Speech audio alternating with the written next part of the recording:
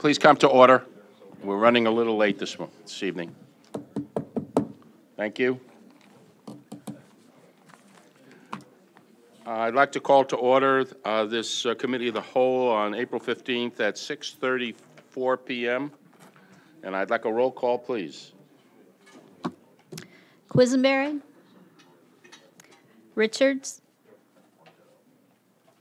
Rosales, Schrader, Here. Schwartz, Here. Alex, Berkson, Carter, Cowart, Esri, Here. Harper, Hartke, Here. James, Jay, Kibler, Here. Langenheim, Maxwell, McGuire, Michaels, Mitchell, Here. Petrie, Here. Kurtz. Here. We have a quorum. Thank you. I'd like a motion for approval of the minutes for March 11th, 2014, please. So moved by John, second by Ralph. Any discussion on the minutes? All in favor? Aye. Opposed? Motion carries. I'd like a motion for approval of the agenda and addenda. So moved. So moved by Stan, second by Astrid. We have some changes. We're going to pull number 10. The closed session has been canceled, so we'll take that off your agenda, please. Are any other changes to the agenda? All in favor? Aye. Motion carries. Public participation, I have two. We'll start with Mr. James Kilgore, please.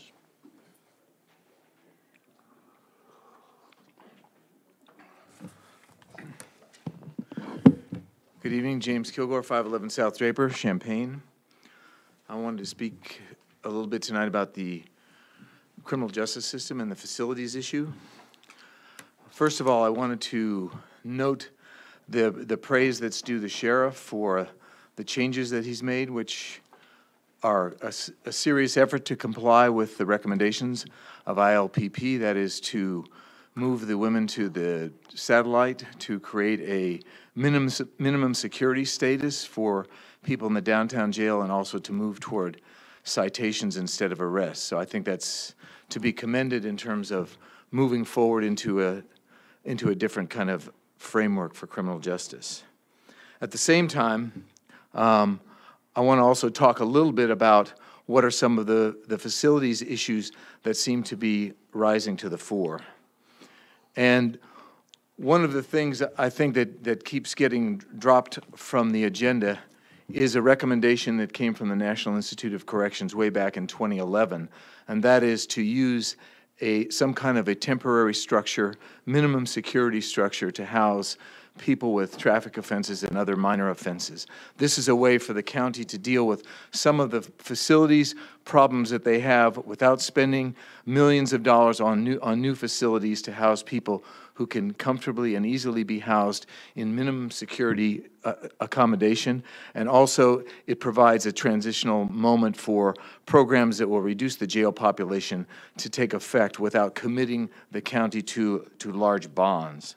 So I think it's very important to revisit that as you're looking at the facilities issue. The other point I wanted to talk about is the mental health issue. And I think we've heard, even last night at the Urbana City Council, we've heard some serious talk from the Urbana Police about the rise in mental health arrests and the need for a community resource center. So I want to talk a little bit about the accommodation, the facilities needs for the county in terms of mental health, and that is that what are the numbers that we are actually looking at? We've never had a profile of the people with mental health issues in the jail. 2 weeks ago, we got from the sheriff's office, the figure of people on psych meds was 17. We've been told that by the mental health worker when I was with the Criminal Justice Task Force that 80% of the people in the jail with mental health issues were there for ordinance violations and small items. So if we're going to build a mental health facility, who is it for? Captain Jones said the last time he spoke here, the average length of stay for people in the jail was 7 to 15 days. How many people have violent offenses? How many people are staying in the jail for long periods of time in need of world-class treatment in an expensive facility? I think we need to get a profile of the mental health population. What is their average stay? What are the actual numbers of people that have serious charges or that couldn't be better handled by a community resource center? So the last point I want to make on that is that I think it's important. This is an issue that's being taken up by the Urbana Police. This is an issue that's being taken up by the sheriff, and I think it's important that the cities and the county come together on this, the police and the sheriff's office, and come up with a solution, because they're all pointing in the same direction, all citing the same problems. That is, a place to take people with mental health issues other than taking them to jail. Thank you.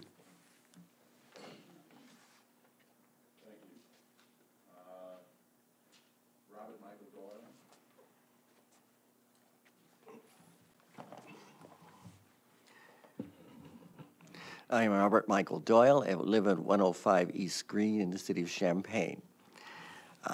2 years ago, I was here before the county board and obtained from you a proclamation designating a month as Respect and Celebrate Civil Unions Month. I'm here this year to ask you to adopt a proclamation, by whether means you are doing it these days, designating June 2014 as Respect and Celebrate Same-Sex Marriages Month.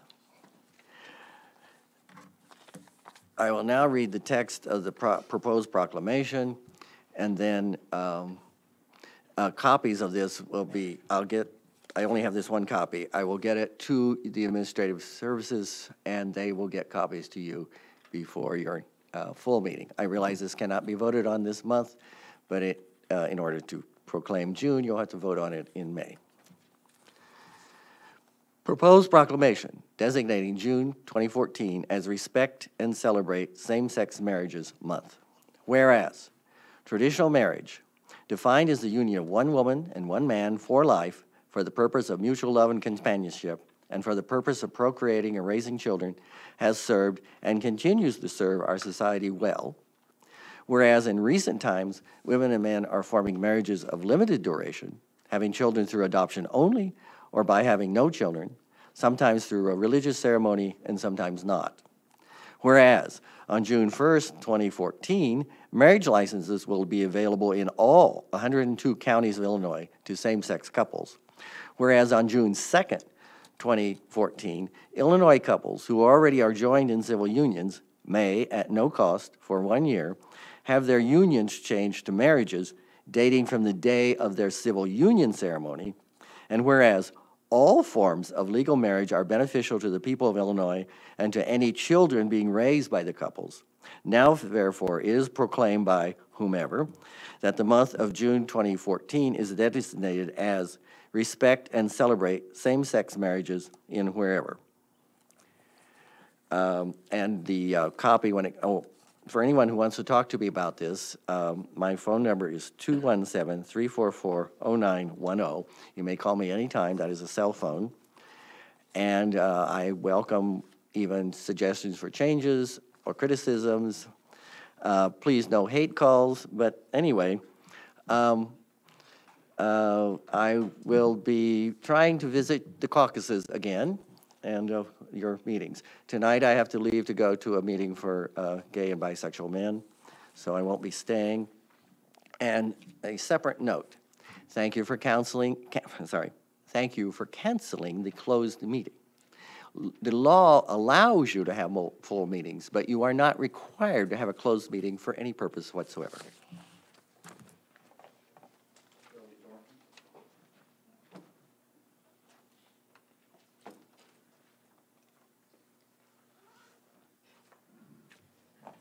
I'm Shirley Thornton, 1213 Northwood Drive South. And I'm here because of the experience I had on Election Day. My place where I vote is the Employment Training Center on Mattis, and voting supposed to open at 6 o'clock, and so I live over by Kraft. I work almost to Savoy, so I was going to go and vote first thing. I got there about 10 after 6, and the doors were locked. So I stood there, and finally a gentleman came out. He was putting up signs. He said, "Are you here to vote already?" And I said, "Well, it's 6 o'clock." And he said, "Well, we haven't even got the signs out yet." So he was putting the signs out. And I said, "Well, I've got to run to the store. Should I go to the store and come back?" He said, "I don't think we'll be that long." So then I stood there for a while. Well, I wasn't even ready for work, so I said, "Well, I can't wait here." So I went to the store, I came back. So now it's about 6:23, 6:25. The doors were open, but I went in, and the guy was trying to get the computer to work.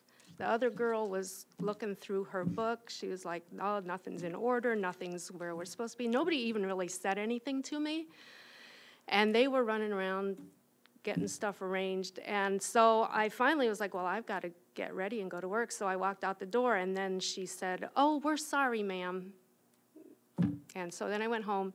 And I went home, I looked at my election papers, and anybody who had an email address, I emailed them, and I was like, I was not even able to vote this morning. So Matt Duco asked me to come and tell my experience, so that's why I'm here.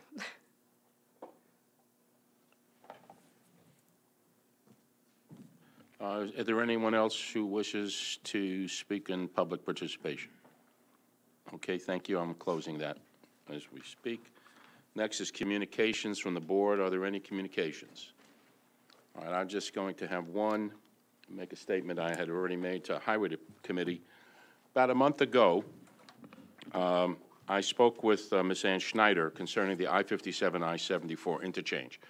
As many of you know, the first phase, the engineering phase, has been ongoing and should be completed sometime between now and the end of this year or early next.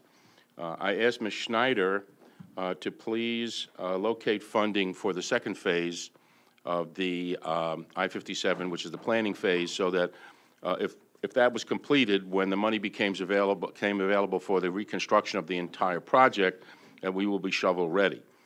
2 days later, and on our conference call with myself and John, the vice chair, Joe Crow called us back and stated that Ms. Schneider had found the $2.5 million and would fund the second phase of the I-57-74 interchange. But we were told to please keep it in confidence so that it could be announced by the governor a week ago. We acceded to that wish, and we kept it in confidence.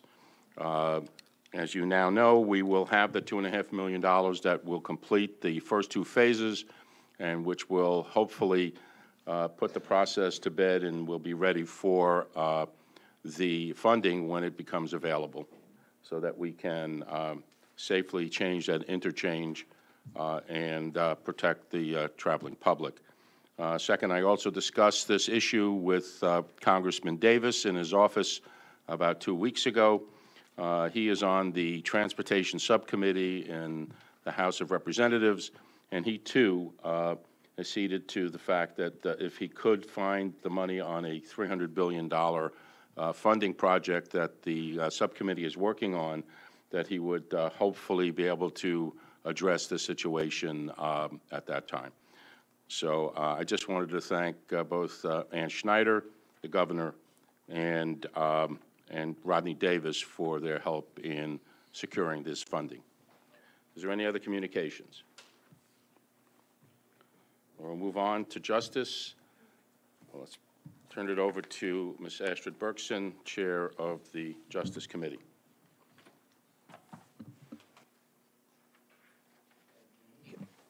First, a report from EMA. Good evening. Wanted to thank you all for your time. Give you a quick update on efforts at Gifford. First of all, I'm John Dwyer from the Champaign County Emergency Management Agency under the Champaign County Sheriff's Office. I'm going to go through beginning of Gifford and where we're at now and where we're going. Here's an overview of Gifford. Let's see.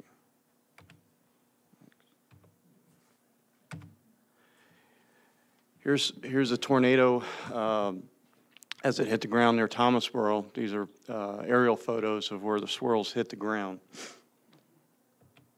Here's examples of devastation that hit through the middle of town, affected the water tower, their community building, as well as almost 200 structures. Here's another aerial view of the town. Here's Ameren bringing in the cars, or bringing in their electric poles. I believe that there were over 100 electric utility poles that were damaged. Ameren had them up and running within 4 days, as well as transmission towers in the county that were down, 15 of them. Here's us on scene with our mobile command post. A tornado hit Gifford about 12:45. The call was made by Chief Deputy Jones to respond with the mobile command post around 1 o'clock. We were up there by 1:30. So we were on scene within about 45 minutes, getting things ready to go with the response, getting technical rescue that led by our Urbana Fire Department to search over 200 structures within 4 hours to see if there were any injuries. Here's an example of the devastation of firemen going through and look at some of the homes and walking through the area. Here's things that kind of happen. Here's a broken branch that went through a side of a shed. And here's a home on the west side of town that was destroyed, to give an example of some of the devastation. Here's a home that was off its foundation. And here's an example of the markings that the fire department went through and put on the homes to let other responders know that it was safe, or if there was anybody in there at the time. Here's the water treatment facility, what was left with it at the time. That was after we did the coordinated the search and rescue and transported 6 survivors of the tornado for medical, no major injuries at that time. Water was a really big issue where when the water tower was damaged, and so were the homes, that the homes went off the foundation, the water tower drained. So we had issues with the water supply, where we had a nursing home that was not affected, the north side of town. However, if we could not get the water working and the sewage, they would have to evacuate the next morning. This is where a few years ago EMA was able to get 6 generators from the Illinois Terrorism Task Force. Gifford, we responded with 2. There's the 100 in the photo that powered the lift station, and then we also had a 60 kilowatt generator on site to help with the water movement. So we had that up there Sunday night, and by that night we had running water to get the stuff flowing, so we didn't have to evacuate the nursing home. The nursing home had over 80 residents at the time. Here's an example of our map of the devastation. This is where we did an initial damage assessment of the structures. City of Champaign supplied us folks to do a damage assessment, and that's where you're walking around the town and looking at, is a home destroyed, partially inhabitable, and things like that. Something I want to point out about this is that a month before the tornado, myself and Bill James, the deputy coordinator, hosted a damage assessment class where we thought that the state put out, we needed to put our own twist on it to help jurisdictions do it themselves and find out little, things that can help make it quicker. And from that, some of those people that were in that class performed this damage assessment with 94% accuracy, and that sounds maybe not sound as high, but when you're thinking of going through a town and not knowing if a structure is a garage or a home, it's pretty darn accurate. This was provided by the GIS department here in the county. Matter of fact, this was better than what the state had, and this was given to Senator Durbin when he visited. Here's an example of one of the briefings. The Sheriff's Office, Chief Deputy Jones and the sheriff. This is the firehouse where we held most of our meetings, both morning and night the first week. You see state police in the background, and also he's hard to see in the lime green coat in the back, but Tracy Wingler from County Highway. I can't tell you enough how much County Highway did as far as debris removal and their expertise. And here's some of the volunteers from the Red Cross working with individuals about their home damage and their needs. Here's the church in Gifford, the Lutheran church, where folks gathered for meals that were provided for free, both to the responders and to the residents. It's still being used for meetings and a place to host case management trainings and things like that. Here's some of the debris from the tornado. Over 100 trips were made to the landfill in Danville, whether it was IDOT, whether it was local trucks, but over 100 trips to the landfill were made over the course of Gifford's recovery. Here's a more example of the home debris. And here's a brush. These are just two of the piles. There were other brush piles around the town of Gifford. And here's where the folks separated their debris. This is the FEMA Recovery Center where folks, this is at Rantoul, this is where folks went to get one-on-one consultation with FEMA and the Small Business Association about any loans or any eligible entitlements that they could get for disaster relief. The good news, we did get disaster relief for individual assistance. That means homeowners as well as small businesses got assistance in the form of loans or grants. That was granted on November 26th. However, with public assistance, we were initially denied. This is for public infrastructure, police overtime, fuel costs for debris management, wear and tear on vehicles. We were denied our first go around. The state did not meet its disaster threshold. Part of that is good news in the sense that that means that Gifford as well as Washington had insurance. But it's still a lot to bite off for a community when they're hit with a disaster. And we resubmitted for a second appeal with FEMA and were denied once again. This gives you an example of what the formulas are. A person is assigned a dollar value as far as disaster assistance. So our county threshold is over $700,000. When we submitted the first time, we only had $400,000 in eligible costs. When we submitted a second time, we had over $1.2 million. Where those numbers come from? That came from the debris management, debris removal, and things like that over the course of between November and January at the time. And the state turned in $20 million in eligible costs, but FEMA came back and said, no, only $9 million was, quote, eligible under their standards. One thing I want to point out with FEMA is that they're never going to make a community whole. They're only going to reimburse up to 75%. Having said that, the governor did find money or through grants or bonds for $46 million in assistance. I don't know if, I'm sure you all saw the news. One of the things I wanted to point out to that is not just Gifford or Washington that's eligible for those funds. IEMA is in the process of figuring out the grant process for jurisdictions that responded both in Washington and Gifford to help recoup the cost. How much? It could be 75, as much as 75%, could be more. IEMA is still working through the particulars about giving out the grants, but they're doing it through, my understanding through IEMA is through bonds, state bonds. So relief is coming from the state, where the federal government was not able to assist us. Long-term recovery. I'm still continuing to work with Gifford as far as with their long-term recovery meetings. Sometimes it's just being a conduit or a resource For example, there's leftover water bottles in Washington, and Gifford came up and said, hey, we've got all these volunteer groups coming in. Do you know where I can get some water, rather than having to pay for it?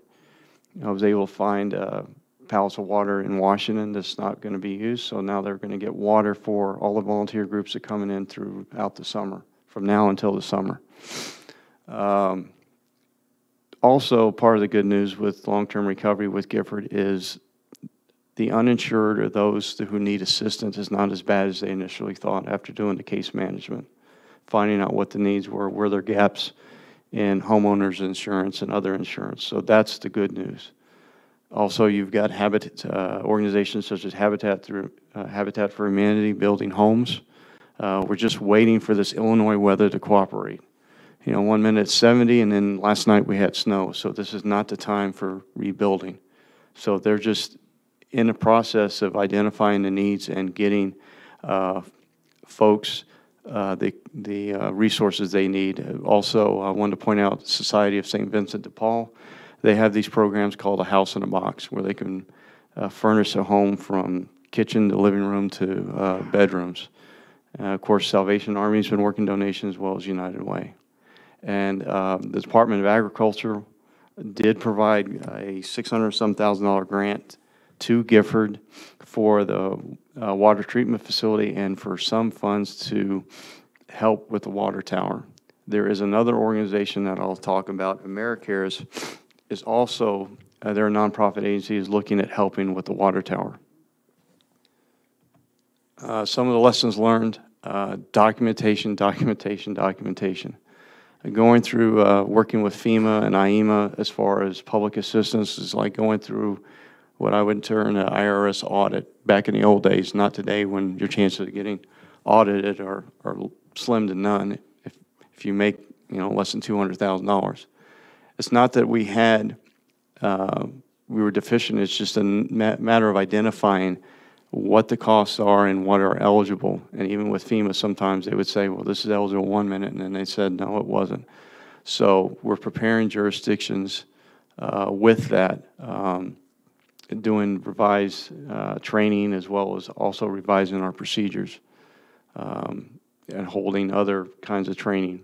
And I've been out and about too at other municipalities. And last week I was at Fisher at the request of the mayor to help persuade their village board to approve radios for their weather spotters.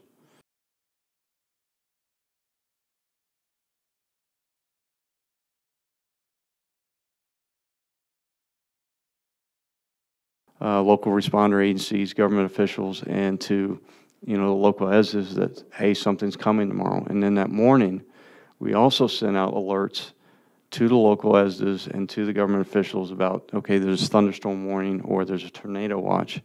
So talking with Dave Fletcher from Gifford ESDA, he got plenty of warning. And Gifford's results, you know, of only 6 transport, I think had something to do with that, where they had their spotters out and about and were able to spot the tornado when it hit the ground at Thomasboro Flatville area, and were able to sound the sirens 3 times before it actually hit.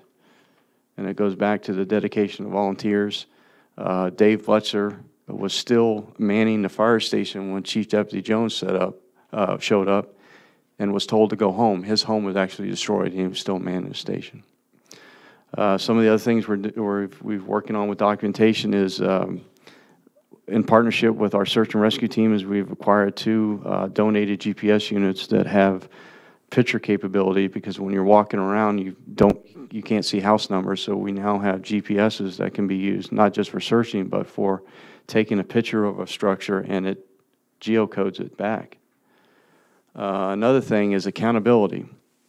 A few months ago, before Gifford, our search and rescue team went down to Garrett, Illinois, with Douglas County in a partnership, and saw this identification system that Mavis uses, and as well as other agencies as the state.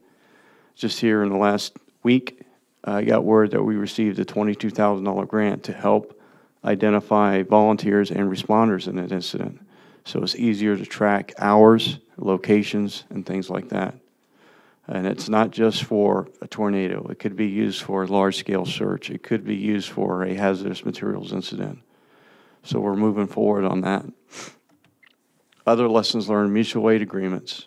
That was really big with FEMA and IEMA, was a question of mutual aid agreements. And once again, we've done a lot of outreach as a result of that. The Sheriff's Office did an outreach program with local ESDAs, mayors at IFSI, the first of its kind, where we discussed some of the lessons learned, and we also let them know about a mutual aid network through Public Works, which our county signed weeks before the incident at Gifford. So at least 5 agencies since that meeting in January have signed Public Works mutual aid network agreements. And that allows for resources to come in a time of need. I can't say enough about our police, our Sheriff's Office, our EMS, Public Works, County Highway, and non-government agency and volunteers. You know, the Sheriff's Office really quick shutting down the town and, you know, getting the resources into the town that needed to be there, and also working with the residents to get their needs met, as well as holding town hall meetings. Another thing to point out is technical rescue with Urbana. 200 structures were searched for victims within 4 hours. That is amazing what they did. And like I said, we only had 6 medical transports. None were life-threatening at the time. Also, dispatching from MetCAD.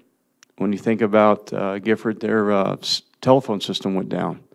So MetCAD actually dispatched with us to man the command post, and were able to do calls both up at Gifford and back down here at their dispatch center. They were there on scene for at least 6 days with us in a mobile command post, helping with dispatch. Once again, you know, their dedication and their work was invaluable.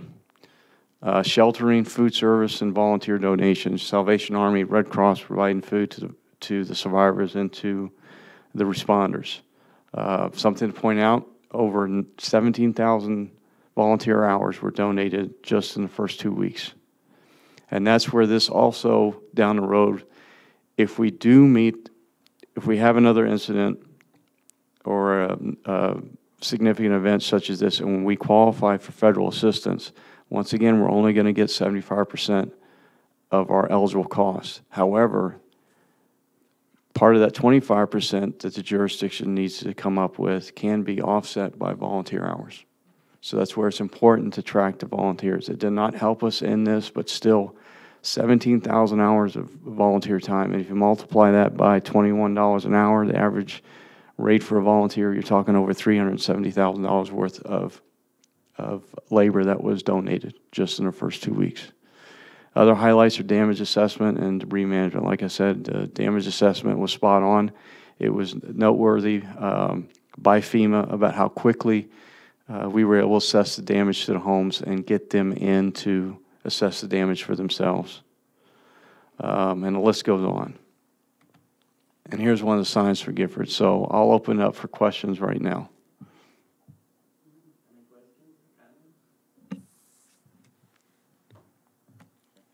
Yes, sir. Yep. Jeff? Job well done. Thank you very much for everything that you did. Quite frankly, this is a great presentation, so thank you. Thank you. Here, here.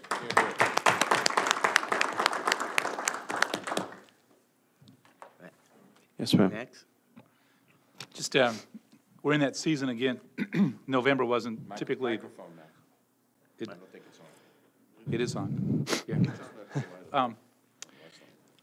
We're in this season again, and is your department, who is publicity for you know, keeping people alert and knowing that they need to be vigilant about things like this? Yes, sir. Matter of fact, we just hosted our annual storm spotting class a couple of weeks ago, and we do a lot of posting with social media, whether it's on Twitter and Facebook, about preparedness and things like that. And we're also on schedule to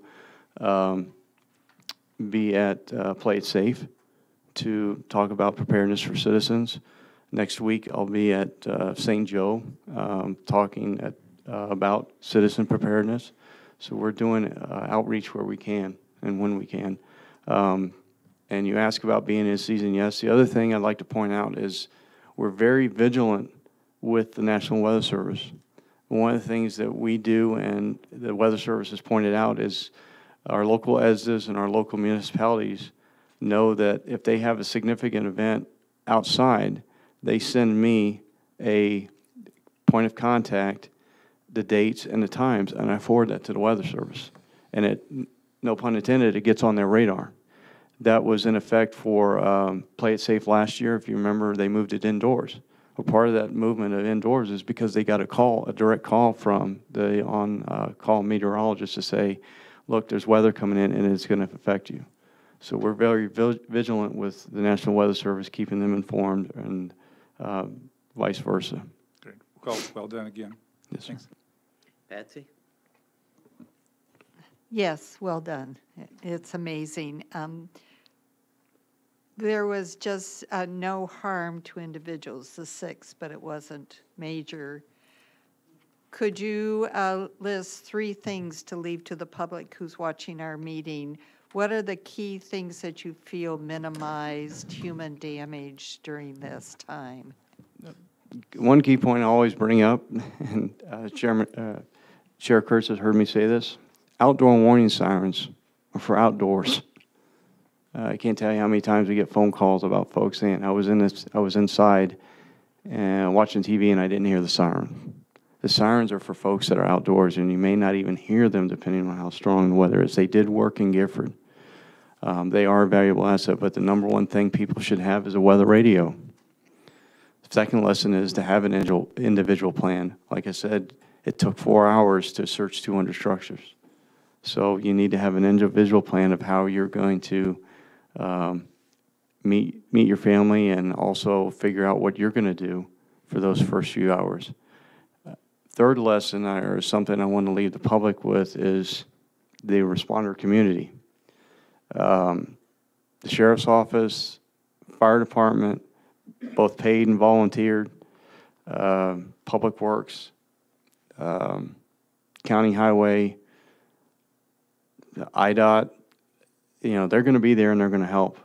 And I can't say enough about the job well done that they do. So that's what I'd leave that with. The tax dollars they get for the job they do is incredible. And you can't put a price on that. So. Anyone else? Okay, thank you very much. Thank you. Ms.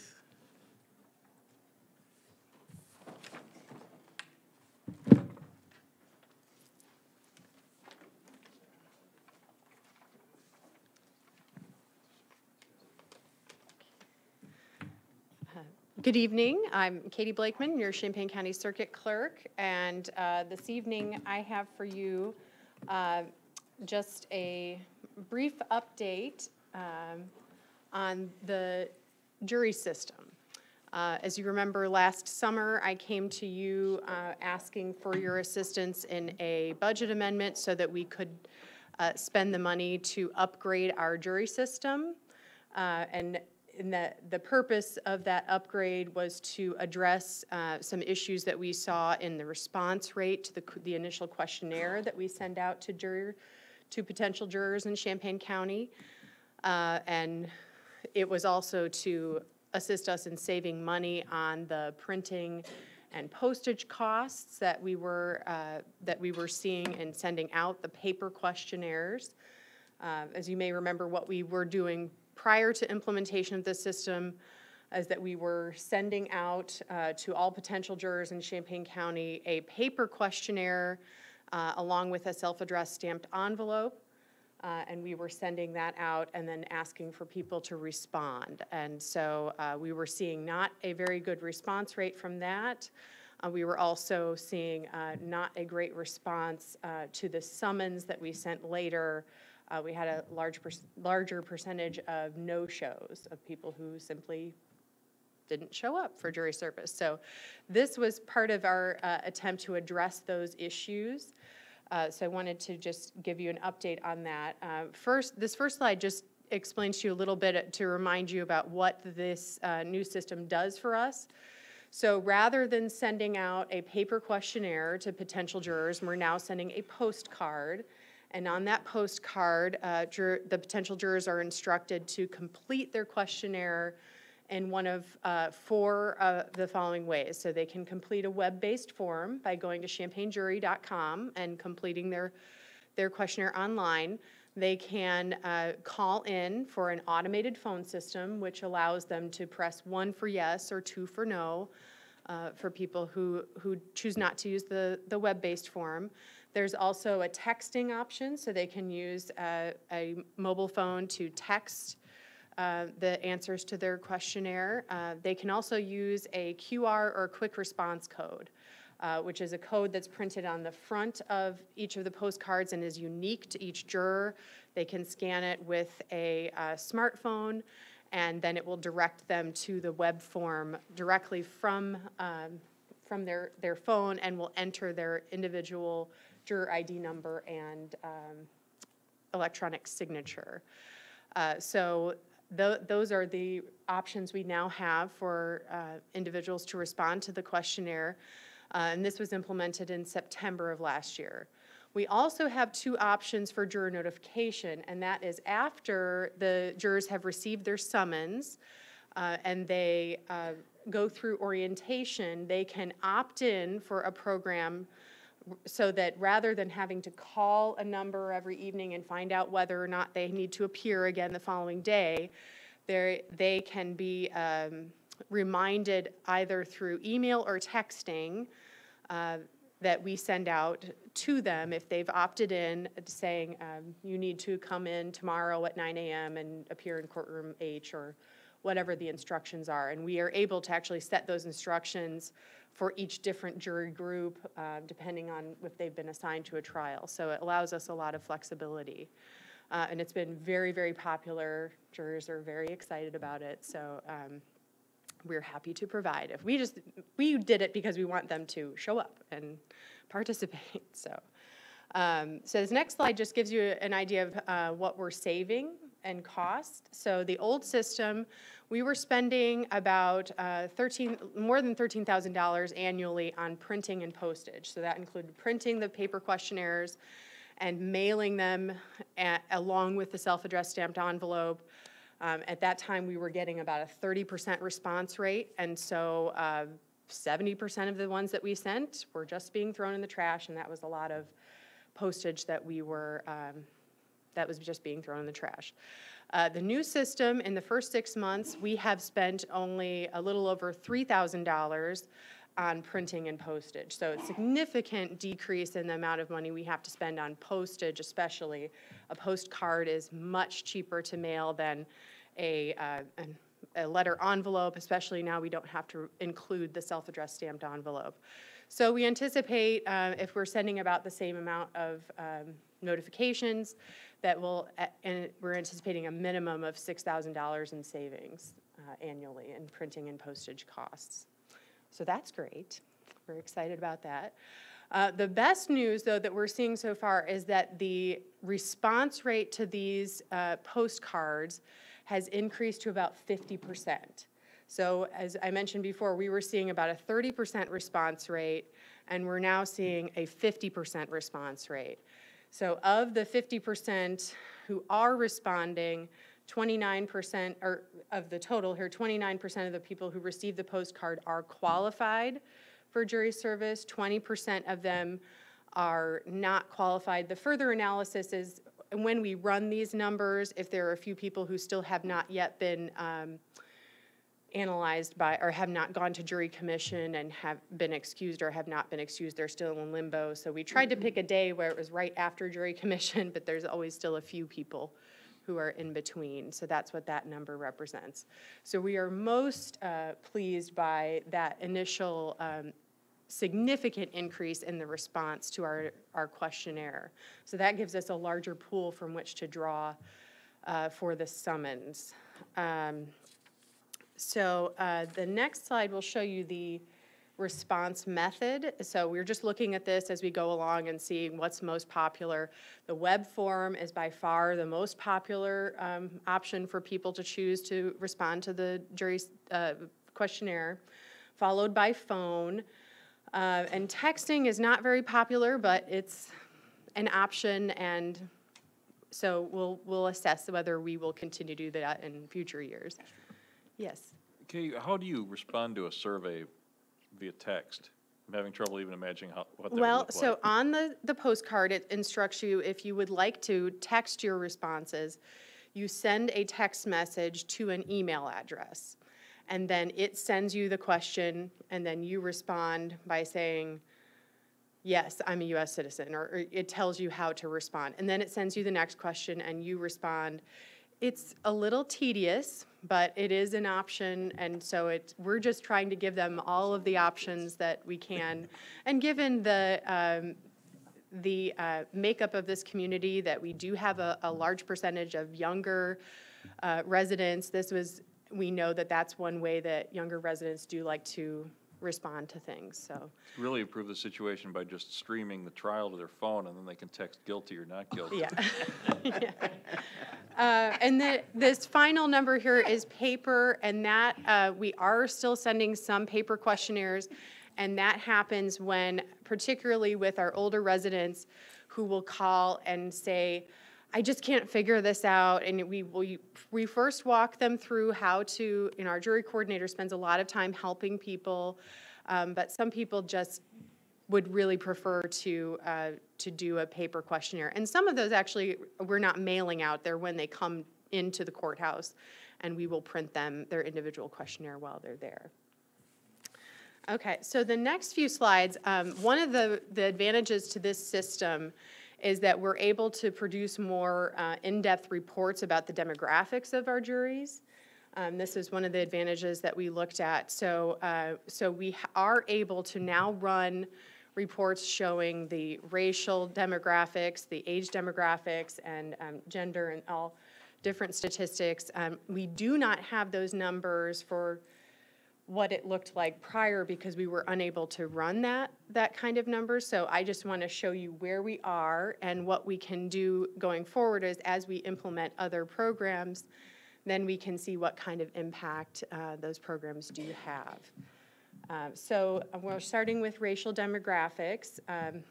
It should not be a surprise that and these numbers I should mention too are represent the jurors who received a summons. So not the jurors who have received questionnaires because we don't know yet, they have not yet filled out a questionnaire. So these are self-reporting categories. So when people complete the questionnaire, these are the categories that they are selecting. So it's not surprising that we have a overwhelmingly larger response from white jurors, but so that number right now is at about 86.9%. So, and the other numbers, while they are not in line with the county census data, I did look up the county census data to see, how we are doing in terms of representing the county that we're in. Champaign County, in the most recent census data, we were in self-reporting categories were at 74%, 74 to 75% white. So, and the other categories vary depending on how, and we have slightly different categories than the census asks for too. So it makes it a little more difficult to compare directly. But yes. Can you remind us who makes up the pool? How you identify people who are eligible? Sure. So the pool is made up, we get what's called a jury wheel, and we receive that information once a year, and it comes from the Administrative Office of Illinois Courts, and they compile that information from 3 different sources. One is from voter registration data. One is from the Secretary of State's office, and they provide driver's license, individuals who have driver's licenses, state ID cards, and disability identification cards. And finally, they also receive information from the Department of Labor for individuals in Champaign County who have filed for unemployment. So that's where the names and addresses come from. And then we send out the questionnaires to further narrow down. Because there are 3 criteria that you have to meet in order to be eligible to serve, and that is actually being a resident of Champaign County, being over the age of 18, and being a U.S. citizen.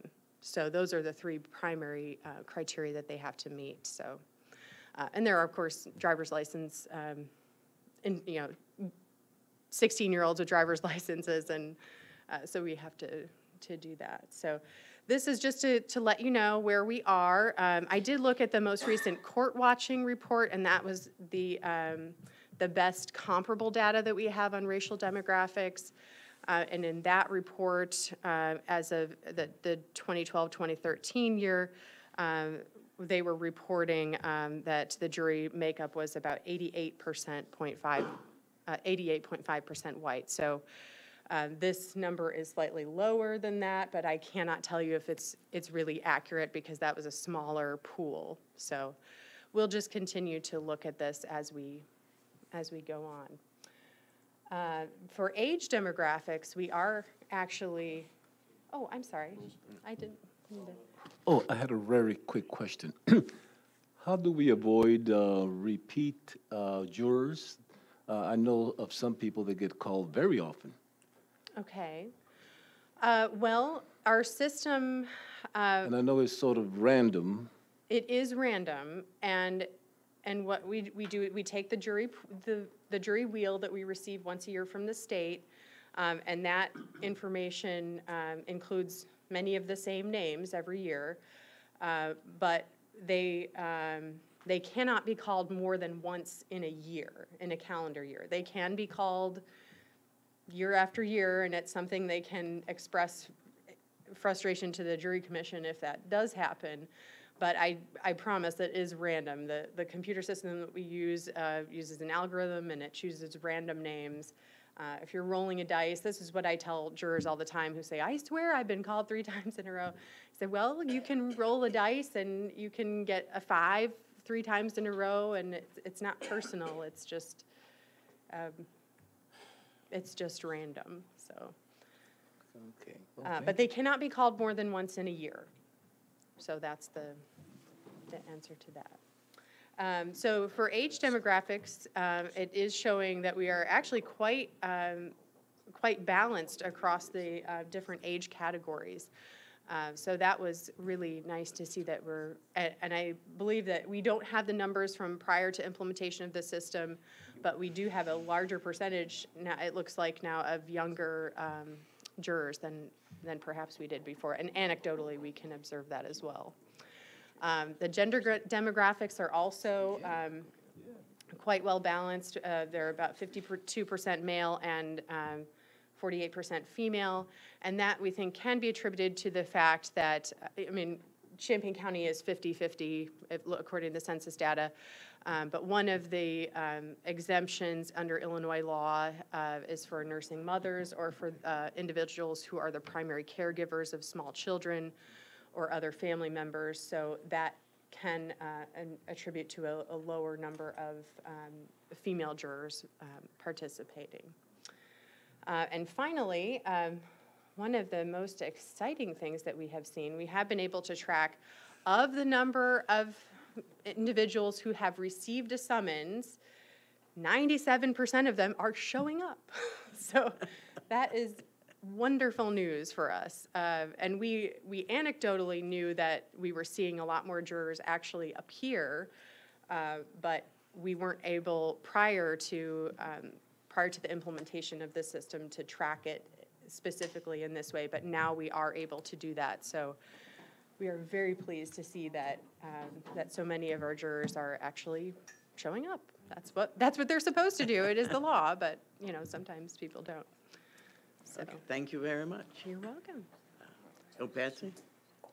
Yes, I have a question. As you go along with this data and you're trying to target your methods of reaching people, are you going to start analyzing the data and see if there is a correlation as to age, sex, and race in relationship to the mode in which they choose to reply, so you can better start targeting as things are Sure. being sent out as you randomly pick from the wheel. You do have that information, so you could enhance your possibilities of increasing the response rate by better targeting.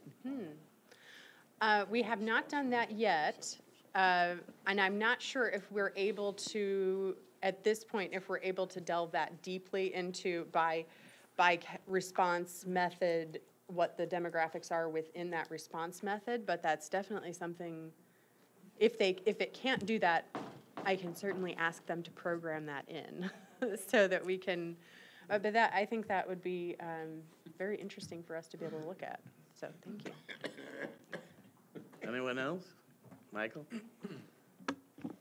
Katie, the county's been trying for years to change the racial balance, as I'm sure you know, on the juries. We've had some success with the previous jury commission increasing the response rates, but obviously not a huge amount because it's not hugely representative of the county. What are we doing now as a county? What is your office doing to try to fix that problem we always have with that? Sure. Well, our first, this was the first step for us, was to start by looking at if we can increase the initial response rate to the questionnaire, and that will give us a larger pool from which to draw. It naturally follows that a larger pool will be more diverse by nature, that we have a larger pool from which to draw, and that hopefully we would see the formation of more representative juries from that. Now we're starting to look at what can we do with our outreach efforts in terms of one of the conversations that I have most frequently with jurors is, the first thing they say is, people who call will say, how can I get out of this? And so we're looking at what can we do to change that mindset, because it's what can we do in terms of a public service message that we can get out to the county about how important it is to serve, and how one of the privileges of living in the United States is living somewhere where you can have a jury of your peers. But it's not going to be a jury of your peers if all of your peers are trying to get out of jury duty. So now we're looking at what can we do in terms of outreach. But other programs, I continue to talk with circuit clerks around the state to see what they are doing, and learning from them and benchmarking on their successes. I can't force people to respond. It is important to me that we continue to track these numbers and see what we're doing, and if we implement a new program, see what the impact of those programs have. But I'm always open to suggestion if there are ideas that you have, or as you are talking with others, or you hear of ideas from other counties, I would always welcome that input. So, thank you. Anyone else? Okay, thank you. Okay. Sheriff Walsh gave a presentation to facilities, and they felt that we should run it back through justice, because the whole jail facilities discussion has been the whole board. So by running it through the committee of the whole, we're all on the same page. So he's going to give us the same.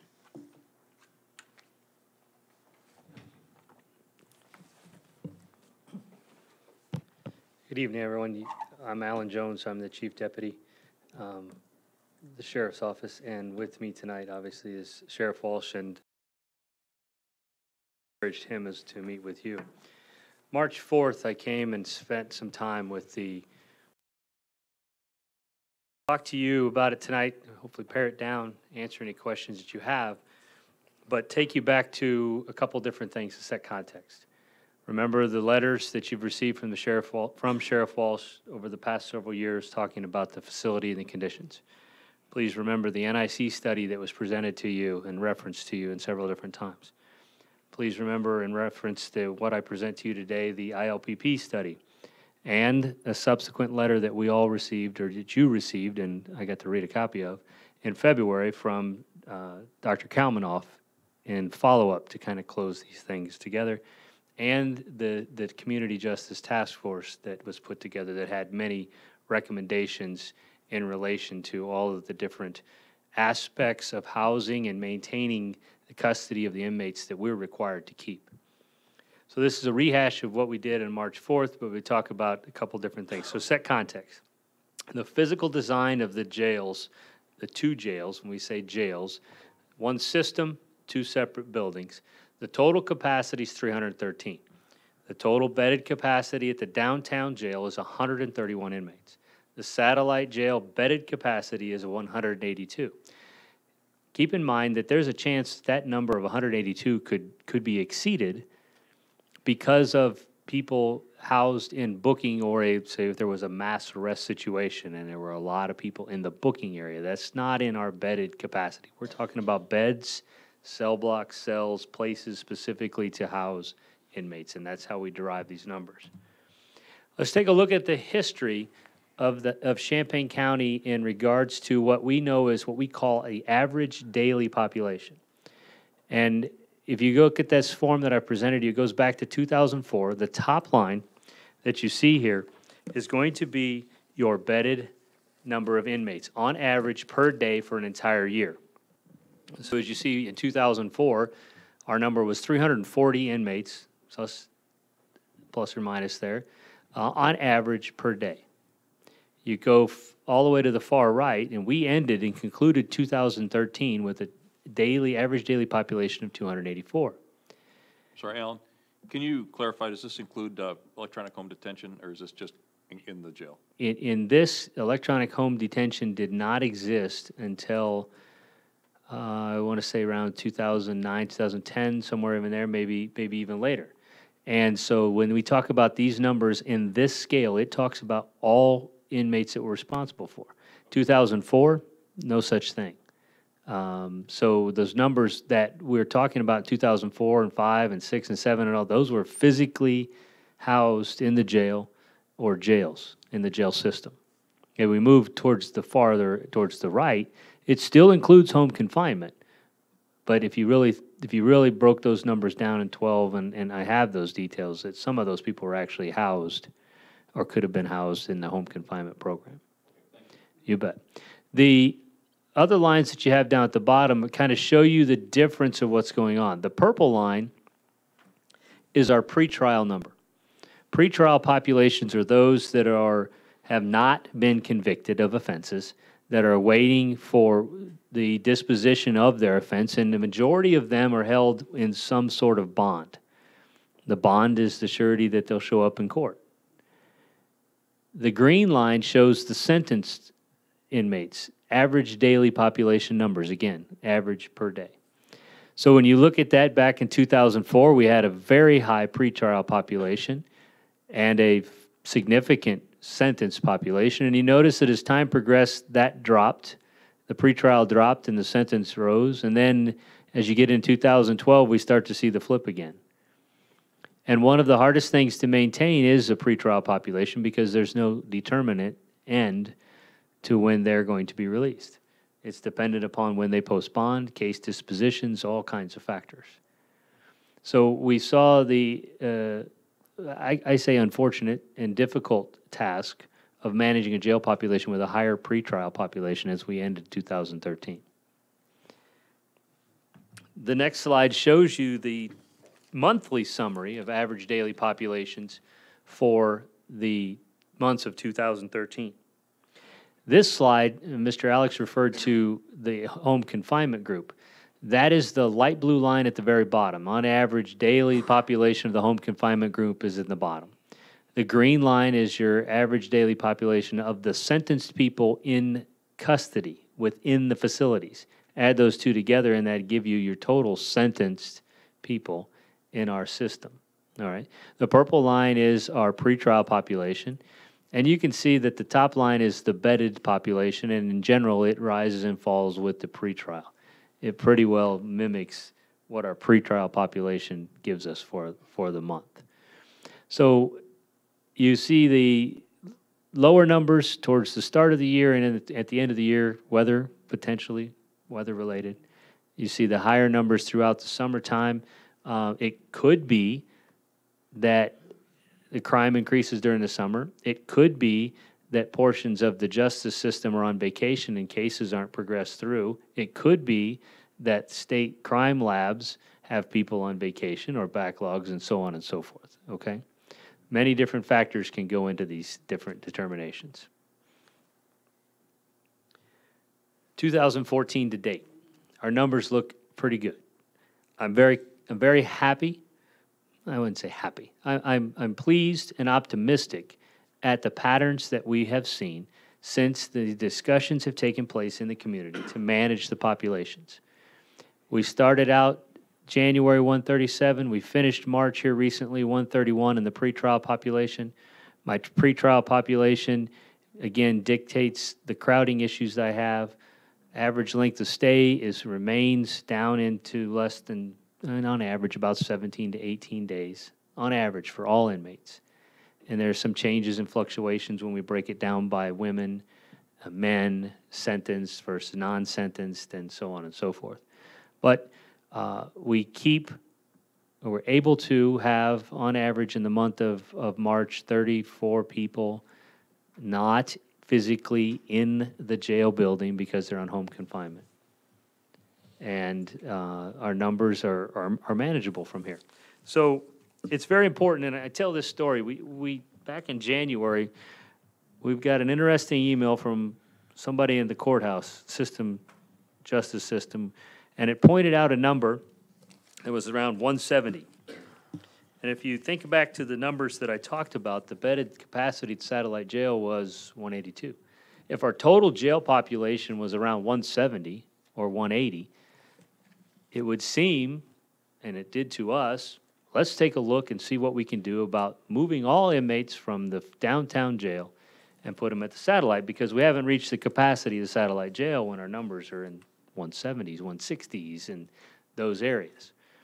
We're not capable of doing that. When you look at this here, you see that our bedded population averages about 190 per month in March, which is above what we could do at the satellite, so we have to manage with 2. But what if that number dropped down? That's where this conversation is important, and what I want to describe to you in regards to the makeup of our facilities and now the subcategories of the type of offenders that we have to manage on a daily basis. There's been much talk about the mental health community and the population of co-occurring disorders, whether it be mental health or substance abuse, the different programs that have been put in place, both from money funded by the Mental Health Board, the 708 Board, through programs that the Sheriff's Office we've initiated.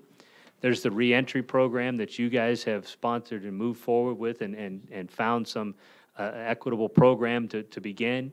And all of these things are targeted at keeping that pretrial population as well as any of that population down. But we still have to manage the people that we have. Sheriff Walsh told you all in March that their specific layout of the jail is not conducive to the needs of the current inmate population and staff. There's no change. March, this is a long-standing statement that he's brought to. He goes even back to September.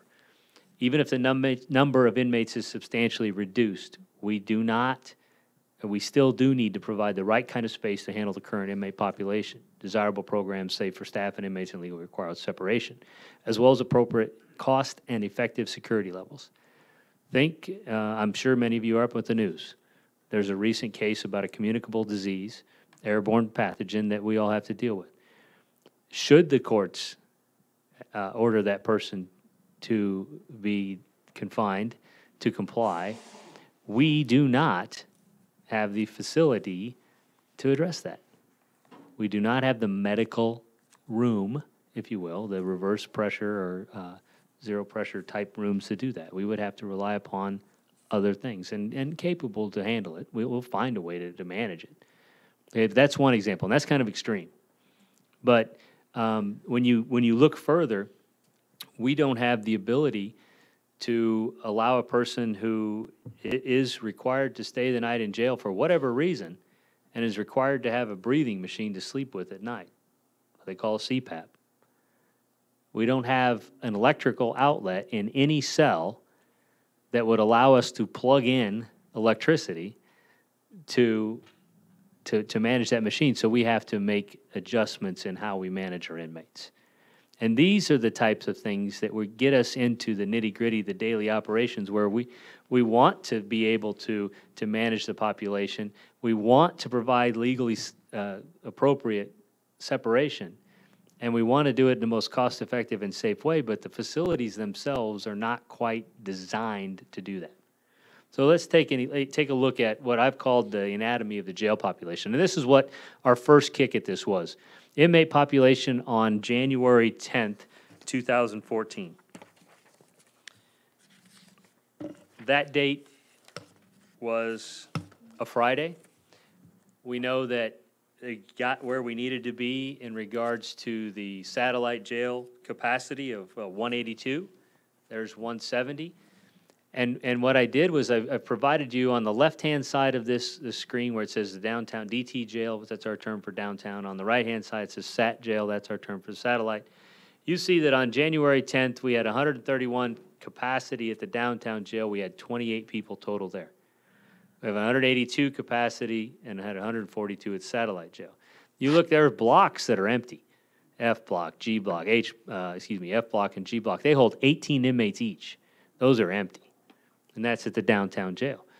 The thing that you have to keep in mind is that the only place we have the ability to provide isolation, individual cell, somebody who has enemies, not necessarily discipline here in this case, but is medical isolation is required, is suicidal or have special needs or not capable of being housed with others, including protective custody.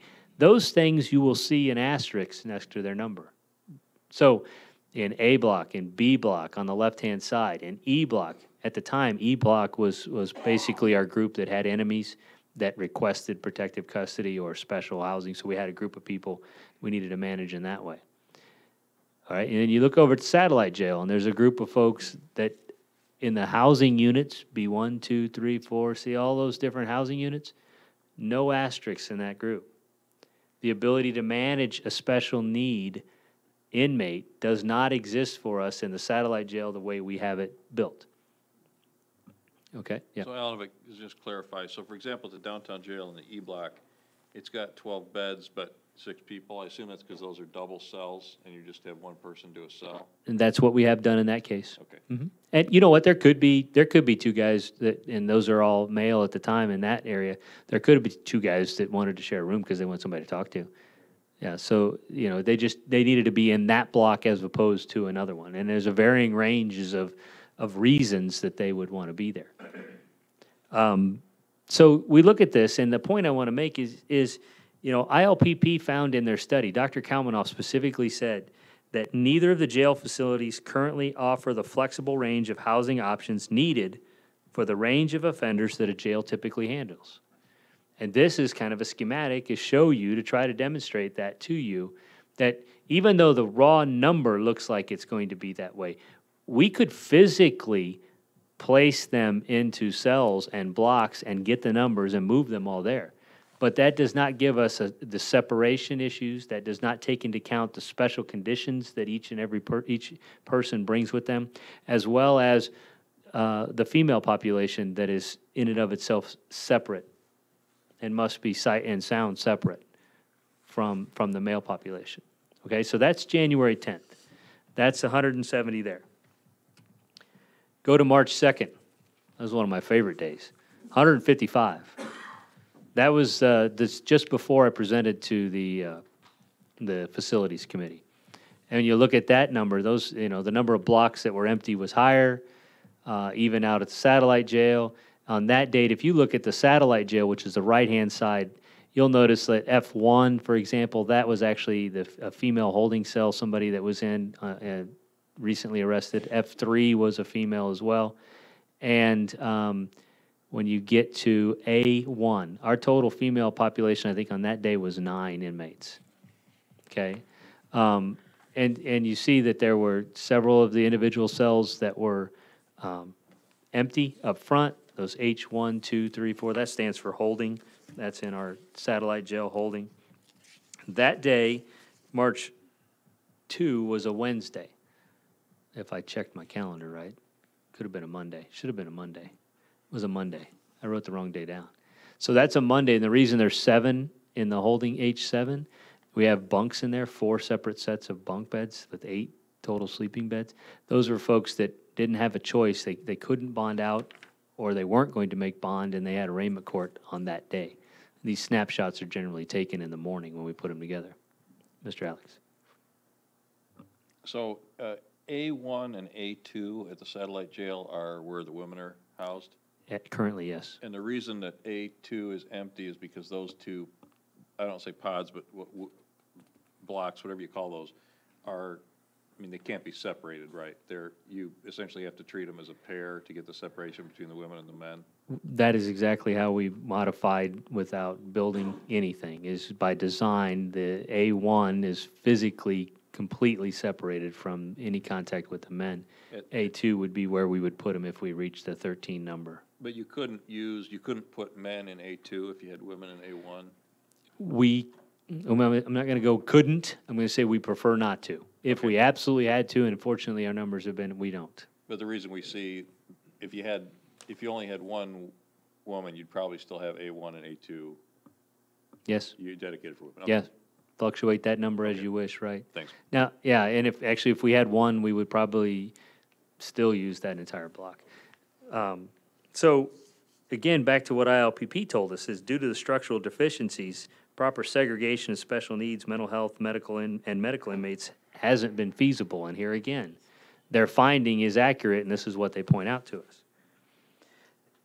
The other thing that's important is, as foundation, when ILPP first came in, and NIC brought this up as well, they were quick to point out that the way we used the booking area and overcrowded the booking area to house special needs people was probably not the best course of jail management.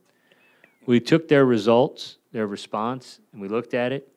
We could agree with what they had to say, and then we had to challenge ourselves to come up with a different way to manage it.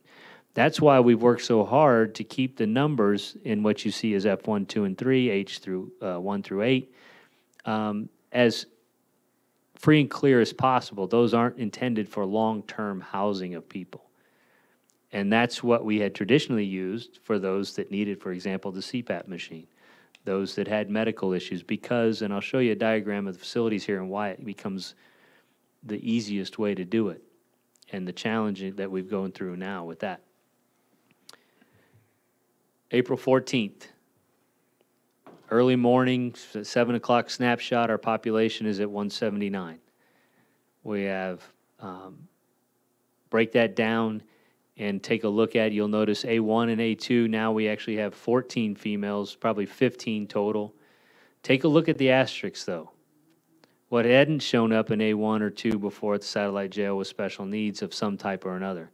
Now we have some showing up at the satellite jail, and that's in the female population at this point in time. Still, again, here what we have is the isolation cells, we refer to them as that, the segregation cells of the downtown jail in the left-hand column, I1, 2, 3, 4, and 5. 3 of the 5 are occupied.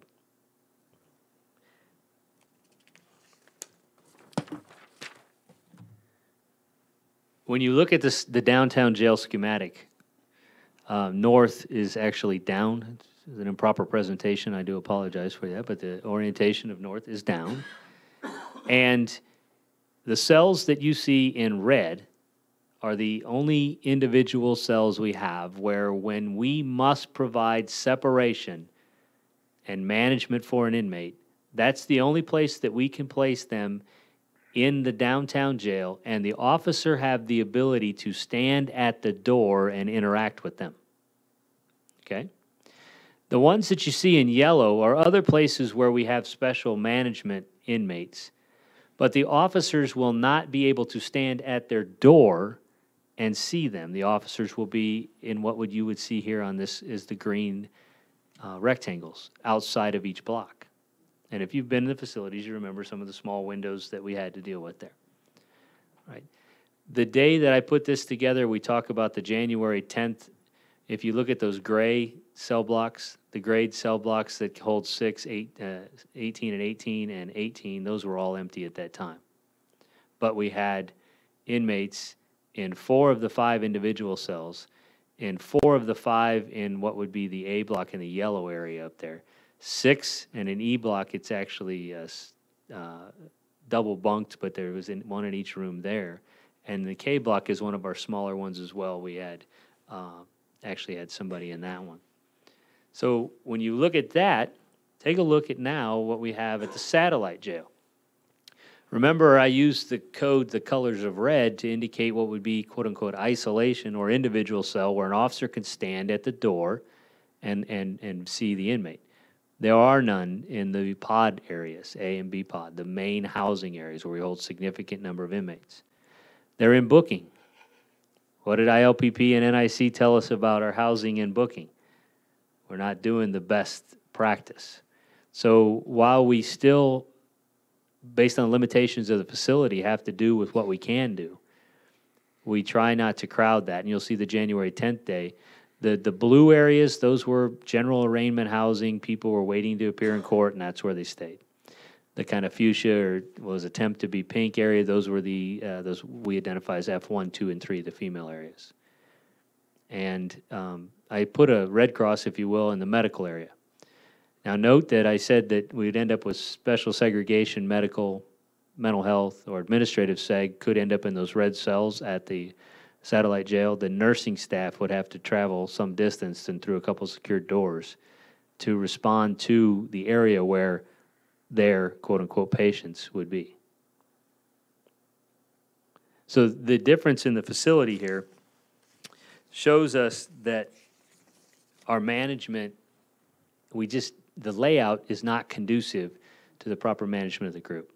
And I wanted to take this chance to paint this picture. It was much more probably in depth, a little bit longer. I'm glad I kept it a little shorter tonight. But the point is, what we intend to pursue is the modifications and not a great net increase in beds, but to provide those spaces.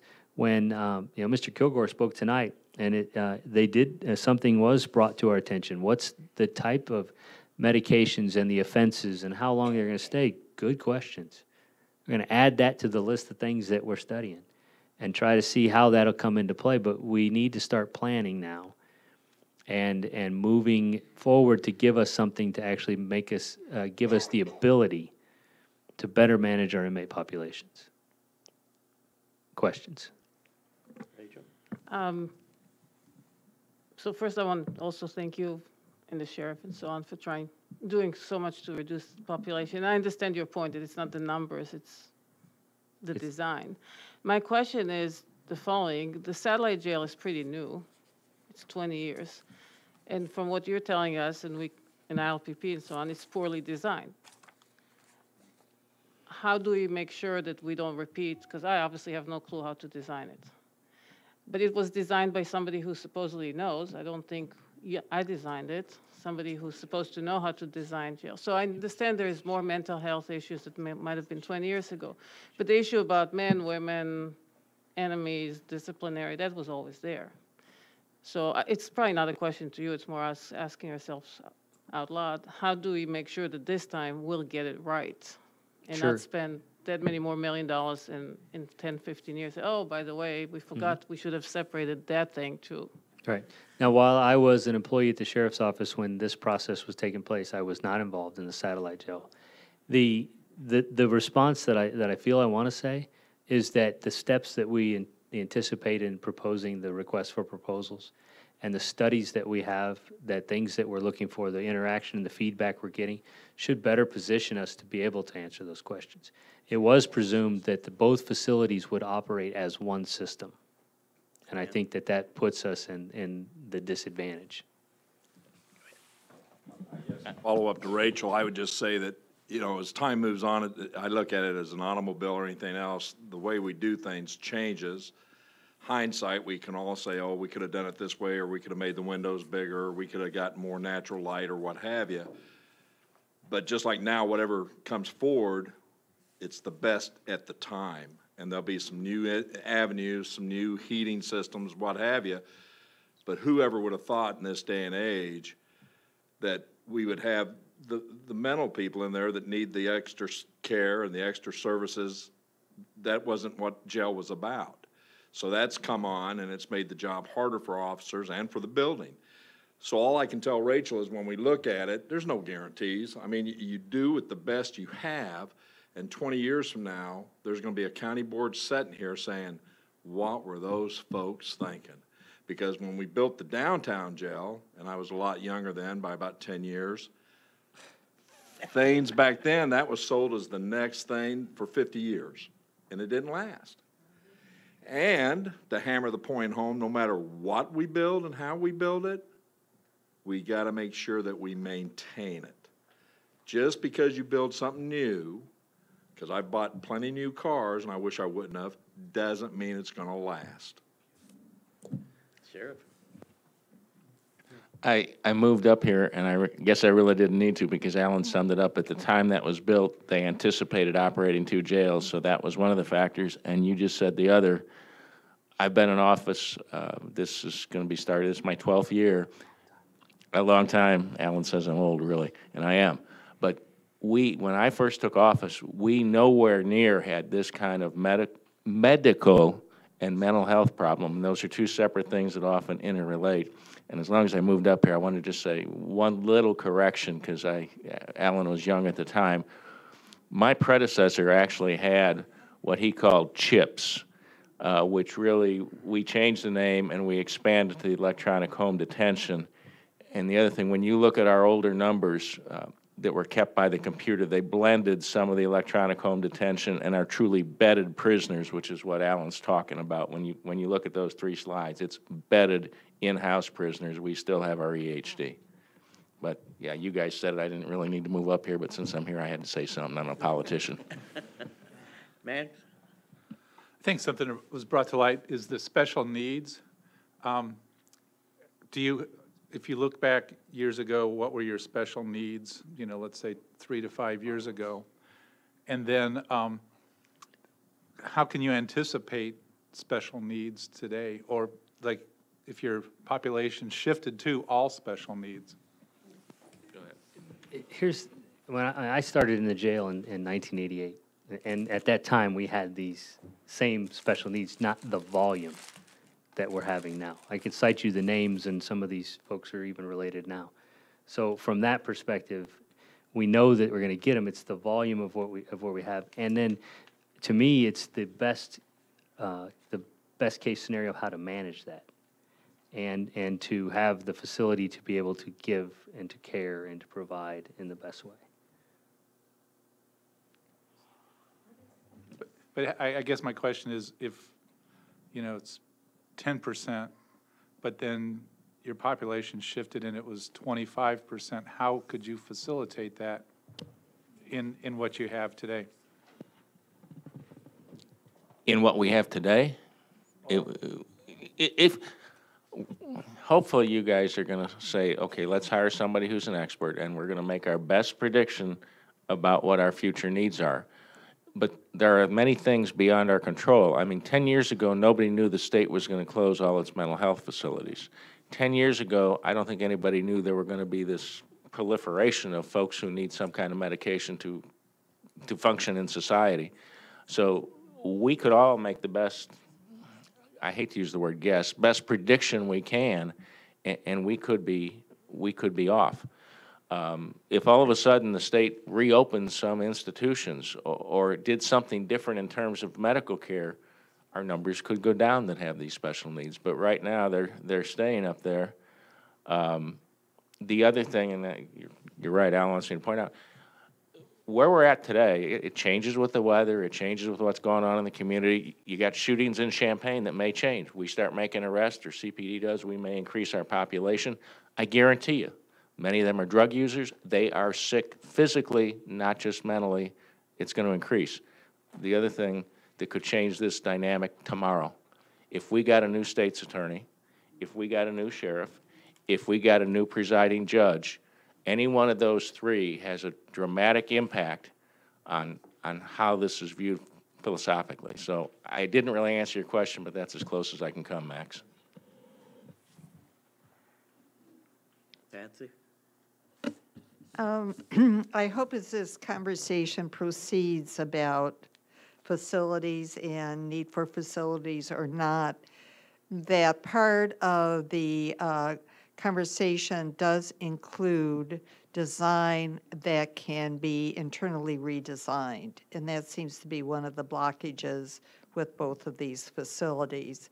And that's not so much the case with the downtown jail because the interior could be gutted out and redesigned. But for all the expertise that was brought in previously, maybe that was not part of the conversation. And I think that needs to be, because we have a lot of buildings across the United States that get gutted out and redesigned and work. So we don't need to go out and build anew. And then my second question is, we were handed this proposal for an RFQ that's dated the 11th of April and is to go out on the 17th of April. Can somebody tell me a bit about this? That's provided to all board members this evening. It's with the county facilities agenda for tomorrow night, and the county facilities committee will be taking that issue up at their meeting tomorrow evening, but we wanted all board members to have the information. All right, thank you very much. Alex? I was just going to make a comment with regard to Rachel's comment. I mean, I certainly agree that anything that would happen going forward would have to be well-planned. I was going to ask if either of you, I know this is not within your responsibility, but do any of you know the current population of the Juvenile Detention Center? I was going to make the point that you say, 10 years ago, we didn't know the degree to which the state would abandon its responsibilities for mental health. There was an article in the New York Times op-ed section recently that pointed out that in the mid-'90s, we were all convinced that we were going to see this wave of juvenile super predators. Thanks to this gentleman at Princeton's incorrect prediction, a lot of counties, including ours, went and built these large juvenile detention facilities, which are now significantly empty. So you never know. I mean, that's a case where I think we overbuilt. I think in the case of the satellite jail, you could argue that we underbuilt, although I would point out that my understanding, I wasn't on the board at the time, but my understanding is at the time the satellite jail was built, as has been stated, it was viewed as something to supplement, I mean, the very name satellite, right? It was viewed as something that would supplement the downtown jail and that would eventually, presumably, be modified or be expanded in order to allow the downtown jail to be retired. And I think that's the conversation that we're having, exactly right now. And I think the course of action has been suggested to move forward and look not only at the things that we can do to reduce the population of the jail, but things that we can do to improve the conditions for the people who are by necessity in the jail, I think is the right way to go. Anyone else? Yep.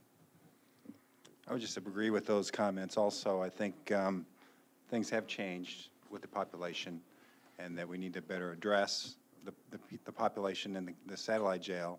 We don't need what's the downtown jail, and we can bring the staffs together in one jail and move forward with adding to the satellite jail. I just want to add to that. Thank you. Anyone else? Okay, thank you very much. I have a question. Oh, I'm sorry. I think the jail issue is multiple committees that should be discussing the feasibility and possibility. Is this going to be also discussed in finance? Because we need finances to move forward for. Once they start talking numbers, it will be discussed at great length in finance. Well, does it cost any money to put an RFQ out? Is there any money involved regarding an RFQ? Do you want it? I'll let Deb speak to this. You have in this year's budget approximately $67,000 that has not been designated for other outcomes of the IOPP study, and it was expressly stated that it was being set aside for recommendations that the sheriff might bring with regard to moving forward with the satellite jail and jail issues. So there is money in the budget to pay for this study. And one of the questions that I had asked in the last facilities committees was also the county or the the downtown jail and the satellite jail should also be a discussion within the Social Justice Committee. And that's why the reason that we're all board members are hearing about it today. But specifically, some of the recommendations that ILPP were making regarding reducing the numbers that we're working with today, which is roughly 182. So my question is that also going to be discussed in the Social Justice Committee? I would think so, but if you remember, ILPP said it wasn't that we didn't need more rooms, it's that we had the wrong rooms, and we should get the right rooms. And that's really what this is discussing. I hope we do. He said the downtown jail was unconstitutional, and I think he was right. And that means adding to, I hope we can, you know, in that 18-page thing, there were about 20 different kinds of cells, and I hope that they can be combined in some way so that we don't have to have, you know, 5 jails for this kind of guy when we might have only one, and 5 for this. I hope we can get some combinations in those. But Simply because I had asked certain questions that were really not permitted or not facility-type questions, and I was instructed that we were going to discuss it in this open meeting. But the fact is that since this Facilities Committee only speaks about the facilities and no other issue, is kind of restrictive in the way the format is created. can you explain that? When we used to have COW, we could combine and we could talk about all issues all together, all the time. Now, by breaking it up in smaller committees, it restricts to 7 or less than 7 board members to talk about one specific issue and move it on to the greater board. Well, that's true of facilities and highways, but justice, we can discuss anything here and now. Because this is the second time I hear this presentation, which is fine, and I admire the staff that's here today in dedicating additional hours, because I think we spent several hours when we discussed it in facilities. But it's sort of like a redundancy, and it's an issue that is, to me, gets the feeling of a revisit again of what we visited 2 years ago. Yeah. But now we're getting around to doing something about it. Okay. Maybe. Patsy?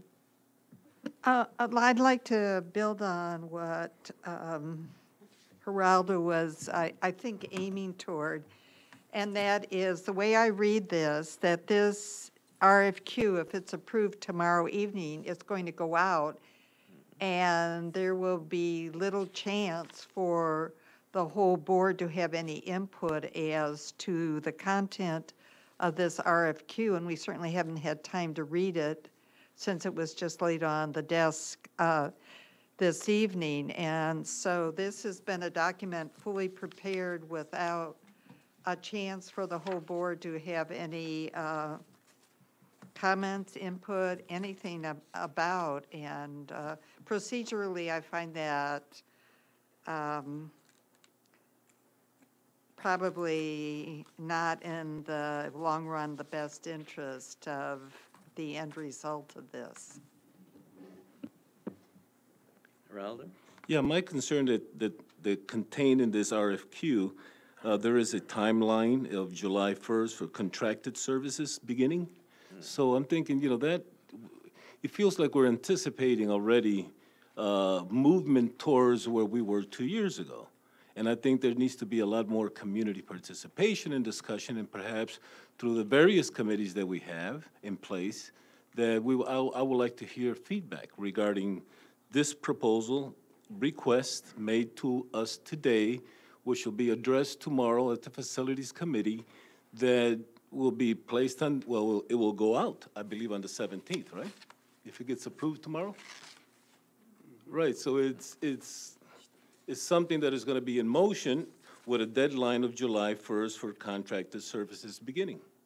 So I have issues with that because I just received this document and I haven't had time to talk with other constituents regarding the contents of this proposal.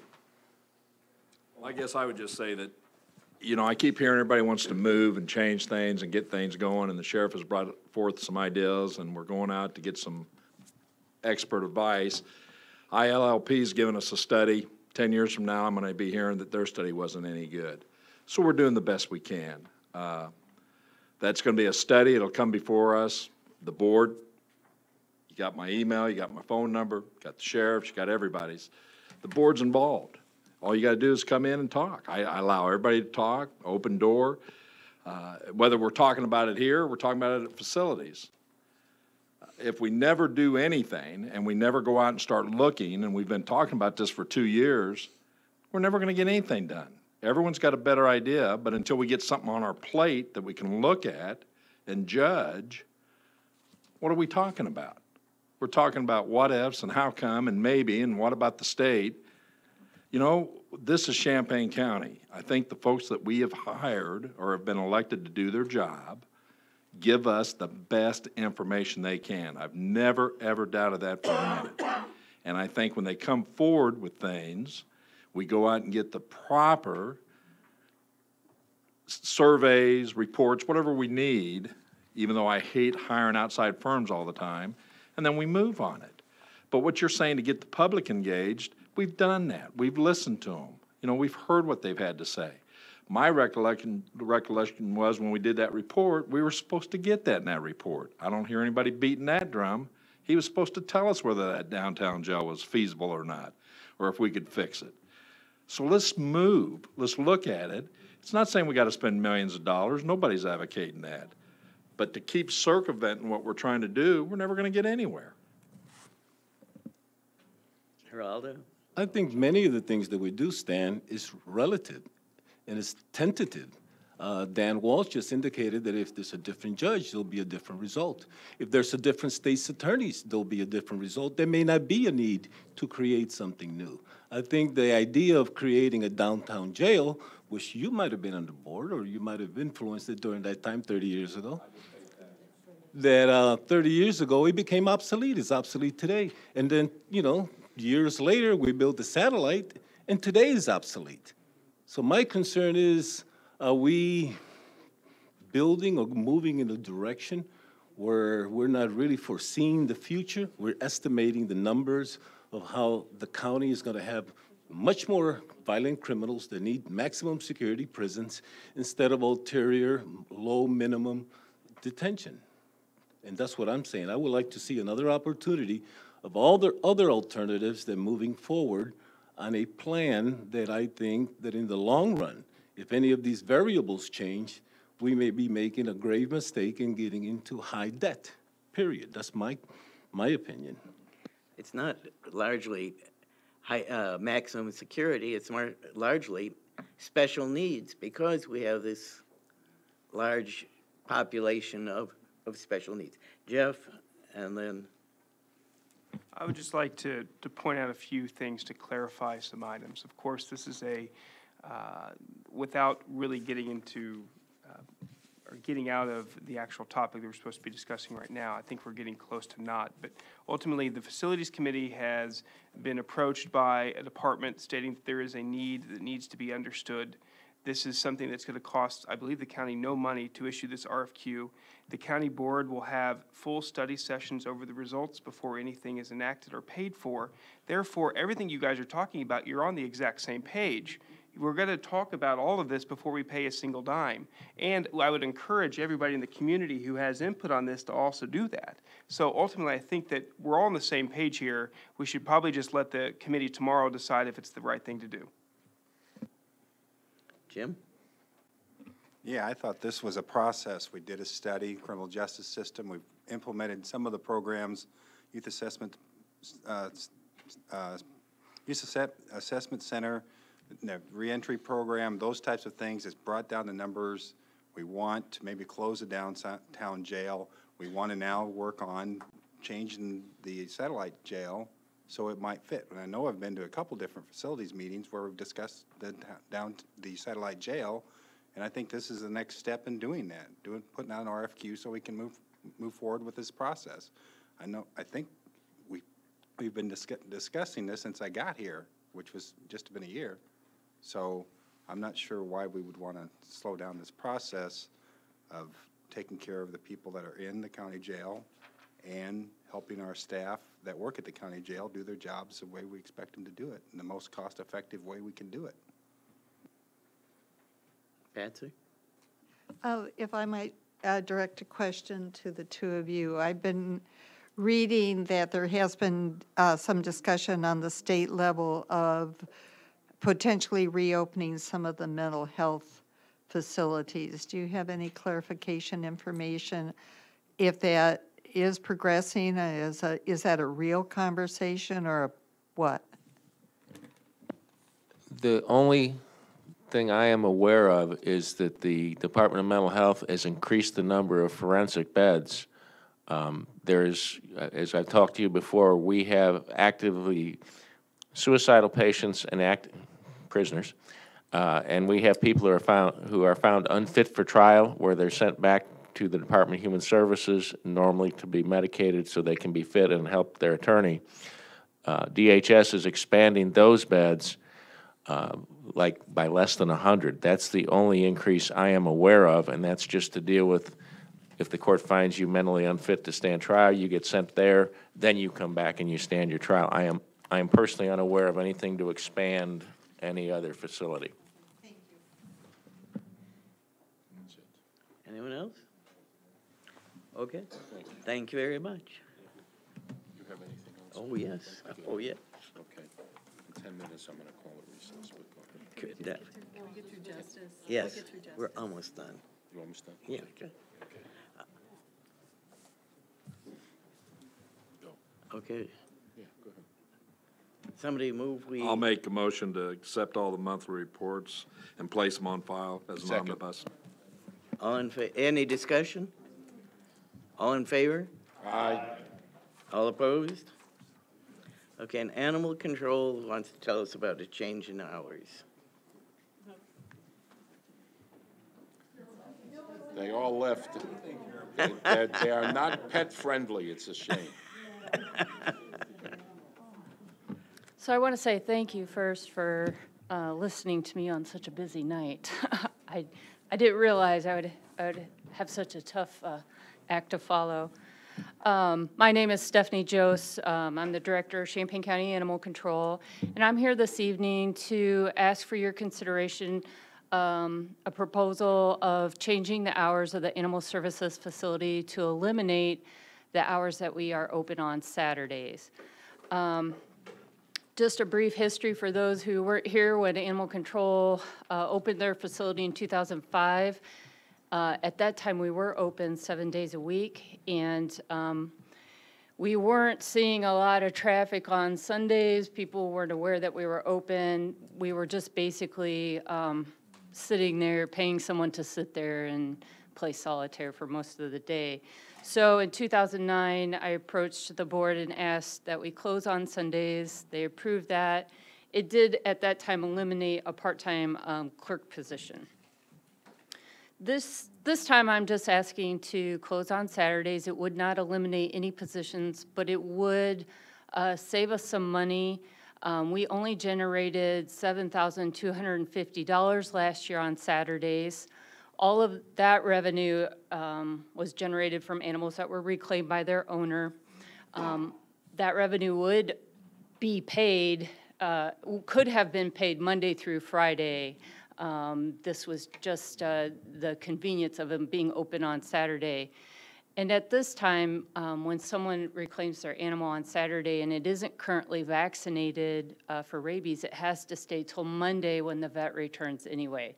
So about 80% of the animals that were reclaimed on Saturday didn't actually go home till Monday anyway because they weren't current on their rabies vaccination. It costs a little bit over $400 a day to operate the office. That includes the clerk, the heating, the air conditioning, all of those good things that take place. So we're kind of losing money on being open on Saturdays. So I'm requesting that the county board approve the change in hours. We would, I'm proposing that we would be open 8 to 6 Mondays, Wednesdays, and Thursdays, and then 8 to 5 on Tuesdays and Fridays. Fridays seem to be our slowest day, other than Saturday, our slowest day of the week. We would stay open till 6, 3 days a week, so that we could accommodate people who do work till 5 o'clock, allow them to come in, identify their pet, make loss reports, purchase tags. Although 90% of our tags are purchased through the vet's offices now. So we have a huge number of people who were coming into the office to purchase the tag are now able to do it at the vet's office. All but 2 vets in the county sell the tags. So we're not seeing as many people coming in to purchase those tags. It's mostly people reclaiming their pets. And I would also propose that the animal control officers be trained to release the animals on Saturdays and Sundays for those animals that can go home that have current rabies vaccinations. Pet owners could call MetCAD, set up a time to meet with the officer at the office. He would collect the money, he or she would collect the money, and then release the animal to them. So the service really wouldn't change a lot. It would just be those few random people that are coming in to purchase a tag would not be able to do so on Saturday. The operational effects of this change would be that I would have to change all the intergovernmental agreements that we have with all the villages, which is at 19 right now. So we have already amended the agreement with the city of Champaign to allow this change because they had to get the ball rolling on their agreement. So it wouldn't affect the city of Champaign. It would affect the agreement with Urbana and all the other contracting villages. It would also change the hours of work for the clerk that we currently have and the part-time animal caretaker that we have. But this change would actually accommodate scheduling and managing employees for me because we only have 9 employees total that operate the entire facility. And when one person is gone, and most people want to be gone on Saturday, it really affects the quality of service. I either have to fill in, I have to pull an officer off the street, then we only have 1 officer available. And so it's kind of a managing nightmare to work with that small number of people. But in a way, it's also awesome because I don't have to manage a lot of people. But this is it in a nutshell. I'll answer any questions anyone has. I've got several questions here on this. What is the schedule now for Saturday? 8 to 5. 8 to 5. Okay. And there's a lunch in there, so that's... We're open the entire time. So when the clerk goes to lunch, the officer comes off the street and covers that lunch hour. Okay. And we're going to add back 3 hours if you're staying late 3 hours? Yes. So you're only cutting out like 6 or 7 hours there? Correct. Okay. And here's my other question too then. Saturday is a big day, this $7,200 may be collected one time or another, but at the same time, I don't see where the savings of $400 is going to be there because you got to have the air and the heat and all that on anyway because of the animals and whatnot. So basically, we're talking the price of the clerk for, part-time. Have you considered going part-time or closing it like 3 o'clock or something in that nature? I certainly would not like to see all these intergovernmental agreements redone either. I just think that's a lot. And maybe you have the ability to, have a clerk or maybe a clerk and somebody that's studying vet med or something like that to help out too. Well, I don't have the budget to pay anybody anything else. I cannot hire any more people. I have to work with what I have. Right. And that basically is pulling an officer, I've been filling in because of the requirements to be open, and it's been very difficult. There are times where I've worked 21 days straight because employees need time off, and that's how of a skeleton crew I have. It just is the bare minimum. And I agree, Saturday can be in the summertime. It could be, we can have several people come in. I've sat there on Saturday from 8 to 5 and never answered the phone or talked to a single person the entire day. I've done that maybe 12 times in the last year. So I don't know if people recognize that we're actually open on Saturdays because the entire county is essentially closed, so they just assume that we're also closed as well. You know, but we've been open on Saturday since 2005, so I don't really have a good answer, but I can tell you that there's just no room to hire another person. We would have to pull another employee from another area to cover that. John? This won't affect the officers, though, that's out picking that pit bull off of my porch so I can get out my door or something, right? No, the officers will still be on duty from 7 a.m. to 7 p.m. Currently, because I have such a tight budget, the officers take comp time for any time that they work over. And so that also kind of adds to my problem in that, you know, I frequently only have one officer available. But the officers still are available from 7 a.m. to 7 p.m., and then they're on call in the evening from 7 p.m. to 7 a.m., so for emergency calls. This would not in any way affect the officers other than they may be called in from the street to release an animal. Diane? Well, I was just going to say, what are you doing now? Because you've been doing it since '09 on Saturdays. I mean, is it just a scheduling structure that maybe some people's hours need to be rearranged? The Or clerk works Tuesday through Saturday, 8 to 5.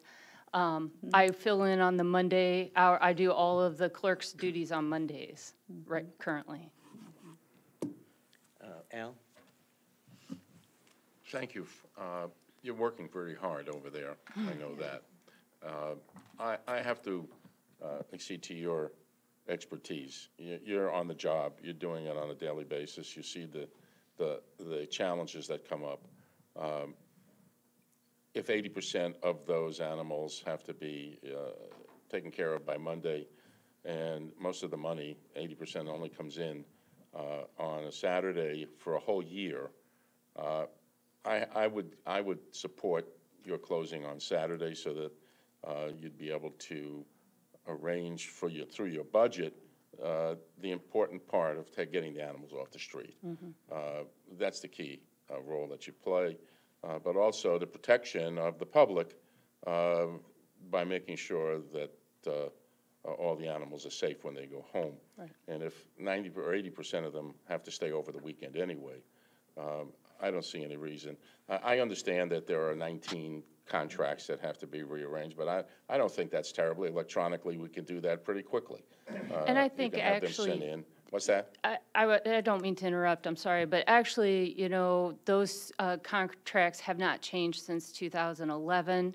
So they probably I need to go out and revisit with everybody, make sure that we're accommodating everybody's needs. And this would be a good time to go ahead and change those agreements, go to each village, explain what's going on, and make sure that we are providing the best service that we can.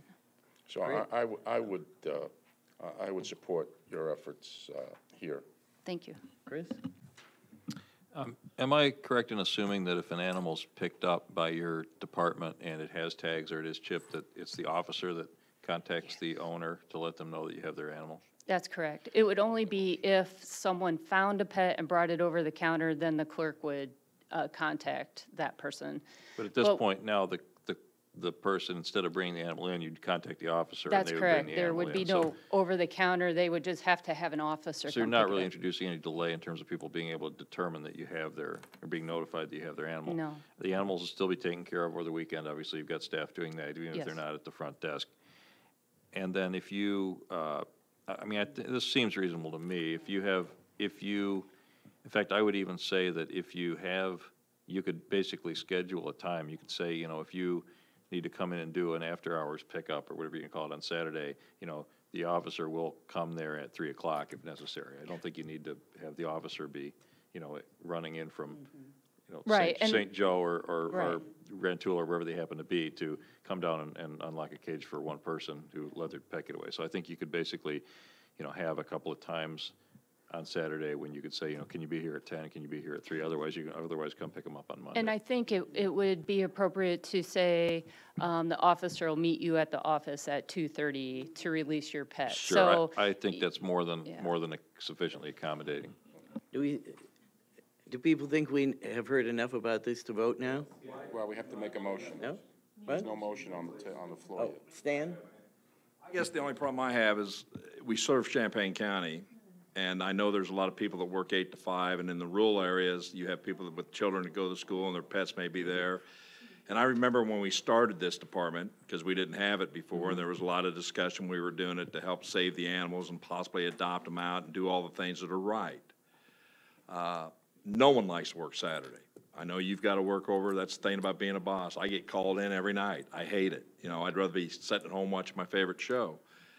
But there's a lot of people, and we're here to serve the public. Sure. And that's our main charge. And when I hear that we're cutting, I mean, to me, why don't we look at, maybe you said Friday was a slow day, cutting a half a day off there and letting the staff work Saturday.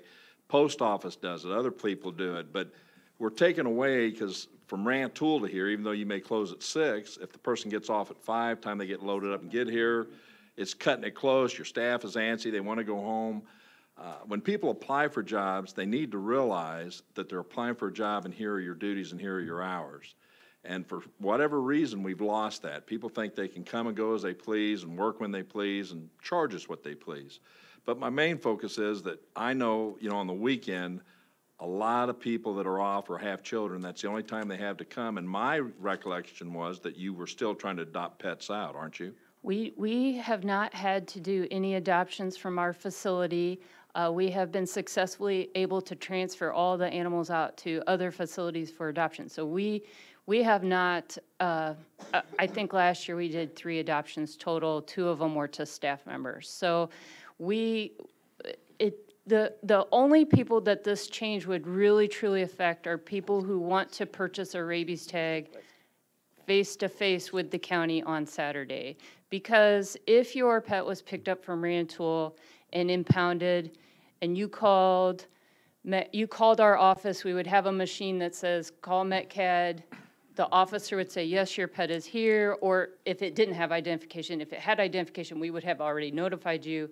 The officer would then say, I'll be available at 2:30, you can come to our office, I'll release the animal to you at that time. So the reality is, I hear what you're saying, because, you know, the people who were hired to work on Saturday, they knew they had to work on Saturday, but these people have tremendous amounts of comp time and tremendous amounts of vacation time and tremendous amounts of sick time. And what I've found is if I deny any of the vacation or comp, they suddenly become very violently ill on Saturday. And I don't fault them for that. I want to take time off as well. But when you only have 9 people to operate this type of facility, it really makes it difficult on not just me, but the officers who are pulled off the street. There may only be 1 officer, and if the clerk calls in sick on Saturday, I have to go in. If there's 2 officers, I pull an officer off the street. So it's like constantly a juggling match for $7,200. And I just don't feel that it's really worth it in our budget, you know. Well, Stephanie, I think you know best. I'm going to give you that. But it's a sad day when companies like McDonald's, Burger King, or whoever, because their employees don't show up, are going to start closing, and it's going to affect everybody. And again, I go back, the county, we are charged with public service. Sure. It's not what's best for our department or what's going to save us the most money, even though we got to be mindful of that. But again, it's the rural areas, the people that may or may not, whether it be, I always hear if we save 1 person, it's worth $100,000. Well, if that 1 person has the opportunity to come in and conduct business because they've paid taxes all their life, so be it. You know, you opened that door when this was structured. You started it on Saturday. Now we've gone from Sunday and we're wanting to close it on Saturday. You're probably going to get the votes to do it, but I just think it's another nick for the person that's out there working all day, and they've got to make arrangements to get off if their pet is there to come and get it. Sure, and I respect what you're saying, and if the county board decides not to approve this proposal, we will continue as business as usual. We'll make it work. I've made it work since 2005. We'll make it work another, 9 years. I'm here just giving you what I think is best for the department to help my budget, help management issues that we have. Thank you I very mean, much. I'll gladly take any extra money you guys want to throw my way for that extra person. I'll be Thank you more than very happy to much. take that. Okay. Are we ready to vote? I have the Are we motion. for a motion? Yeah, I'd like to make a motion that we follow this direction and close on Saturdays. Second. Any discussion, please? Yes? I would argue that I think this motion is a little bit premature. We still have, I think, 19 outstanding agreements that need to be agreed to and admitted to before we can change Actually, times. the county board has to officially change the hours for the facility before the director can go out and negotiate changes to the intergovernmental All right, agreements. I agree, thank you. Chris? Just going to point out, I mean, this is frustrating as heck for me because here we've got a professional who runs this organization and comes in with an idea to improve the efficiency of the organization, and we beat her up. So I'm big thumbs down on our process here. But if I do understand what Mr. James is saying. I mean, there are certainly people who are going to find it easier to get to the facility on Saturday than on another day. I would argue we'll do what you think is best. However, if it turns out that you have another day that is underutilized, you might want to consider doing what the DMV does, which is closing on, was it Monday or Tuesday or something, keep a weekend day open. You still do a 5-day work week, but just pick a weekday to be closed. So I would ask that you consider that as a possibility either now or if it turns out that, things don't seem to be working with the reduced schedule. Okay. Ready to vote? All in favor? Aye. All opposed? Carries. And does not go on the consent agenda. Okay. No chair's report. I'm sorry, Mr. Kurtz, if I could raise a point of order. Just to be clear, that is a recommendation to send this to the full board, and this still requires action by the full board, is that correct? Yes, absolutely. Thank you, sir. All right, are you finished? All right, we're taking a 10-minute recess. It's got a long way to go yet tonight. That was just justice.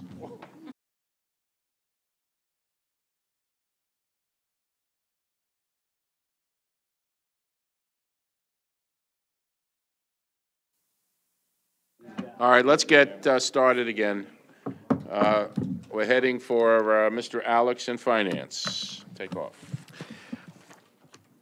Thank you, Mr. Kurtz. Thank you, everybody, for staying awake. First items on the finance agenda, as usual, are the treasurer. He has a monthly report, and I'm sure he would like to speak to it.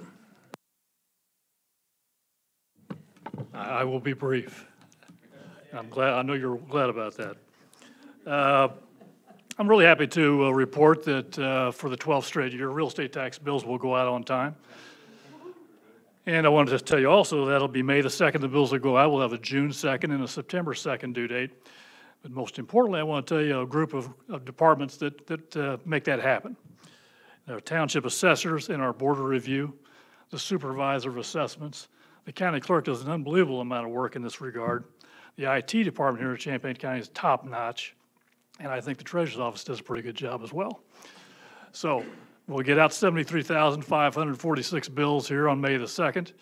And we'll be just one of maybe a dozen counties out of 102 that get their tax bills out on time, which is important because the taxpayers have a full 3 months in between making payments. And the taxing districts start getting money at the end of May. I can assure you there are some counties out there, and there's quite a few of them, that their payment schedule is September and October. They have no time in between. It's tough on the taxpayer. So I would ask that my report be accepted and placed on file, please. Any discussion? Hearing none, all those in favor, please say aye. Aye. Any opposition? Thank you. We'll move on to the amendment to the delinquent tax program amendment, which is in the It's packet. just a technical update to the contract. The owner of the business, Joseph Meyer, now is being called Joseph Meyer and Associates. It's just a change of the name on the contract we've had since 1998 between him and the county board. Mr. Treasurer, I'm wondering if you can sort of give us a little bit of background Sure. on this relationship, since I think many Yeah. people on the board may not be aware of it. Yeah, delinquent tax program, it envelops a lot of things, but when we get to the end of the tax season and there are properties that have not paid, and they become delinquent, they go to a tax sale, he actually runs the tax sale itself, the electronic tax sale. In a related item about tax sales, just this last few months, one former county treasurer in Madison County and three tax buyers were all sentenced to federal prison for their shenanigans with tax sales involving campaign contributions and so forth. So it's important that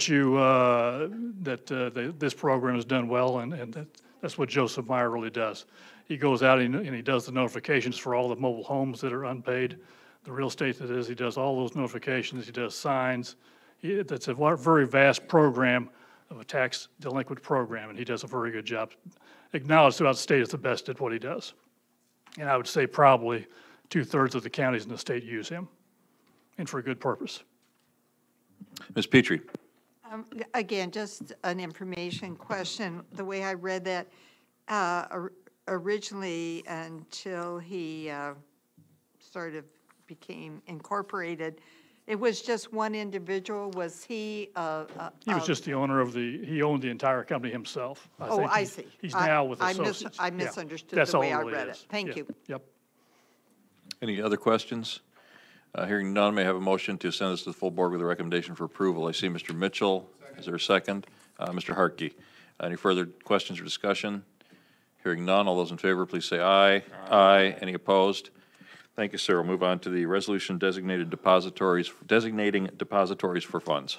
This is a resolution that we only do when things change, and this change is that the Community Plus Credit Union in Champaign is asked to collect real estate taxes for us, and so we've agreed to do that, and so we need to have agreement by the county board that we can use them as a depository. Thank you. I see a motion to send this to the full board by Mr. Esri, second by Mr. James. Any discussions or questions or comments? Seeing none, all those in Mr. Mitchell? Does that incorporate all the institutions in the county?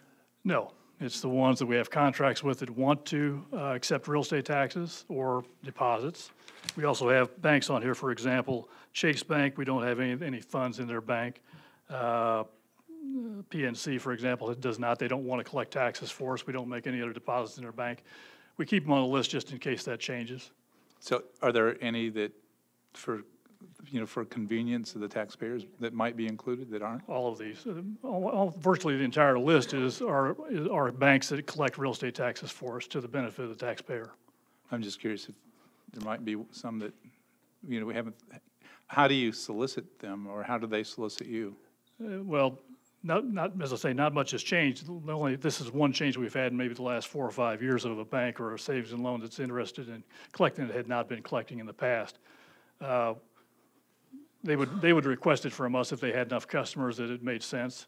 Some of these banks don't collect, they don't collect as much in 1 year as we collect in 1 day at the office, but it's to the benefit of their clients, or their depositors. Okay. Yeah. Maybe if I could Sure. Sure, Ms. Michaels. answer real quick. When these banks are listed, that also includes their branches. So it really is more than what's just listed here. So there are conveniences everywhere. Okay, thanks. And we put a flyer in the tax bill itself that notates all the different banks that you could pay at. Any further discussion? We have a motion on the floor. Seeing no further discussion, all those in favor, please say aye. Aye. Any opposed? Thank you, sir. Thank you. We'll bring up the auditor for the auditor's monthly report and quarterly financial report. Good evening. The first item I have for you is the monthly financial report, which you're pretty used to receiving, so I'd ask that you accept it and place it on file. May I have a motion? Mr. Kibler and Ms. Bergson. Any discussion? Seeing none, all those in favor, please say aye. Aye. All those opposed? Thank you. The second item I have for you is a new report that I came up for your information, and I'm hoping to present to you more user-friendly data that you'll be able to use and understand the finances of county government.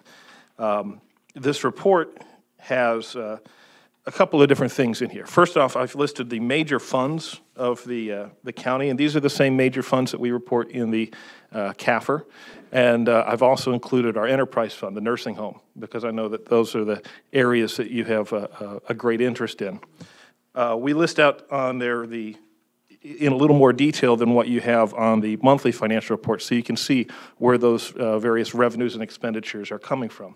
For example, if you look at general corporate fund, you see that the budget says we're going to receive close to $9 million in property taxes, but of course, property tax bills haven't come out yet, so it shows you where we stand through the end of March. We did this report for 4 months since we're doing the 13-month fiscal year this year, and we'll have these reports each quarter for you. The other part of the report that I have is some information that I found interesting, and I hope you do as well, about different expenditures and revenues and where we're finding our largest, our top 5 in those areas. So if there are certain areas that you have an interest in and you would like me to break out for you or find you some different types of expenditures that might help you in making your decisions, please contact me by email and I can add these to this report, because this is something I've authored myself and I can go through and get that data for you, and I'd love to do it. I also included on there, because the question came up last month about the accounts payable warrants, so that shows you where we've stood on those for this quarter and compared it to last year.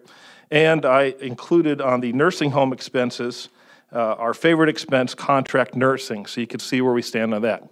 Please remember that these numbers are actual numbers that have been entered into the system through March 31st. It doesn't include any projections. It doesn't include anything that may be pending, bills that are sitting on someone's desk, things like that. This is just the nursing home, whatever county departments have sent over to our office and said, we've received this revenue, we've received these bills, please pay them. If you have any questions, I'd be glad to try to answer them. I'll open the floor for questions, starting with Mr. Hartke. Yeah, I'm not sure if it's in this report specifically, but I did notice your email that you sent out to board members regarding potential increases in cost in county payroll if minimum wage is increased. Sure. And I do appreciate that, because that's something we have to look ahead at, and everybody will have to look at if it happens. By the same token, though, do you have access to information that might project, or any ideas on studies that might project what the potential increase in county sales tax might be if people have more money to spend in aggregate? Demand goes up, people can spend a little more money on services within the county and pay a little more sales tax. I mean, in my mind, there might be some potential balancing acts there, so people don't just look at it as increase in minimum wage is going to cost us money, but it could also bring us more revenue. So I see exactly what you're saying. It's not an area that we've really had to dive into in my office, but it's a great question. And it's something that I'd love to know more about.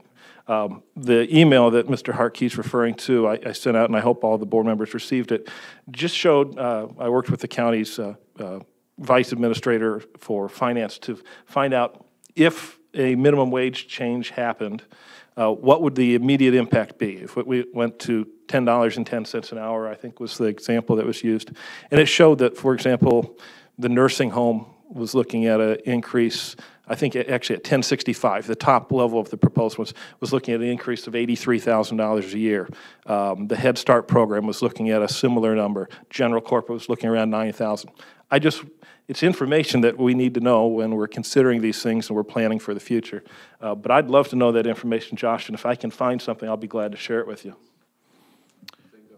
Thank you. Ms. Petrie. If you just go to the Social Science Index, you can find there's been a lot of studies on answering what Josh mentioned. I'm interested in what was the trigger mechanism that drew you to create these new charts for us. They are most helpful, and I do appreciate it. Would you like my honest opinion or answer, or my politically correct answer? No, I'm giving you the honest answer. You don't get much information from this, to be honest with you. It's, these numbers are a nice summary, But these numbers here, I think, being able to see, you know, the general corporate fund broken out into this is where our main categories of revenue are, especially seeing that nursing home number in a little more detail than what we give you on a monthly basis. I was just hoping that would help you to understand county finances better. Absolutely. I'm quickly looking through my mail and the analysis that Josh just mentioned that you sent out. I don't seem to have it. Do you mind sending it? Sure, absolutely. Again, thank you very much. Any additional questions with regard to the quarterly with regard to the quarterly report? If none, I would ask for a motion to receive this and place it on file. Mr. Mitchell, may I have a second? Mr. Esri. Any additional comments or questions on the quarterly report? I certainly appreciate it. I think there's a lot of good information there, and it's certainly in a more digestible form.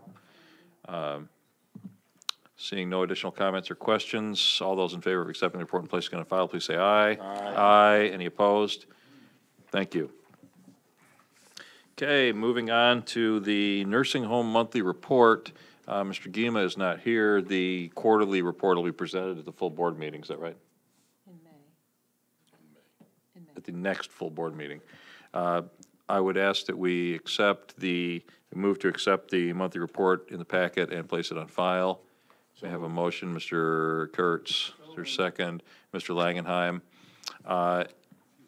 Would Mr. Harkey like to add anything about the recent activities of the nursing home? Mr. Maxwell is obviously not here. It's quite likely. Okay, thank you. Ms. Petrie. Yes, I'm interested to hear from Mr. Harkey. There seems to be an increased focus on collecting delayed payments to the nursing home, and he did explain it to me, but the rest of the board might appreciate knowing the reason behind it.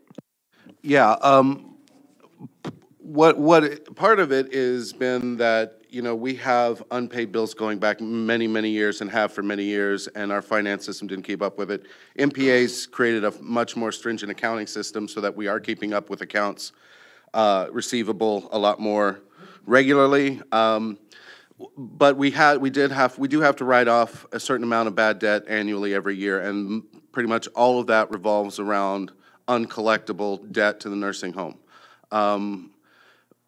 One of the big reasons that it was a little higher this year was because we had, for example, one specific write-off that was of $28,000 because a family was hiding assets and that got found out, and then their Medicaid, so Medicaid gets paid back before we do, basically. So Medicaid went after them for the 28 grand, so there's not a dime that we can recollect off that.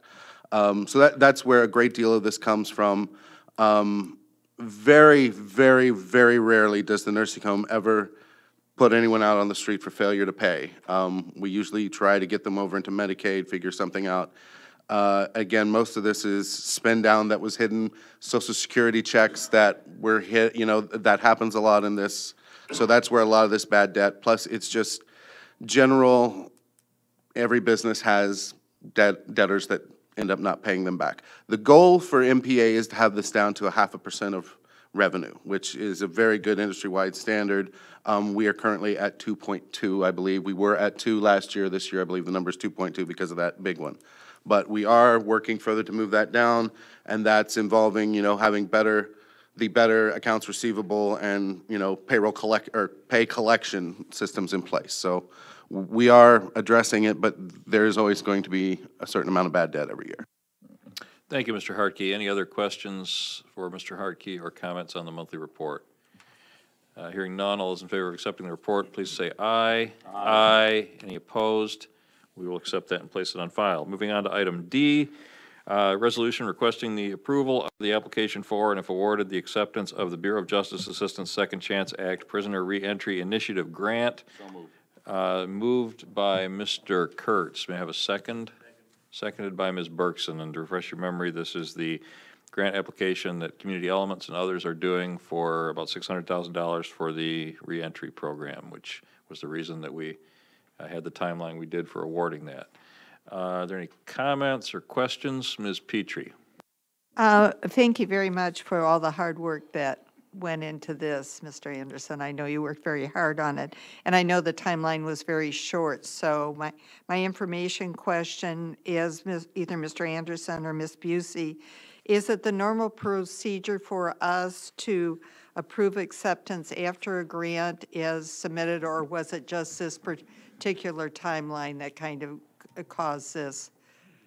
Your grant procedure allows for an entity, any entity of county government to move forward with an application for a grant, and in this case, it really couldn't move forward until after you had approved it, which was too late to bring it to finance to be approved.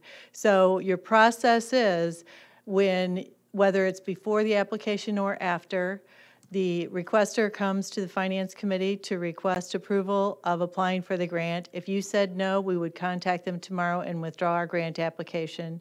Your process also means that when you approve applying for it, you are also approving acceptance of it, as long as the grant is received in a substantially the same form as what is presented to you, which for this grant, by the way, is approximately $600,000 a year for 2 years. So it's actually a $1.2 million total grant because it's a 2-year grant. Deb, I'm sorry, it's 600,000 for 2 years. It's not 600,000 for each year. 600,000 for 2 years? Yes. Sorry, it's 600,000 for 2 years. So at the full board meeting, you will be voting on a resolution to accept this grant, because that way, when we get the notice of award and it has to be signed off on within 10 days, and that's nowhere near a county board meeting, the process allows that to occur. Okay, is everybody clear on the process? Is there any additional discussion? I'm sorry, Ms. Schwartz. I think I know the answer, but just to not repeat the mistake we made with the project access where we had a matching requirement, I'm assuming there is no matching requirement here? That's correct. Okay, thank you. Thanks for checking. Any additional comments or questions, discussion? Hearing none, all those in favor of sending this to full board, please say, is this the full board or is this straight out of the Finance Committee? It goes to board. This goes, all in favor of sending this to the full board with a recommendation for approval, signify by saying aye. Aye. Anybody opposed? Good. We'll move on now to budget amendments and transfers. First one is item E1. This is budget amendment 14-12. This moves $60,000 from the Circuit Clerk's Fund to the General Corporate Fund, reimbursement of personnel expenses. May I have a motion? Mr. McGuire and Mr. Kibler. Any discussion? Seeing none, all those in favor, please say aye. Aye. Any opposed? Moving on to budget amendment 14-13, $3,724 in unbudgeted expenses from the County Health Fund for services provided by the CU Public Health District after the Gifford tornado. May I have a motion? Mr. Esri, Mr. McGuire. Discussion? Seeing none, all those in favor, please say aye. Aye. Any opposed? Moving on to budget amendment 14-14. This is $12,297 in unbudgeted expenses. This is re-encumbering unspent money from fiscal year 2013 for the legal challenges at the Clinton landfill. May I have a motion? Mr. Harper. May I have a second? Mr. Jay. Discussion? All those in favor, say aye. Aye. All those opposed? Moving on to budget amendment 14-15. This is a pass-through, $200,000 in revenues, $200,000 in offsetting expenses in the RPC fund. RPC is administering the payroll for the Summer Youth Employment Program. This money is from the city of Champaign. I see Mr. Rosales and Mr. Esri. Discussion? All those in favor? Aye. Opposed? Budget amendment 14-16. This is $18,536 in revenues and $18,536 in offsetting expenses. This is money from the Decatur Workforce Investment Area to the local Workforce Investment Area for RPC. Motion? Mr. Esri, second. Mr. McGuire, sorry, I didn't see you. A discussion? All those in favor? Aye. Anybody opposed? E6, budget amendment 14-17. This is $500 in revenues and $500 in offsetting expenses to the VAC budget. One of the local VFW women's auxiliaries contributed $500 for food vouchers to veterans to be administered by the VAC. I see Mr. Kurtz and Mr. Langenheim. Any discussion? Please, none. Ms. Petrie? Again, an information question. I noticed when I read this that it is specifically dedicated for food and one other reason. Is there a check and balance that we will know that that's how the money is being allocated? Anyone likes to speak to the internal accounting controls at the Veterans Assistance Commission? Mr. Langenheim.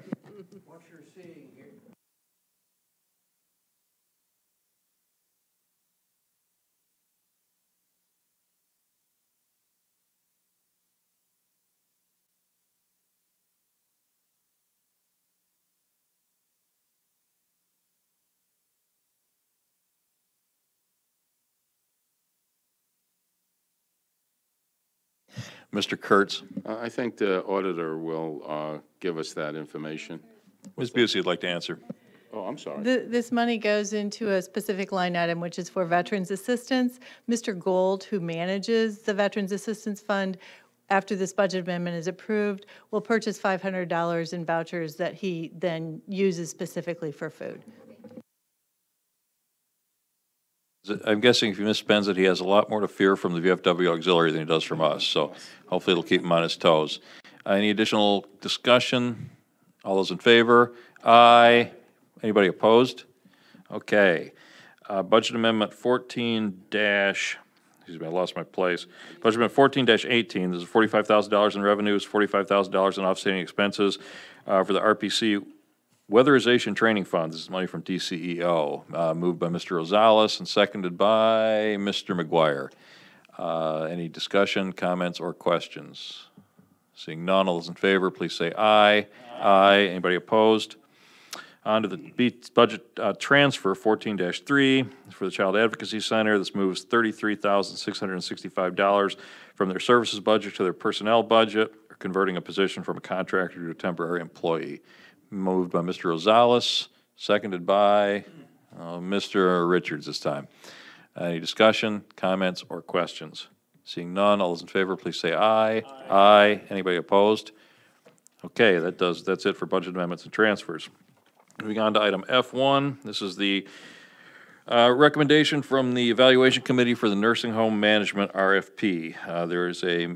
There is a recommendation in the packet with supporting documentation from the Evaluation Committee.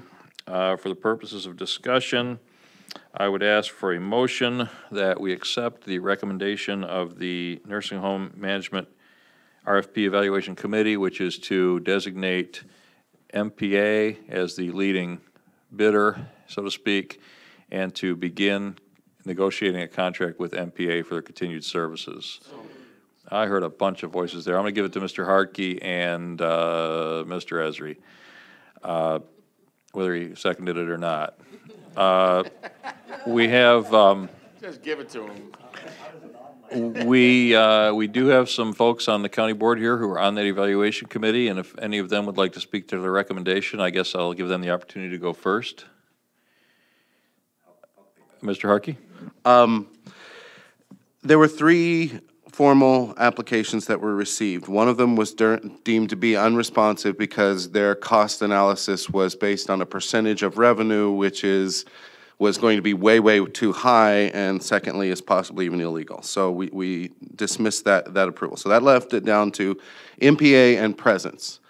Looking at both teams, or both applications, I will say first off that every single member of the board, or of the committee, selected MPA as the highest score, and MPA scored the highest in every area except for one, which was depth of organization. They lost by 1 point because the Catholic Church is huge.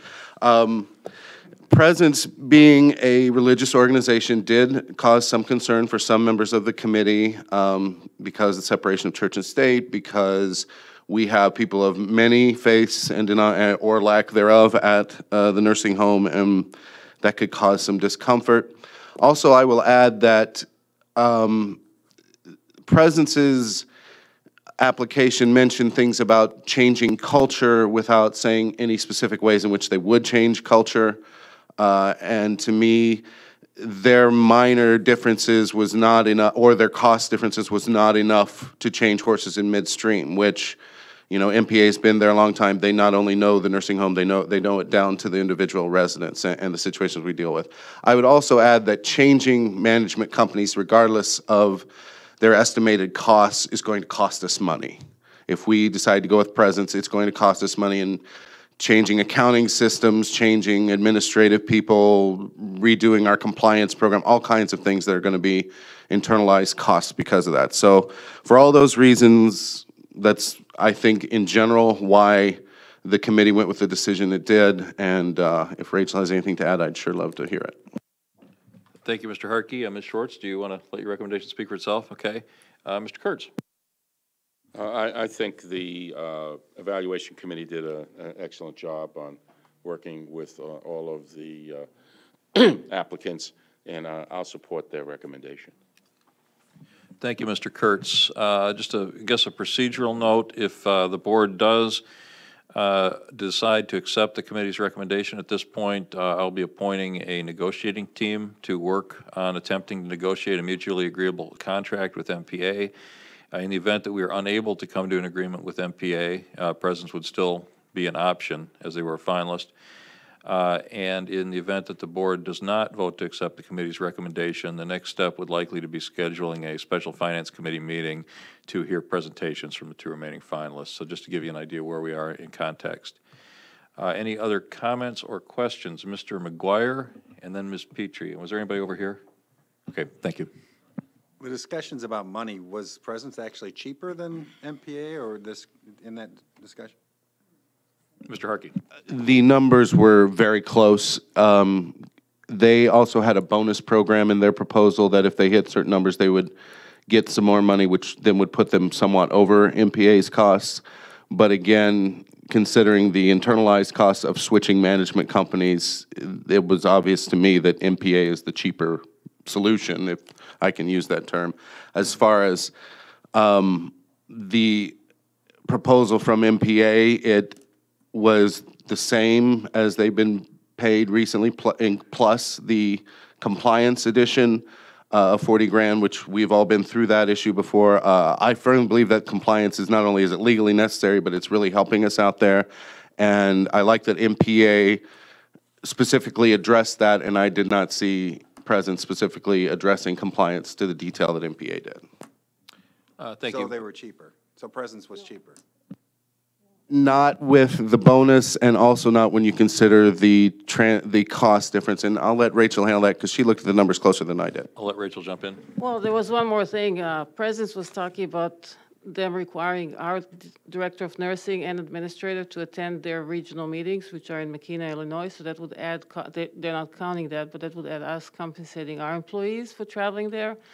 In addition, I mean, everything Josh said was, I didn't need anything to add, except it seems that they're managing many nursing homes, none of them being county, but because they're so big, they had no interest, it seemed, to have come to us. So whereas MPA comes to us and talks to the board of directors and to the board, I don't think Presence was going to do that. In fact, as I said, they required our employees. There was an option there for our employees to participate as a phone conference as opposed to traveling there, but there was no indication whatsoever that they would ever show up here unless we require. So that's an additional. So yes, there is a cost factor, but I think it's also their level of interest in our nursing home.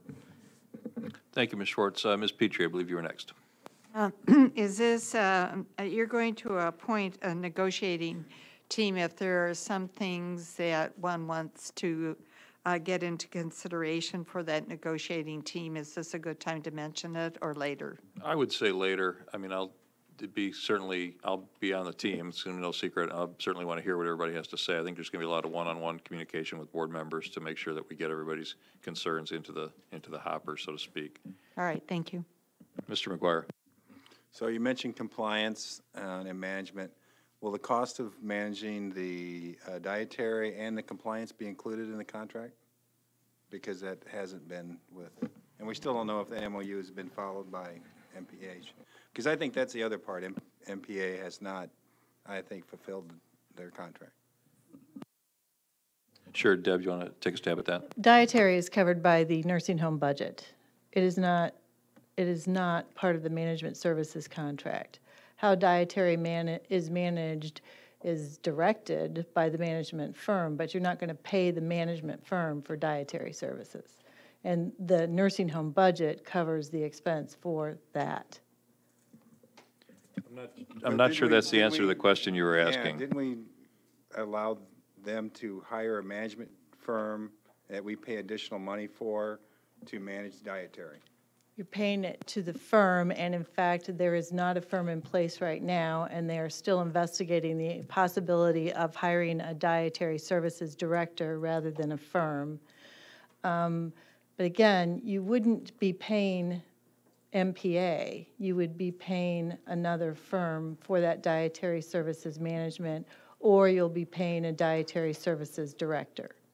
I mean, it's kind of a distinction without a difference, right? We don't pay MPA to mop to mop the floors, but they hire the guy who mops the floors. So, I mean, I'm not sure, maybe if you flesh out your concern a little more. I mean, are you just? I guess that we didn't have to, until they came up with this MOU, have to hire an additional management company to do that. Somebody hired the manager that's supposed to be running dietary, and now it's separate, and we shouldn't have to. Well, it was run in-house before. It was done with in-house staff, and then they attempted to bring in somebody from outside who I think is now gone. Is that right? That's right. And now they're back to, do they have somebody on staff now, or is it a vacant position? They're still working on it. That's what was reported at last night's meeting, and they're pursuing both options, just trying to get to the best solution as soon as possible. So, I mean, I guess I would view, in response to, I think, what you're asking, I would certainly view ensuring that the dietary issue is dealt with as a management responsibility, although the management company isn't the vendor that's actually providing the service. They're on the hook to make sure that someone either gets hired or gets contracted with. And that's, I think, given the degree to which that has been a problem, that's certainly something that will be discussed in the negotiations. Any other comments or questions? Ms. Petrie. I'm wrestling with, I certainly want the nursing home to be well managed, but what I'm wrestling with is the RFP set a 3-year contract, and I am concerned about the length of that contract and really much prefer a 2-year contract. Thank you. Any additional comments or questions? Seeing none, all those in favor of accepting the recommendation of the committee and sending this excuse me, it's been a long night, accepting the recommendation of the committee and proceeding with the appointment of a negotiating team to attempt to negotiate an agreement with MPA, please signify by saying aye. Aye. Anyone opposed? We have one opponent. Okay. Seeing that motion passed, my next order of business is to appoint a negotiating team. I'm appointing myself as finance chair, Deb Busey as county administrator, Barb Mann as the civil chief of the state's attorney's office, and Mr. Josh Harkey and Mr. Gary Maxwell are representatives on the nursing home board and the county board. Mr. Maxwell does not yet know that he's being appointed, but he'll find out when he gets back from Paris. And hopefully he will do that. If not, we'll let the Republican caucus designate an alternative.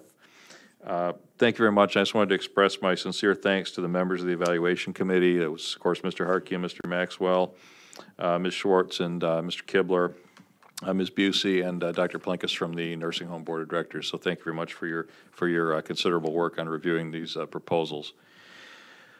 Moving on to the county administrator.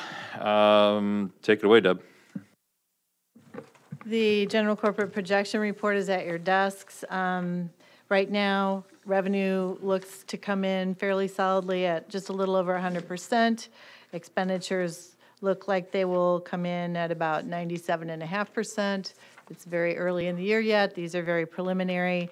Overall, based on the projected budget, we would end up with a revenue positive budget, which would be fairly amazing for this 13-month fiscal year. But that's how it looks right now. On paper, it's still $1 million deficit budget, as we expected because of the 13 months.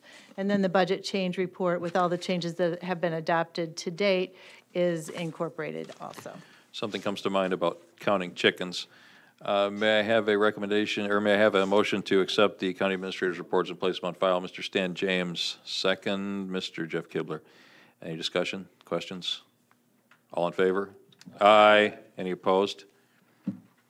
And last but not least, the recommendation for establishment of elected official salaries for officials to be elected in November 2014. I did not have the pleasure of being at the last meeting where this was discussed, but my understanding is that a proposal was advanced by the county administrator. The motion was amended, and there is an alternate proposal on the table. I believe both the alternate proposal and the county administrator's original proposal are in our packet. So at this point, the motion is, or the item that's on the table is the amended recommendation. Who wants to start? Mr. John Jay. Thank you, sir. This has been a contentious thing for us in the Republican caucus. I would move to amend the recommendation that is before us and go back to what the administrator had recommended to begin with, which was 2, 2, 2, and 2. With a couple of exceptions. The salary for the chairman would be dropped to $20,000 flat, and no stipends for attending other meetings other than what he would normally get for attending the board meeting. That is a motion. That is a motion to amend. Just a point of order on that. Yeah. So I don't know if you can say, let's vote down the amendment and then add on amendments. I think we have to vote down the amendment first and then append at the end procedurally. Well, I don't think you can do both. I mean, it's technically, essentially a substitute motion, right? Right. I mean, the substance of the motion is clear, seems clear enough. I think it's sort of begging for somebody to divide the question because there's two issues there, but in any event, I haven't heard a second yet. Mr. Rosales seconds and moves to divide the question on the amendment. May I have a second on the motion to divide? That's Ms. Schwartz. Discussion on the motion to divide. A yes vote would mean that we'd vote on those two as separate amendments. Seeing none, all those in favor of dividing the amendment, please say aye. Aye. Any opposition? Okay, so we now have two separate amendments on the floor. We'll take them in order. The first, I guess, would be the motion for 2%, basically for the original, county administrator's original recommendation, except as to the the board chair. Mr. James. Okay, any discussion? Mr. Jay. If I could speak to that. After a lot of thought and consideration, the Republican caucus, I know, give it a lot of time in our last meeting. I'm sorry?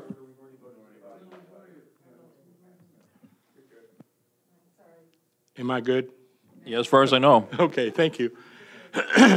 The reason that caused some of us to have some concern was we really started this process 2 years ago, and we're halfway through it, and then we decided to change the rules.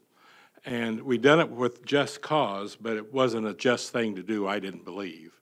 So if we go ahead and put this in the game plan that was that we all supported, by the way, and get through this next period, then we can address the issues of how we want to do it in the future. But I just felt really guilty that we were changing the game in the middle as opposed to following through on what we originally had intended to do. So that's why I went back with what the administrator recommended as 2, 2, and 2. Thank you, Mr. Jay. Mr. James, I apologize if I'm taking people out of order. You're next, Mr. Hardy. Point, counterpoint. The caucus did talk about it. There's been quite a bit of discussion. I don't care when you change it. If it's going to be changed, it's going to be changed. There's nothing ever in stone. Life moves on. Things change in the world. I personally have never much favored, and I know there's reasons, and it's all, like Mr. Kibler would say, the bottom line is it is a percentage, but somehow we've got to come to terms with this 2% because we keep adding on top. If we give 2% this year, next year we're adding 2% more on top of that. I'm sure that everybody likes a raise. I look at them salaries. I think they're great. But I'm mindful of all of the others that, work for us. It's a team. Granted, you're going to have some division as far as salary structure, but They're paid quite well, and I think that we need to hold the line a little bit, and I know other counties pay more, well, good for them, good for them. But when I look at that, there's not many jobs in our county right now that the people we serve earn that kind of money unless they work at the U of I or somewhere else. But I'm in hopes that this board, holds to their guns and think about everybody that's out there and the inflation rate and what they're taking home and the benefits they don't have. We're here to serve the public. We're not here to take the public. Thank you. Mr. Harkey. I am always happy when Mr. James and I are in complete agreement. I'm kind of a little shocked with the numbers being quoted us here tonight after what we talked about a month ago. First off, I think the idea of going back to 2% is insane because we talk about 1% raises for our minimum wage employees and how we can barely squeeze that out of our budgets, and now we're going to give people making $86,000 and plus 2%. I think that's just way too big. I was coming in here with the hopes of proposing an amendment to cut the previous numbers in half, and I can support that. I can absolutely not support a 2% increase. I think that's way too much. I don't think that salary is what prevents people from public service. I think seeing elected officials give other elected officials raises prevents people from wanting to be in public service. And I realize this will be our divided item, but I gotta say this right now. What it looks like to me is we're raising the elected Republican salaries and cutting the salary of the one elected Democrat. Well, more specifically, I'm sorry. The caucus is not, he's speaking for himself. Sir, The caucus is not Mr. speaking. Schrader. The item before us. That's specifically out of order because we're only talking about everybody but the board chair now, but I'll call on you when we talk about the board chair. Mr. Richards.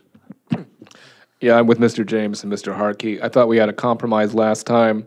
I would like to see it much more at 1%. I would be happy with 0. I don't want to go back to 2% when we're giving lower paid workers less than that. So I'm going to vote no. Ms. Bergson.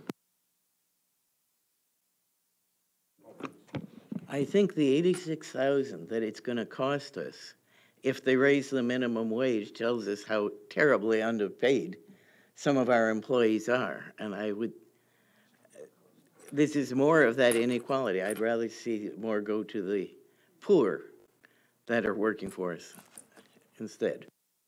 Mr. Langenheim.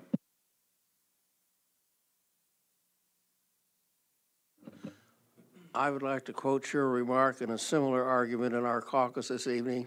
You get what you pay for. Thank you, Mr. Langenheim. Any additional comments or questions? Mr. McGuire. Sure. Talking about wages, which I end up doing a lot, it seems like lately, and I'm going to be doing that pretty soon. The elected officials, like any other person that works, it's about comparable wages and experience. Apparently, in the last 4 years, from my understanding, the county has worked hard in these departments, and the people that run these departments have worked hard to try to manage under some pretty severe budget issues and didn't get those raises. So these 2% raises aren't raises that are actually going to be 2% over those years. They're going to be less than that. But when like the sheriff in that case, the chiefs in the area make more money, but they don't have to deal with issues like the county jail. So when we're trying to pay them in a comparable way and hire people, those are the wages that they should be paid.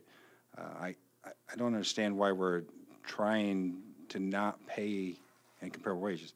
As far as the staff is concerned, I would agree with that, of course, but obviously they haven't put me on a labor bargaining committee. Maybe I would agree with you, but we're not here to talk about their wages. We're here to talk about the elected officials' wages, and we can only do that now because we're dealing with people that are up for election. The 2 and 2 is what we have in front of us, and I think that they're fair wages for the great job that they're doing and have done as experienced officials. I don't see a problem with it. Any other, Ms. Petrie?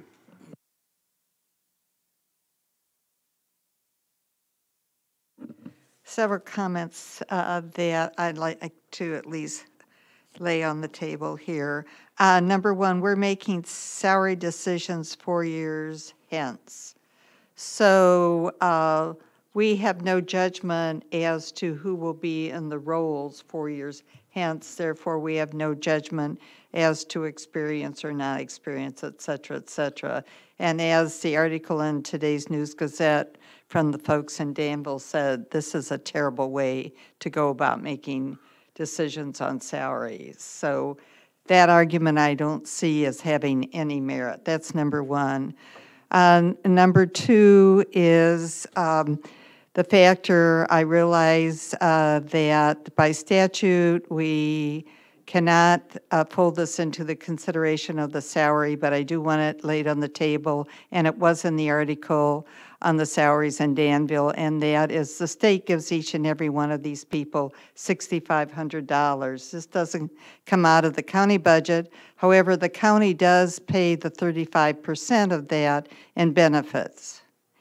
And one of the columns that I asked for in our matrix here was what was the actual cost to the county when benefits are part of the numbers. So mentally, for all of these numbers that we see on these pages, we have to, you can do quick and dirty by 1/3. That's not quite as much, it's really about 35%. It is? Where? Which one? For the memo. Page 49. Oh, page 49. Oh, okay, thank you. And then I did some cost of living comparisons of the counties that have been chosen as our comparisons. And I will grant that it is probably apples and oranges because I can't delve down by what's available on the internet as to cost of living comparisons from our county to the other as sheriff to sheriff and things like that. But we're adding to the escalation that's going on all these salaries because everybody is comparing each other. And when you look at cost of living comparison in each of these counties and us, we are more than generous in our county as to what all of these individuals listed in the matrix are being paid. So all of the arguments that I'm hearing, and then if I look long-term, 4 years down the line, what it is going to be doing to our own budget, along with the cost of benefits, I think that we need to take a very serious double check on going ahead with a recommendation of 2% compounded for the next 4 years. Remember, that means also what it's going to cost in the way of benefits. Any additional comments? Mr. Schroeder. I'll state plainly, I'm against the 2%. I still would like to go with what we decided before, back when we discussed this. So I'm not going to support this. I think we're within the ranges of comparable counties. In our caucus, we discussed comparable salaries within the community, but that's an oranges to apples comparison. And there may be some things that the sheriff does extra in the, obviously with the courthouse and with the jails and the territory has to cover, but there's also things that the chief of police's do in the city of Champaign or Urbana that are very difficult and time consuming. So I don't see myself, I don't see a comparison with that, but I think they're paid well within the ranges. I'd like to see that pulled back on. I understand, I appreciate the numbers Ms. Busey's put out and how she's trying to equalize, but I think from standpoint of pay, I think we're comparable with our comparables of other counties. And besides that, we're a great county to work and live in. I think that's got to be figured in too. Thank you. Any other comments or questions? I'm going to ask Mr. Kurtz to take the chair briefly because I have a comment I'd like to make. Go ahead, Chris. Thank you. We already have the spectacle of Mr. Harkey and Mr. James being in complete agreement. Now you're about to see the spectacle of me and John Jay being in complete agreement. I think we're looking at this the wrong way. We're looking at this as, we're looking at this purely in terms of dollars on this salary line. But I think we really need to look at whether we're falling into a false sense of economy. We want to make sure that we have quality people in these positions. Now, nobody goes into public service for the money. You know, nobody goes into public service to get stock options or to, you know, to be compensated like they are in the private sector. There's never going to be parity between the public sector and the private sector. We're not competing against the Vermilion County Sheriff or the McLean County Sheriff for the sheriff. We're not competing. We're not trying to, you know, get our salary to the point that the treasurer in McLean County jumps ship and runs for office in Champaign County. What we're trying to make sure of, or what we should be trying to make sure of, is that we have a sheriff, for example, who's willing to step down from a private sector law job to be a sheriff, or somebody who's willing to step down from a private sector CPA job to be a treasurer or to be an auditor. If you think about, and obviously the 2% raise is not going to attract anybody any more than a 0% raise probably for these positions, but I think we need to consider these as quality positions. Yes, these positions pay a lot more than somebody who's in for example, a CNA job at the nursing home, but they're an entirely different job with an entirely different skill set, an entirely different level of training. If you go out, and we can say, you know, you can use the word generous, you can say these salaries are generous. And yeah, you know, $86,000 or $100,000 a year is a high salary for many professions. But if you go out in the private sector and you find me a job where somebody's got a staff of 10 or 20 or 100 people and a budget of 10 or 20 or $50 million, and you tell me I'm going to get the best potential applicant I can get by paying that person $86,000 a year, that doesn't happen in the private sector. So I'm not saying we need to match private sector wages or we need to raise our salaries to the point that, you know, we have a line out the door for people to run for these offices. But I'm saying that as a county, we need to have the salaries in these offices set such that there's at least a chance that people are going to leave the private sector in order to take these jobs without you know, undergoing so much potential hardship that they're not going to run. I acknowledge what Patsy said. We don't know who's going to be in these positions, and that's the hand the statute deals us. That's the hand the statute deals us. But I think if you were to say cut these salaries in half, we know who's going to be in those positions, and it's not going to be anybody who's qualified for the job. So I think the level of pay is a factor in these jobs. I think this is an appropriate proposal by the county administrator originally. I think it maintains parity. Yes, it's more dollars a year because the 2% raise to somebody who's in an elected office is worth more than a 2% raise to somebody who's in a low-end job.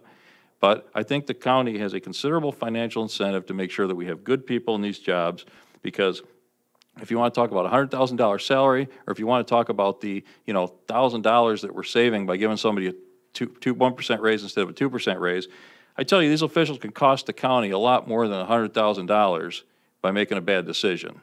So I think if we think we're saving money by, you know, cheaping out as far as what we're paying on our official salaries, I would say that we are chasing a false sense of economy, and I will certainly support Mr. Jay's amendment.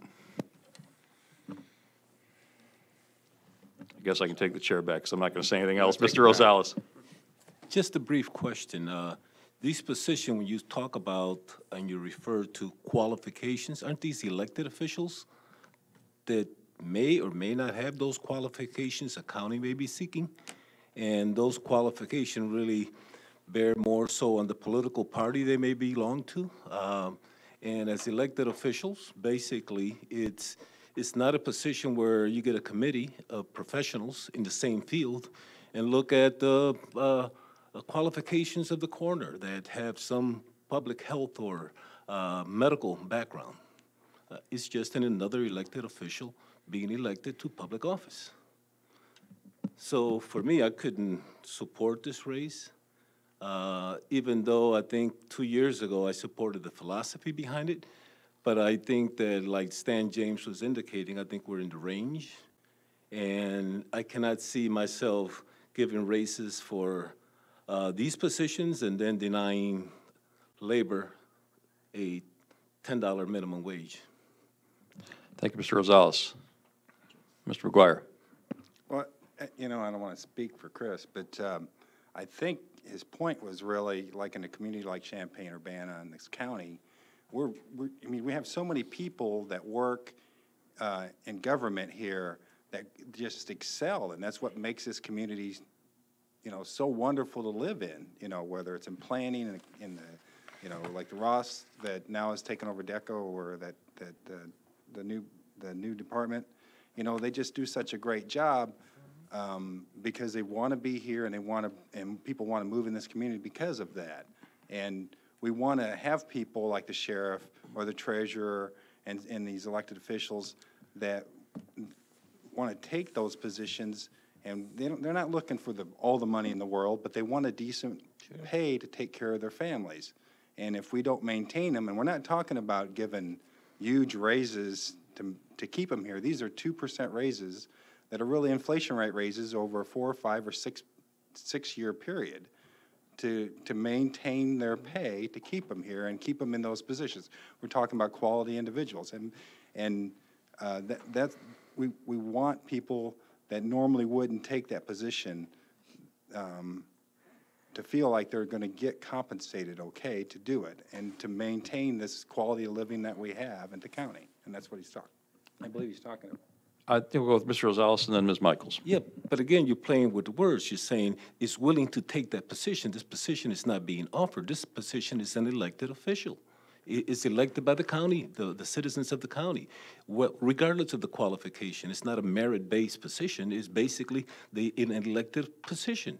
So you're sort of confusing of the qualifications and people that we may attract to these positions.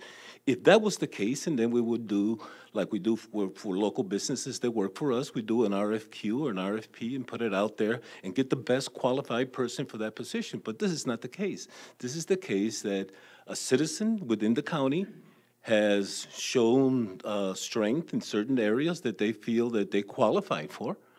There's no qualifications other than citizenship and basically, you know, the qualifications that we all around this table have.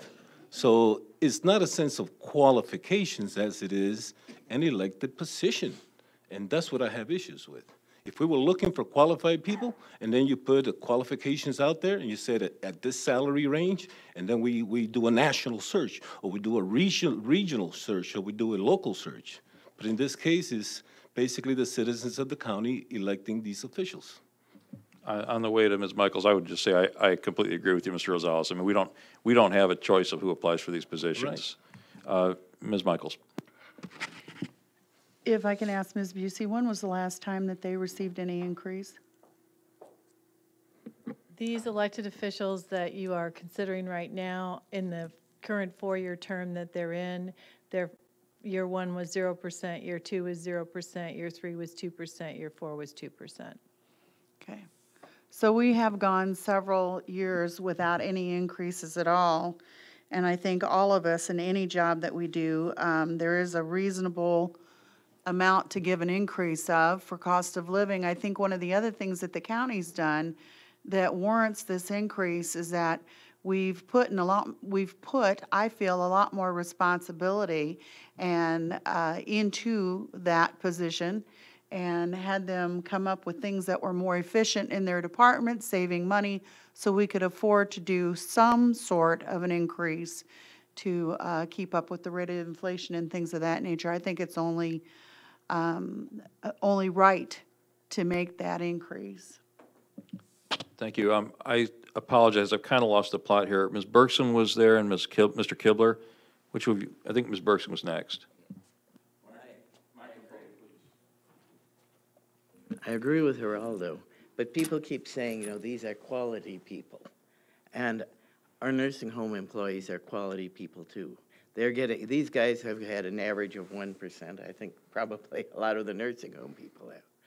I think we ought to not give more at the top than we give at the bottom. Thank you, Ms. Bergson. I think Mr. Kibler was next. I'm sorry, shout out if I'm shorting you here. I think you're next, Mr. Kibler. Thank you. I look at this problem slightly different than I think most. When we set the bar at a certain level for these different portions of our elected officials on down, we're also setting the bar or the standard for those that are immediately below that person, and including the middle managers and those that aren't necessarily making the minimum wage jobs but are making somewhere in between. When we start doing the method that was proposed, and unfortunately I wasn't here at the last cow, I think we start maybe not so much impacting the elected officials, we start impacting those people who directly serve underneath them, who are the people who are doing it. Let's assume for a moment that you have an elected official, I'm not trying to make a joke here, who doesn't show up, who doesn't do anything. The next level down would have to do that work. And if we're limiting whoever the elected official is, we're also then limiting all the people who will be running that office too.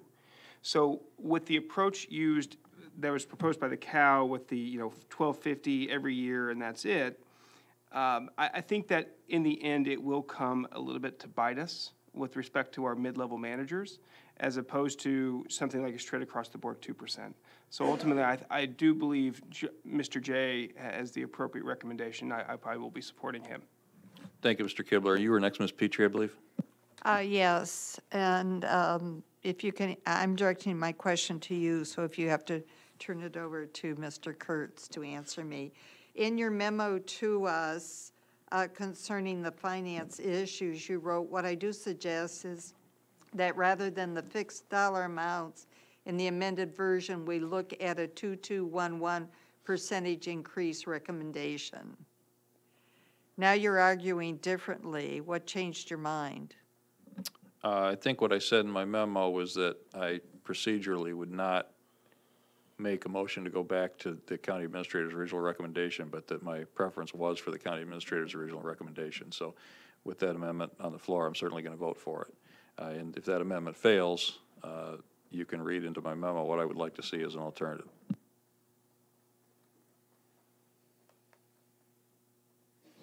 Roll call.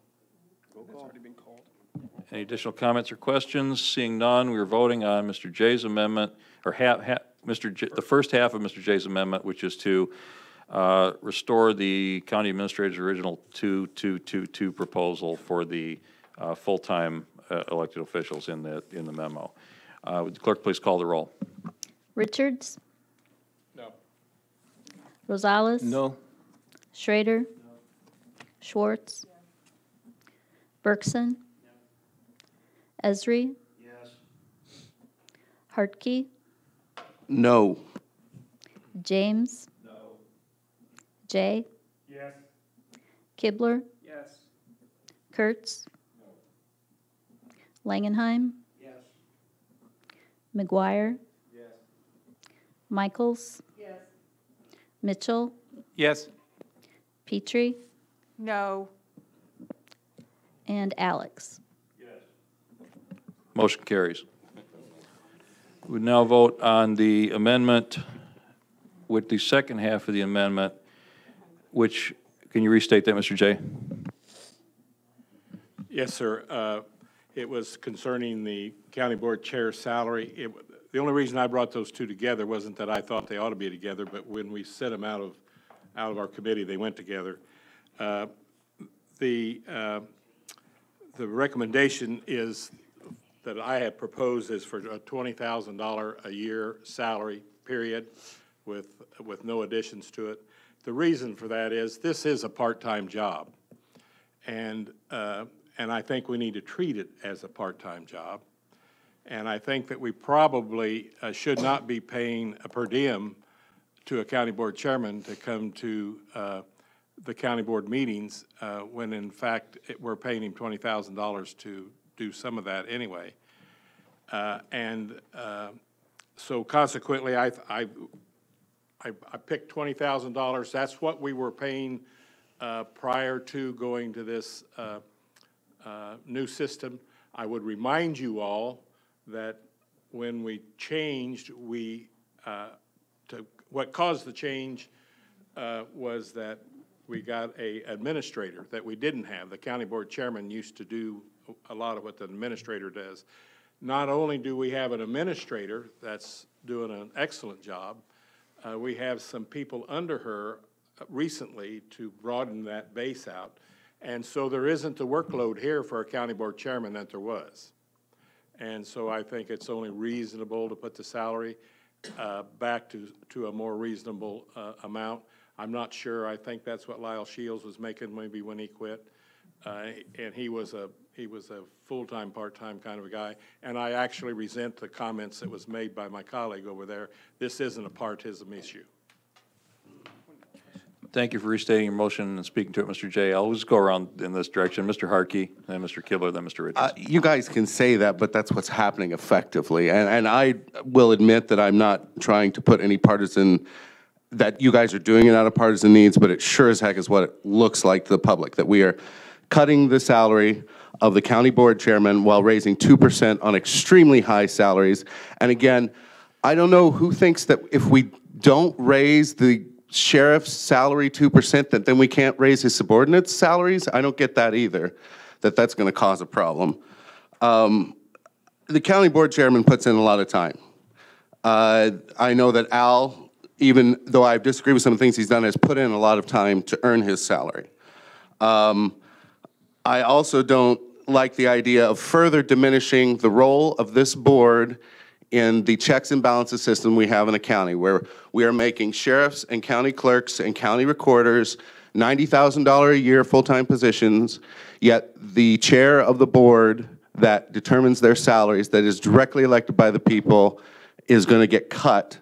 And at the same time, we as board members, you know, again, I think are under reimbursed because it costs a lot to do this job. If you do it right, if you attend meetings you're not reimbursed with, you know, this nursing home subcommittee, there's been several meetings we've attended, we're not reimbursed for that, but we do it because we're committed to the job.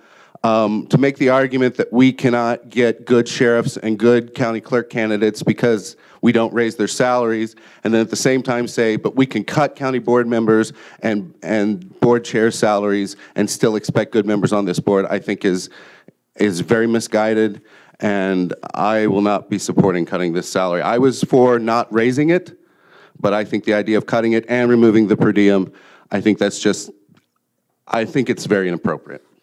Thank you, Mr. Harkey. Mr. Kibler, then Mr. Richards, then Mr. Langenheim. So 3 things, first a comment, then 2 procedural questions. First of all, with all due respect, Mr. Harkey, my hope is that next year the county board chair is a Republican, not a Democrat. So therefore, any changes to pay would be, well, luckily you're not for election, so you're good to go. The second thing is, because I do believe that some of us will be contentious on this side of the issue versus the other side, I don't know if our previous vote, we're still on one main motion, correct? So we would be voting for all of the pay packages in total, correct? You're actually voting on an amendment to change, I believe that the amended, the one that was amended from the last amendment, not the amendment we just voted on, but from the previous cow. I believe the motion is on the floor was the 1250 and status quo for the board chair. So now that's been amended to 2222 and status quo 0% for the board chair.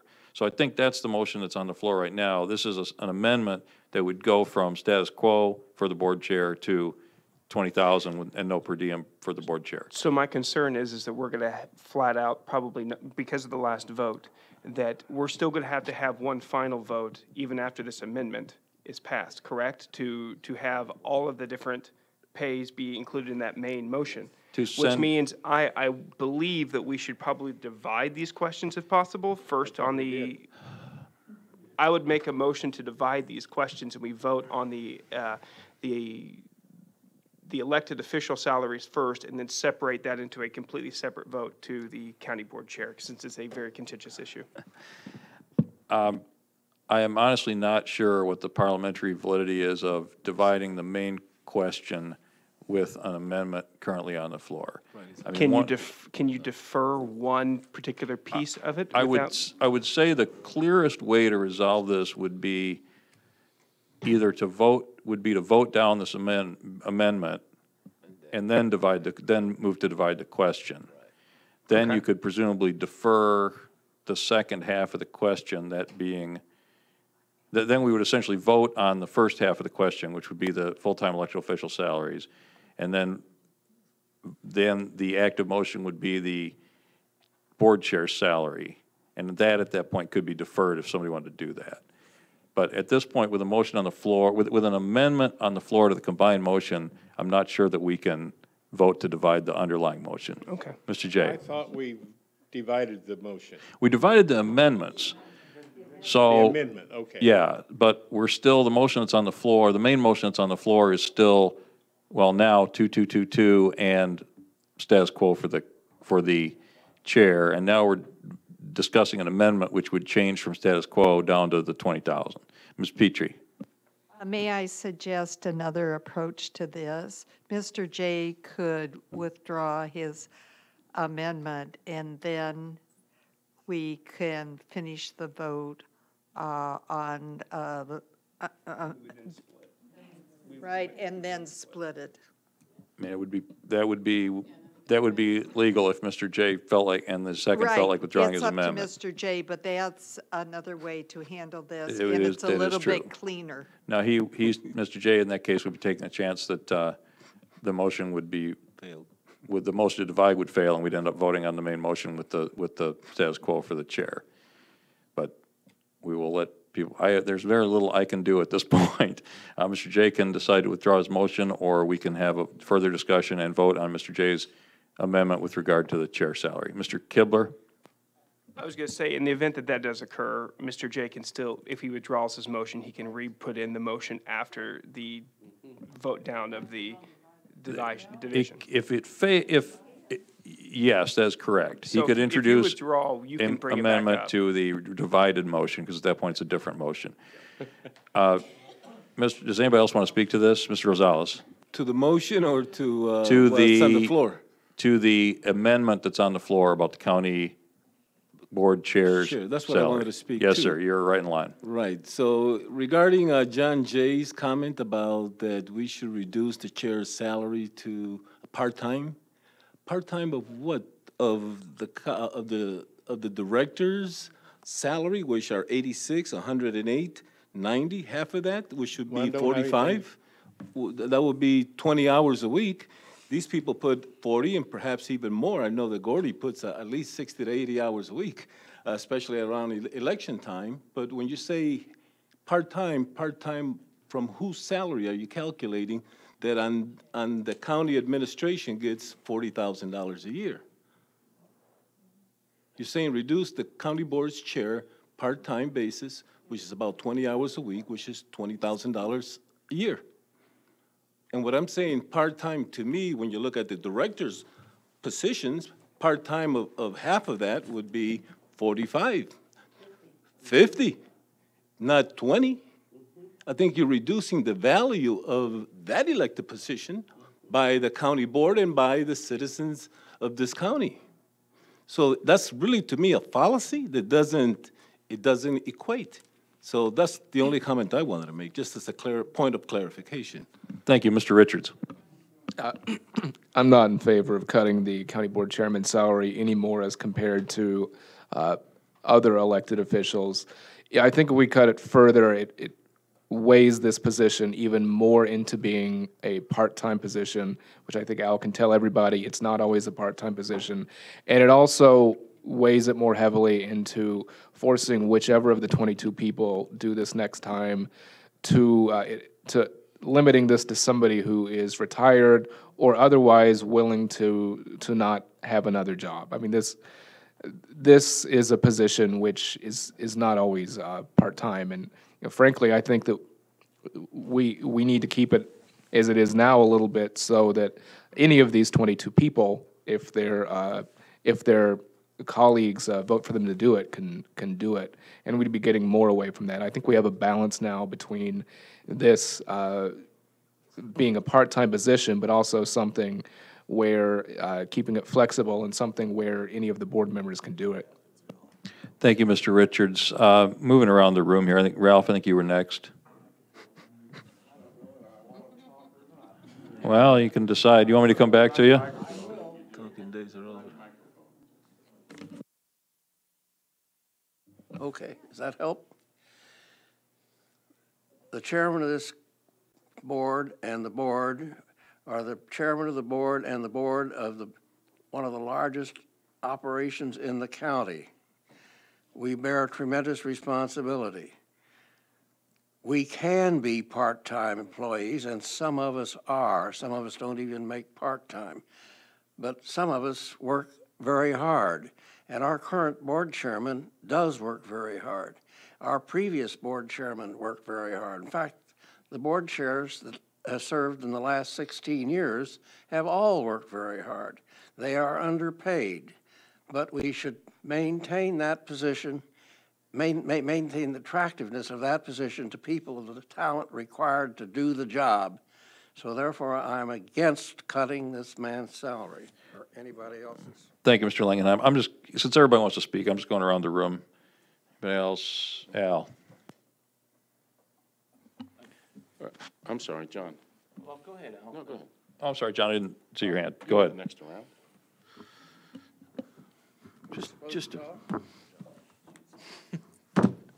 Just wait, you'll find out. I don't know, some of the stipends at county board chair are state stipends, aren't they? They're not all, no, it's all county stipends? Yeah, I'm against pulling the stipends. The per diems, yeah. Yeah, go right ahead. I'm not sure you can. I'm not sure. You have already designated a per diem for all county board members. The county board chair is a county board member. I don't think you can take one county board member and exclude them from receiving a per diem. I've never been presented with this before, so I can't say that with 100% certainty. But if you vote on this, I think you need to know that you may very well find out that you can't take away the per diem from the board chair. I'm going to go to you, John, since it's your motion. Well, if you want me to pull it, I'd be glad to do that, but I want to respond to Deb. If that's the case, then I should get a per diem when I come to the other committee meetings. If you're going to pay the chairman for every meeting he comes. We don't pay the chairman for every meeting. He gets paid just like every board member does. He gets paid for the committees to which he is assigned. He doesn't get paid if he comes to a committee meeting and he's not on that committee, just like you don't get paid when you come to a committee that you don't serve, that you're not assigned to. Okay, I just want to make sure he didn't get more than I did. He doesn't. Yeah, okay. Okay, we're up to Mr. Kurtz. Unless you, did you have anything else to add to that, Jay? Oh, John. I'm sorry, John. I thought you were done. Go ahead. Thank you. The $30,000 currently is a part-time position. That's, or 29,000, somewhere in that range. 29, under 30,000, it's right under 30,000. It is a part-time position. And on top of that, there were some comments made too about other committees that we represent from this board. And a lot of us do. I myself am on 3 different committees, and when I come to town, I have to drive at least 17, 18 miles one way. And there's no reimbursement for me, and I'm not complaining, but I made myself available to be on these committees. So I don't think I'm being underpaid, but it takes away from my ability to do my job. And it's wear and tear on my vehicles, but it's something that I've chosen to do. I think if you really want to pay a full-time county board chair, you probably should pay him $50,000, $60,000, which I think is uncalled for. But since we do have administrator and deputy administrators, we've got great staff, we've got good follow-up people. That, not to diminish what county board chairs have done in the past, I'm looking at it from the standpoint too of comparables. I made that same argument with county elected officials, and we are way out of whack with other counties. And I just think that with the backup staff that our county board chair has, I don't think it's a problem. So I'll support it. Mr. Kurtz. Thank you. It's nice to get accolades after the fact, isn't it? It's wonderful how hard I've worked, and it didn't seem to be recognized by our constituents. It's nice to get those kind of compliments, but in the bylaws, it's very simple. a county board chairman is a part-time position. It's in our own bylaws. So that's the first thing I wanted to bring to your attention. Second, John, the only reason I come to Highway is not because I get paid, because I don't, it's to see you. I really enjoy your company. So whenever there's a Highway Committee meeting, I want to show up, because I think I really enjoy the Highway Committees almost as much as any other committee. But the only per diem I get is those like ELOC, which I'm assigned to, and I get paid for as a county board member. In cutting this salary, I can tell you one thing. The reason that I can put in the hours I put in, because I'm semi-retired, mostly retired, and I do it on as a volunteer, actually. Former chairs didn't have that luxury, had full-time jobs. And if you look at it, they're getting paid a full-time job, then they're coming here to do part-time work, sign on a few papers, and maybe come to a couple of committee meetings, and maybe not, and get paid $30,000 additional. When it comes to that, I'll support John's recommendation, because I really know what it takes to be a chair, because I've done it for the last year and a half and will continue to do it until December. So that's where I stand at this point. Thank you, Mr. Kurtz. I'm going to jump in on the way around and say I am opposed to the motion. I think the status quo is fine. I know how much work the board chair does. I'm a consultant. I bill by the hour. I couldn't afford to be the county board chair for $29,000 a year. I sure as heck couldn't afford to do it for 20. Moving around this direction of the table, Ms. Schwartz, Ms. Michaels, Mr. James. Mr. James. I guess I would just say that, you know, when I look at the county board chair, much like I do a mayor of any community, if they're doing their job and they're out going places and being out in the community, and like I know Pius did, he went to a lot of functions and after-hour things, it takes away from your family, it takes away from your enjoyment that you may have had planned. To me, the money that they're getting, in my mind, as Mr. Rosales pointed out, is fair, and I think it's well worth it. And now that I heard that they don't get per diem for every meeting, that's fine too, because sometimes they just show up. I was under the understanding they did. And mayors in a lot of communities, they're part-time, but they all make in that general area that I know of, like Rantoul, and they get liquor commission money and what have you. But as far as the 2%, I would be negotiable on that, as maybe looking at that as a job that maybe 1%, you know, across for 4 years. But, well, but something, I mean, because they got to buy extra clothes and get their hair cut and look nice when they're out, but they are the face of the county. They are the face of the county when they're out for us, and I expect them to be, you know, there when there's businesses coming to town, other things coming to town. I know we have other staff, but people look toward the chair for that type of guidance, and he does sign some papers, so I'm happy with the salary. Okay, just a couple of points of clarification here before I go back to Mr. Kurtz. The motion that is on the floor, the main motion on the floor has this current salary, 29,000. Is 29,000 even? $29,274 a year for the county board chair. The amendment is to reduce that to 20,000 without the per diem.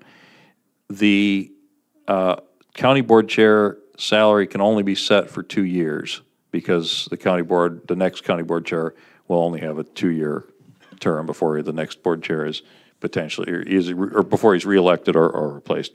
I'm going to go to Mr. Kurtz and then Mr. Schroeder.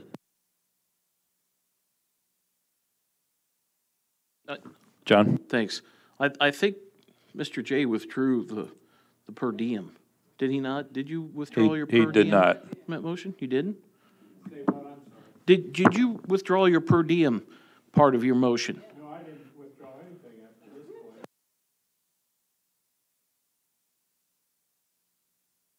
point. Yes, sir.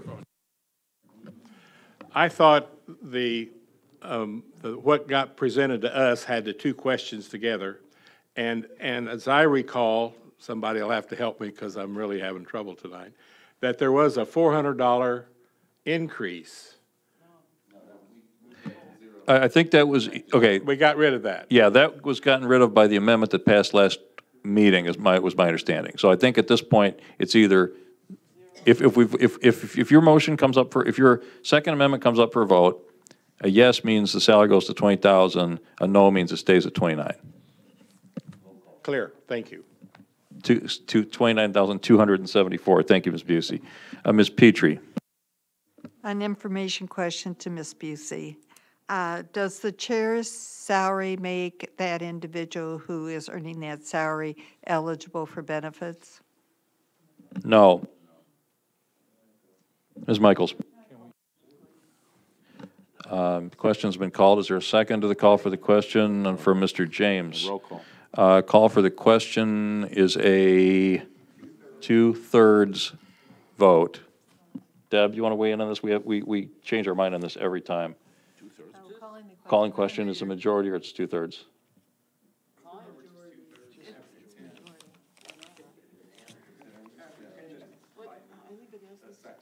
Where's the cheat sheet?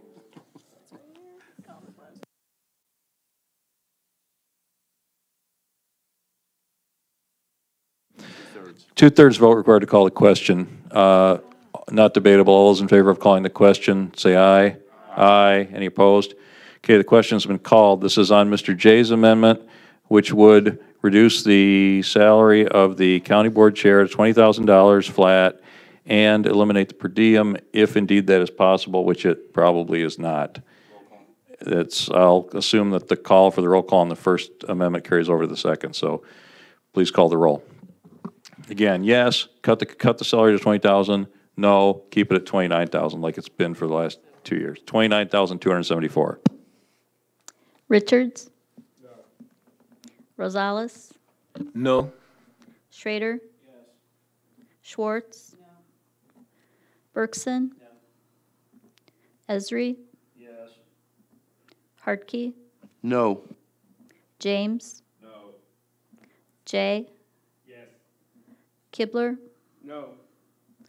Kurtz? Yes. Langenheim? No. McGuire? No. Michaels? Yes. Mitchell? No. Petrie? No. Alex? No. Motion fails. Mr. Langenheim would like to change his vote to yes. That is allowable. Vote total has not been announced.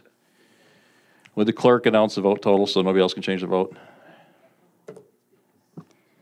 Okay, yes. 6 to 11. Thank you. That's what I got too. Okay, we're back to the main motion. Mr. Kibler. I move to divide the question. Mr. Kibler moves to divide the question, which I assume means dividing the main motion between establishing the salaries for the full-time positions and establishing the salary for the county board chair. Correct. I have a second from Mr. James. No, we divided the amendments. This is the main motion, so we can vote separately on the main motion. All those in favor of dividing the main motion, is there discussion on the division? I don't think that's debatable. All those in favor of the division of the question, please say yes. Yes. No. Show of hands, please. Yes. No. Okay, the question is divided. We now have two questions on the floor. The first establishes the salaries of the full-time elected officials based on the county administrator's original recommendation for 2% increases per annum. Would anyone like to discuss this further, since we haven't talked about it much? Mr. Hartke calls for roll call. Second by Mr. Rosales. Okay. The question is whether to set county board, or excuse me, to set elected official salaries for the full-time officials being elected in November at 2% per year for the next 4 years. Please call the roll. Richards? No. Rosales? No. Schrader? No. Schwartz? Yes. Bergson? No. Esri? Yes. Hartke? No. James? No. Jay? Yes. Kibler? Yes. Kurtz? No. Langenheim? Yes. McGuire? Yes. Michaels? Yes. Mitchell? Yes. Petrie? No. Alex? Yes. Motion carries. We will now take up the second half of the main motion, or the main question, that being well, it's a moot motion because it would be the status quo. I mean, the motion would set the county board chair's salary at what it's already made. I mean, I guess we have to have a salary recommendation. So the motion would be to set the county board chair's salary at $29,274 for the next 2 years. Okay, thank you. Does anybody want a roll call on this one? Okay, hearing no call for roll call. Is there any further discussion? Okay, all those in favor say aye. Aye. Anybody opposed? No. I'm going to ask for division assembly on that. All in favor? All opposed? Motion carries. That concludes the business. This all goes to the full board, so we get to talk about this again next time. It could change. Oh, I could count on it. That is the only business for finance. Thank you.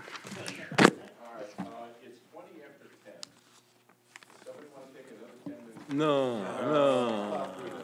You lose me, I'll go home. All right, Jeff, come on up here. Mr. Quinberry is out of town. Jeff will handle policy.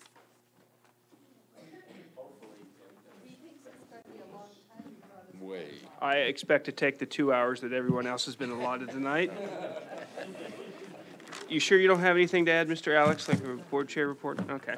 All right, I could make something up. Do we I'm have sure to you could. feed any guests by the certain hour? Look, he hasn't even had a chance to shave, our auditor that's yet. true. I We mean, gotta come on, you've shave been there that long. before All right, let's get started then. So first on the agenda is appointments and reappointments. We're going to start off with the Reentry Council, where we are going to appoint one Republican and one Democrat. Mr. Chair, here are your nominees. Thank you. My nominees are Astrid Bergson as the Democrat, Jim McGuire as the Republican. Mr. Mitchell is the motioner? Oh, he's the seconder, excuse me. Correct. Any discussion? All's in favor? Aye. All opposed? Great. Board of Review appointments, 2 terms. All right, Ms. Petrie was correct. You use your microphone, please, Mr. Kurtz. I'm sorry, what? I'm sorry. Thank you. It is getting late. Ms. Petrie was correct. I neglected to put in the applications for the 2 reappointments. I've asked Ms. Rhodes to have the applicant. I've talked to both of these applicants, and I'm reappointing both of them. They have done a yeoman's job. As Dan Welsh will tell you, the Board of Review, and he's not here right now, the Board of Review and the Assessor's Office did a phenomenal job in turning around the issues at the Board of Review and have come in on perfect without a default, without any of the Illinois Department of Revenue complaints. I will put in those 2 updated applications for my appointments, Elizabeth Bergner-Patton as the Democrat and Mark Whitsitt as the Republican by statute. Do I have a second? Mr. Mitchell seconds. Any discussion? Mr. Mitchell? Yep. My daytime job comes directly with them. I have a lot of contact, and I have to say that it works out well. So I'm happy that they're doing it. Great, Thank you. Any other discussion? Okay, seeing none, all those in favor? Aye. All opposed? Aye. No. In the opinion of the chair, ayes have it. In the opinion of the chair, ayes have it. Moving on to fire protection districts, I'd like an omnibus if possible. Yes. Omnibus from number 3, all of the fire protection districts. We'll just go down the list. Eastern Prairie Fire Protection District, Linda Cates. Edge Scott Fire Protection District, Dorothea Hunt. Ivesdale Fire Protection District, Denny Jane. Ludlow Fire Protection District, James Kirk. Ogden Royal Fire Protection District, James Vickers. Sesotho Fire Protection District, Raymond Hettinger. Philo Fire Protection District, Kevin Chalmers. Sedoris Fire Protection District, William Ectory. Sangamon Valley Fire Protection District, David Bright. Scott Fire Protection District, Chris Carr. St. Joseph Stanton Fire Protection District, Howard Marsh. Thomasboro Fire Protection District, William Kurth. Tolono Fire Department District, Ann Jack Holisek. Windsor Park Fire Protection, Ruth Mitchell. Do I have a second? Second. Second by Mr. Schrader. Any discussion? Ms. Petrie? A point of information that I want to make certain comes to us eventually. Every fire protection district but Broadlands and Longview have been included in our packet. And that expiration date is the same as all of these, so somehow this needs to come back to us on that particular fire protection district. The state's attorney was given some information concerning the issue of Broadlands and Longview. I was told by the state's attorney that I could not reappoint someone from Broadlands and Longview. The gentleman who had his application in was the president and from Broadlands. So we had to hold off on doing that. I don't have the exact details. It has to do with population and the way the state statute reads. And so at this point, I had no other applicants. So I could not put anybody down on the agenda. So that's why it is not there. This gentleman will hold that seat until we can find another qualified applicant or get a further determination from the state's attorney, which I've asked to see if we can reappoint this gentleman and see. Because there has not been an updated population count of these areas, so I'm going to need to find out if we can adjust that at all. Thank you. Any other discussion? Seeing none for the omnibus motion, all those in favor say aye. Aye. All opposed? Great, motion passes. Moving on to number 4, Thomas Borough Fire Protection District. The unexpired term ending 4/30/2016, Chris Ehler. Second by Mr. Esri. Any discussion? Seeing none, all those in favor, please say aye. Aye. All opposed? All right, motion passes. Number 5, Upper Embarrass River Basin Drainage District. Just a note that we have the resignation of Dudley Carroll from the Upper Embarrass River Drainage District.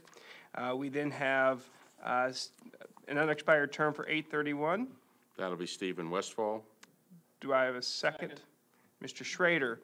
Any discussion? All those in favor, please say aye. Aye. All opposed? All right. And for the unexpired term, 8/31/2014. Andrew Edwards. Second by Mr. James. Any discussion? I have Ms. Petrie. sorry, another information question. When I looked this up on the county website, there was only one individual listed in this drainage district. Now we have a resignation. Shall I assume that eventually there will be another name brought to us to make certain that this is a full contingent on this drainage district? I assume we will have, if we have an applicant, we don't have any others at this point. Okay, thank you. Thank you, Ms. Petrie. Any other discussion? All right, seeing none, all those in favor, please say aye. Aye. All opposed? Motion passes. Moving on to item 6, Yearsley Cemetery Association. Thank you. Philip Neeg. Do I have a second? Second by Ms. Berkson. Any discussion? All those, seeing none, all those in favor, please say aye. Aye. Aye. All opposed? Motion passes. Moving on to B. B1 is I would like a motion for a proclamation designating the week of May 4th as National Correctional Officers Week. Do I have a motion? Motion by Mr. Esri, second by Mr. Richards. Any discussion? Ms. Berkson. Microphone, please. If you have one proclamation day, you're going to have a gazillion of them. I will leave it to the county administrator to explain why this particular proclamation made it into this packet this week. Because this is specific to employees of yours. This is specific to correctional officer employees and law enforcement employees, so there is a basis for your making a proclamation. Any other discussion? Mr. Mitchell. Does the county, they send anyone out to that convention? I'm not aware of a convention, but there is an event that takes place at the County Courthouse Plaza in May, recognizing the law enforcement officials. They do it at the Capitol, U.S. Capitol. I'm not aware that we send people there. Well, I'll go if if I can get, reimbursed for, go to DC. Thank you, I'd be happy to Mr. attend. Mitchell. Any other discussion? Seeing none, all those in favor, please say aye. Aye. All opposed? Motion passes. Moving on to B2, proclamation. I would like a motion for a proclamation designated the week of May 11th as National Police Week. So moved. So moved by our chairman, second by Mr. James. Any discussion? Seeing none, all those in favor, please say aye. Aye. All opposed? Great. C1, you have, moving on to C, the county clerk. I believe Mr. Holton is here. Please feel free if you'd like to bring up, but I would like a motion to receive and place on file the March 2014 report. Second. Mr. Langenheim, second by Ms. Berkson. Mr. Holton, anything to add on the report? I have nothing to add. Great. Any discussion? All those in favor, please say aye. Aye. All opposed? Great. Next, Mr. Holton, you are here today to update us on the March 18th primary election. Thank you. This is an informal presentation. I didn't prepare anything in writing for you. This is in request to a response from Mr. Harkey for an update, specifically to the issue that we had with ballot design that caused errors in our unofficial vote totals for Champaign County. The issue is related to our ballot design process. As you may recall, when I talked to you before the election about our new early voting equipment, I talked to you about the fact that the new early voting equipment would be programmed with the same software that we use to program our old election day equipment, and that firmware updates and software updates required a complete recertification of all of the hardware and software that's used to drive our elections. So this is the first election that we have used this particular software to design ballots. We design our ballots in-house. We don't pay our vendor tens of thousands of dollars to do it. And in doing so, we introduced an error onto the ballot that caused vote errors to be reported in our unofficial results in the Democratic races for State Central Committee woman, State Central Committee man, and Precinct Committeeman. Those were all unopposed races. We consulted with the Democratic Party chairman, the state's attorney, and the State Board of Elections on a procedure to both verify that we had diagnosed the problem correctly and then correct it before we made our results official. All of the parties were in agreement that we had diagnosed it correctly, that the procedure that we were going to use to correct it was appropriate, and that whatever the results were from and the procedure was that we would retabulate every Democratic ballot cast in Champaign County, regardless of whether or not we thought a particular ballot for a particular precinct or a particular style had the issue.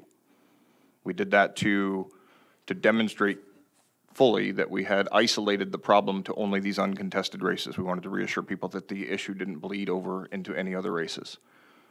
Everybody was in agreement on that, and we were in agreement that we were going to accept the retabulated results as correct, even though we knew that retabulating tens of thousands of ovals would, here and there, shift a vote. We were all in agreement that we were going to accept the retabulated totals. So we did that over a period of 4 days. We used 5 teams of election judges, 1 Democrat, 1 Republican. The Democratic election judges were, of course, nominated by the Democratic Party. The Republican election judges, likewise, by the Republican Party. We conducted that retabulation publicly, had a number of candidates come visit us. The Democratic Party chairman spent most of the process with us. Every time we identified a discrepancy, the Democratic Party chairman signed off on it with us. We would actually get out the ballots and look at them one by one and say, okay, well, this ballot was marked incredibly oddly by a voter.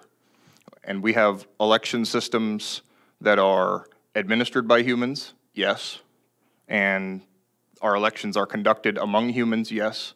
And there are inconsistencies in our process, yes.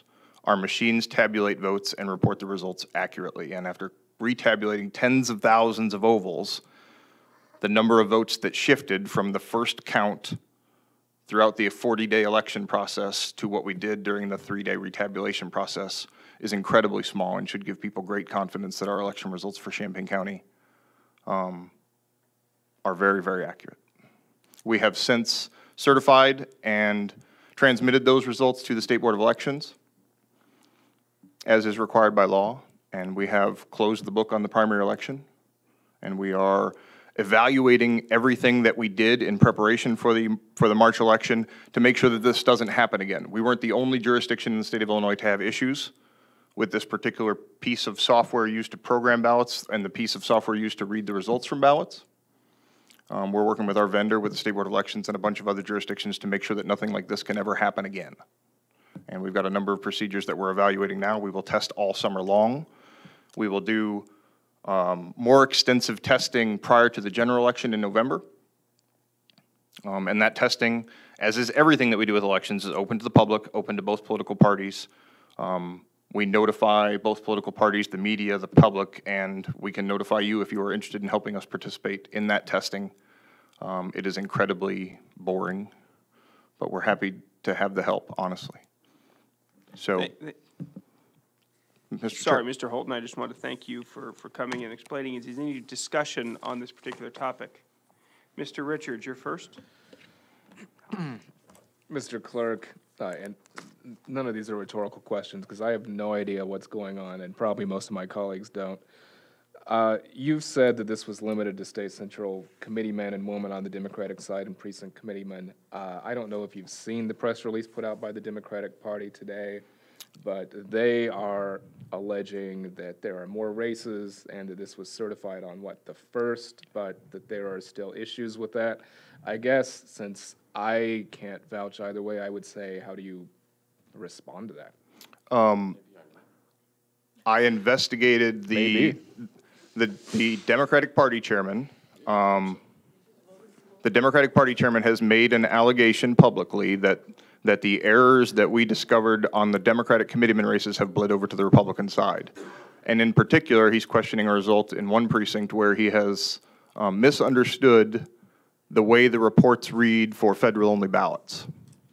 And so I have every confidence in our election results as we certified them to the State Board of Elections, and I stand by them.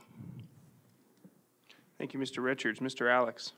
Yeah, just a couple questions. I mean, I don't think you can assure us that nobody's ever going to screw up a ballot design again, because if we vote long enough, it's going to happen. I can assure you that we will never repeat the problem we had for this particular election. So the question is, do you now have a procedure in place that would have identified the problem prior to the election? Yes, we traditionally do more pre-election testing than any other jurisdiction I know about in the state of Illinois. The statute requires us to do a public test before the election of a limited number of machines that are to be deployed on election day. What we do is we do a full test deck through every early voting machine, and then we do a full test of every election day machine, not just a sample of them. However, the testing that we do only does a minimal amount of testing for uncontested races, for the obvious reason that they're uncontested. We are going to do a much more thorough test of our uncontested races to make sure that if there is an issue with the design process in the future, that this issue will be caught prior to the election equipment being deployed.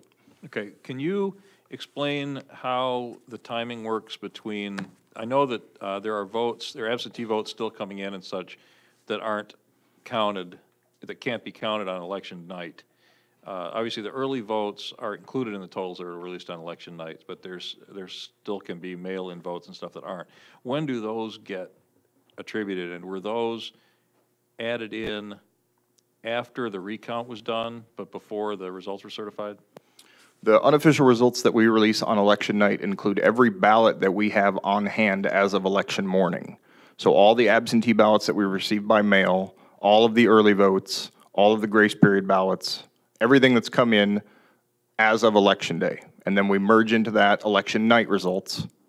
The only thing that we count after election day are late arriving absentee ballots. So if somebody mails an absentee ballot back to us that is postmarked prior to election day, but doesn't arrive to our office until after election day, we count that, and we count valid provisional ballots, and we do all that when we canvass 2 weeks after the election. And how does the timing of that work with the recount? You have to set those ballots aside, recount the ballots that were cast in the machines, and then re-add in the provisionals and the absentee? When we retabulated everything on the exact same machines that they had been counted on the first time. So if your vote in Cunningham 14 was counted on an M100 tabulator at the polling place, we got that machine out, those ballots out, and ran those ballots into the same machine, searching for as much consistency as we could find. The early voting ballots, the absentee voting ballots, were run through the new equipment that we purchased, again, searching for consistency. Okay, what was the maximum change in a race prior to and after the tabulation, other than the races which had the ballot issue? Offhand, I don't know. Okay, I mean, fewer than 10 votes? Yes, Fewer than 5 votes? I would say so, yes. Okay, I mean, I'm remembering the Bell Waisaki race where they did a hand recount and came up with exactly the same number that the machine came up with. I was curious to know how close to that we got. And while we were retabulating, anyone who showed up and asked for a hand count of anything at any point, we did. And then we verified it against the original count against the retabulation count to look for discrepancies. We did that with, for example, Carol Ammons and Sam Rosenberg and Tony Fabry, and Mr. Klein, the Democratic Party chairman, chose a dozen or more particular races in different precincts to do a hand count. And everything that we hand counted exactly matched what we've reported. Okay, and one more question. You heard what Ms. Thornton, Shirley Thornton said earlier about opening times on Mattis Avenue. Do you have any, were you aware of that problem, and do we know what happened? And yeah, fortunately, I was one of the people that she emailed on Election Day. And obviously, the opening of a polling place is opening of a polling place late is absolutely unacceptable, absolutely inexcusable. I went to that polling place later on in the morning to identify the particular voter so that we could communicate with her and see if we could get her back into the polling place. If not, we have the option of going to court to ask a judge to order the polling place to stay open late to compensate for the time. But if you have served as an election judge in Champaign County in the years that I've been county clerk, you know that I talk at the beginning of every election judge class, and the first thing that I talk about is the need to be punctual. The judges are reminded to show up at 5 o'clock in the morning, to deploy their equipment in the order that's laid out for them in the instruction manual, and to make sure that their doors are unlocked and ready to process voters at 6 o'clock in the morning. And again, our election judges are human, and we can't be everywhere at all times, so what we have to do is we have to deal with these on a case-by-case basis, and hopefully some additional training or additional reminders will prevent anything like that from happening again. all right, well, I guess one more question, sorry, and then I'll shut up. If this happened at other polling places, how would we know if a voter didn't call and say, hey, I couldn't vote? Well, hopefully the election judges would notify us. We also have a team of what we call coordinators who serve as sort of super functionary election judges and rotate through polling places. Now, we have 10 of them for 100 polling places, so they're each assigned to 10 or 12 or 15 or 8 polling places in a circuit. They can't hit every polling place before 6 o'clock in the morning, between 4:30 and 6 when they're first deployed. Hopefully, if there's an issue, we'll catch it. We also remind our judges at training, if you have any issues at all whatsoever, call us. We're here at 4, and they didn't call.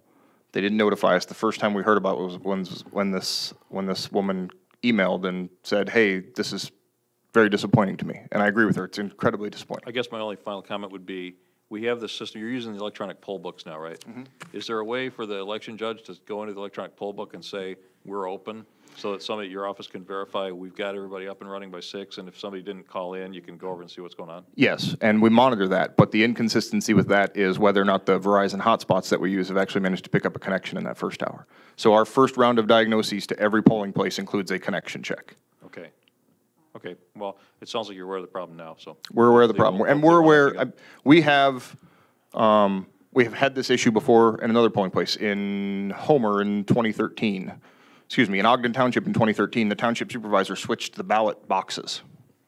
Cover your ears, John Jay. The township supervisor delivers election supplies for us to the outlying townships, and they delivered the Ogden 2 ballots to Ogden 1 and vice versa, and the election judges, though they're instructed, first thing, check to make sure you have the appropriate ballots for your polling place. They didn't until 5:45. By the time we could get somebody there and drive from Ogden to Homer and back and forth to make the switch, it was too late. We turned away 2 voters.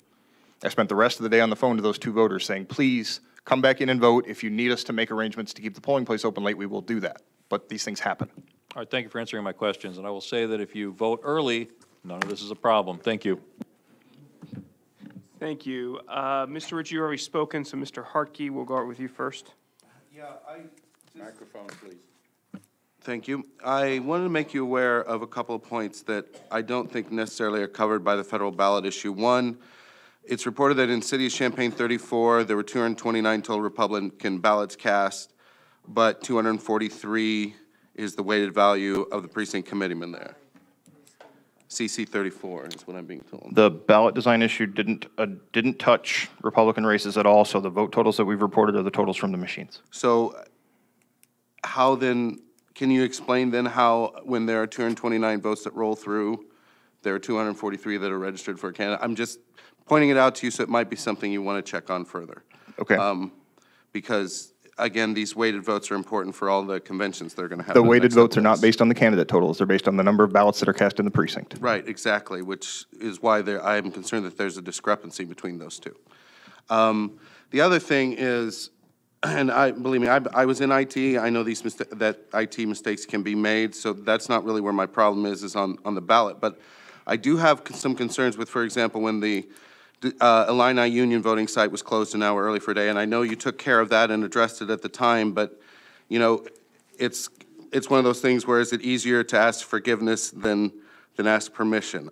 You know, these things have to be ready ahead of time, and there have been reports of people who showed up at precincts where they were out of ballots, and I've been informed that by state law you're required to have the number of registered voters plus 10% of ballots available.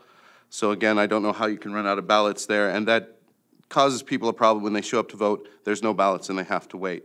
May I address that? Sure, please. So we had one location where I have verified that we had voters who showed up and there was a ballot shortage that was sufficient that they were forced to wait. And that's the E.H. Mellon building, which is the combined polling place for City of Champaign 13 and 14. And for that polling place, we sent out what I anticipated to be an enormous supply of ballots. But in that polling place, we broke 40 or 45% of our anticipated turnout voted in an hour.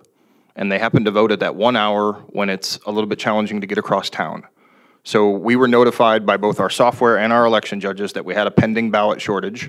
We have what we call an early warning system. That early warning system alerted us we had a pending ballot shortage there. We had pending ballot shortages in a number of precincts all over Champaign County.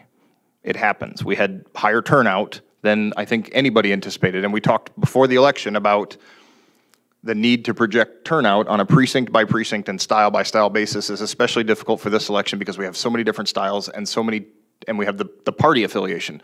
So we can send out enough ballots for every registered voter plus 10%, but if the population in that particular precinct shows up and votes heavily in one party or the other, that can cause us to have a shortage in a given style. And that is what happened there. The voter unfortunately had to wait, I believe it was about 10 minutes. I was delighted to learn that there were television cameras and a state representative candidate there while the voter was waiting, but we addressed it as quickly as we could. And we had, at one point in the afternoon, about 8 people all running extra supplies of ballots out to polling places around Champaign County. We just had higher than expected turnout. Turnout among Democratic primary voters in Champaign-Urbana was up 10 or 15% over what it was 4 years ago. So it's a great problem to have. And unfortunately, in that one location, we had a voter that we forced to wait.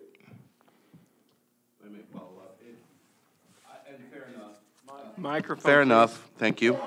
But again, if I don't understand, and this is lack of understanding, so I'm asking the question, if we are required to have the number of ballots, the number of registered voters ballots plus 10%, if that's all registered voters in there, I mean, and I'm assuming that when you say by number of registered voters, you're going to have that number of Democratic ballots and that number of Republican ballots. That is not normally the case. Okay, so would you say then that statute is mostly is not referring to primaries then, to not have the resident or registered voters plus 10% ballots? A very wise election attorney who spends a lot of time in Springfield working on these things once advised me that the election code is too important to fix. Okay. All right, very well. I assure you nobody is more frustrated by a ballot shortage than I am, because I'm the one who actually sits down with the spreadsheet and does the calculations before every election. It's not something I delegate. And when there's a ballot shortage, oftentimes it's me who is scrambling to drive those extra ballots to a polling place. And oftentimes it's at the worst time of day. We have a 15-minute rush hour in Champaign-Urbana. But inevitably, that's when we have the ballot shortage, and that's when we had them for this election. But if you had printed out the registered voters plus 10% for those, would you have needed to bring more ballots? That's where the point is. If I had printed more ballots, I wouldn't have needed to bring more ballots. Okay, thank you. Thank you, Mr. Harkey. There are others waiting. I don't know if you had any follow-up. Anybody before we go to round two? Go ahead, Mr. McGuire. Thank you for standing for this question, Gordy. Aren't the ballots printed on demand based on the precinct and the races that you're working? For early voting, we print ballots on demand now, because we have the capability of processing every voter at every early voting location. We print those ballots on demand. For Election Day, we pre-print a supply of ballots in the appropriate styles for a given polling place. Sometimes, for this election, we had 18 different styles at one precinct. 18 different ballots in varying quantities with as many as one or as few as one registered voter for a given style, but we have to send 4 possible ballots out there for that particular voter. This is the most complicated election we administer in terms of ballots. So that one polling place with those 18 different ballots, if you just counted up the number of registered voters, you couldn't have determined which registered voter would have taken which ballot, so would you have had to pick? We monitor, we have software built into our poll book program to monitor ballot usage throughout the day. And it does a check at a specific number of intervals throughout the day. And if we have broken 50% at such and such time or 60% at such and such time, we get an email that says, pending ballot shortage at Hensley Township, here's the style. We make a decision about how many more we want to print, and we run them as quickly as we can. It's a procedure we've had in place for a long time. It used to be analog. Now it's incorporated into our software. We still have election judges who call us when they sense a shortage. Right. I mean, it sounds like a very good system to me. It's an unfortunate consequence of having great voter turnout. That's right. We had great voter turnout for this primary. One candidate did a very good job of turnout, organization. The other part is, and you said that, I mean, this is going to, some other election or counties have had these types of issues. I think a couple years ago, there was a ballot that was too large for some of the voter tabulators, you know, in some other races. I mean, we didn't get caught in that, but and those counties followed right? a very similar procedure to what we followed this time. Right. I mean, it's just going to happen. You're not the only one that gets. I mean, our process is the only one that gets caught. Again, nobody's more frustrated we had the issue that we had than I am. But we diagnosed it.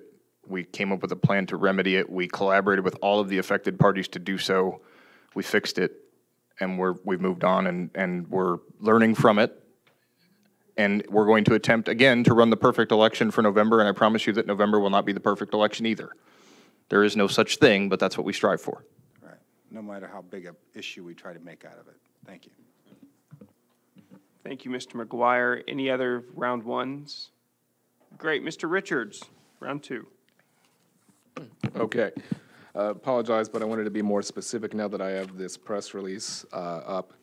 The Democratic Party is alleging that there's inconsistencies in several precincts, that there is a Republican precinct committeeman race where there were more votes than voters, and that I believe it was another, that was CC 34, and then there's another one, I think it was CC 17. They're alleging that there were different vote counts for several different races. What's your view on that? I assume you've gone precinct by precinct over this.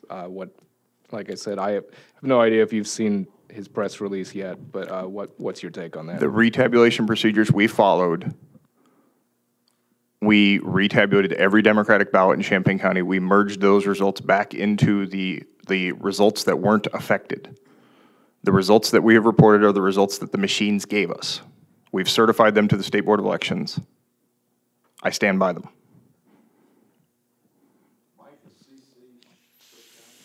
Thank you, Mr. Richards. That would explain some things, wouldn't it? Any other discussion? Mr. Schrader. It's quite a complex to run election because you've got a lot of, beside Election Day, you got a lot of advanced voting, which is a good thing. But I know you've had problems before, and there's always going to be problems because, let's face it, human error. In 2012, my mother showed up like she does every election day, and she votes, since 1970, she's always voted in Posodum Township. The buildings changed, but the township stayed the same. And unfortunately, she showed up, and she's maybe pre-election day voted maybe once or twice, and she did not, and she was turned away because what was on the judge's sheets was she'd already sent a ballot in, which she did not. And my point is, these things happen. It was corrected by the afternoon, and I think you probably didn't get a happy phone call from me. But I remember that conversation. Yeah, I understand things happen. She was not happy, so she called her son, who happens to be on the county board. And her son wasn't happy, and he called me. That's right. So it was rectified, but I just want to make the point that these glitches do happen, unfortunately, and hopefully people won't give up, that they'll exercise their right to vote, their constitutional right to vote. And so the law has actually changed to address that particular situation, to allow someone to vote provisionally on the spot so we can validly count the ballot after the election without them having to go away. So the legislature wisely, I think, adjusted their provisional voting rules to allow for that sort of provisional ballot to be cast.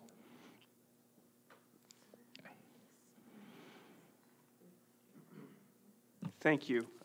If I may, as a procedural note, if this is the sort of discussion that the county board finds useful post-election, I'm happy to do a more formal presentation after the November election.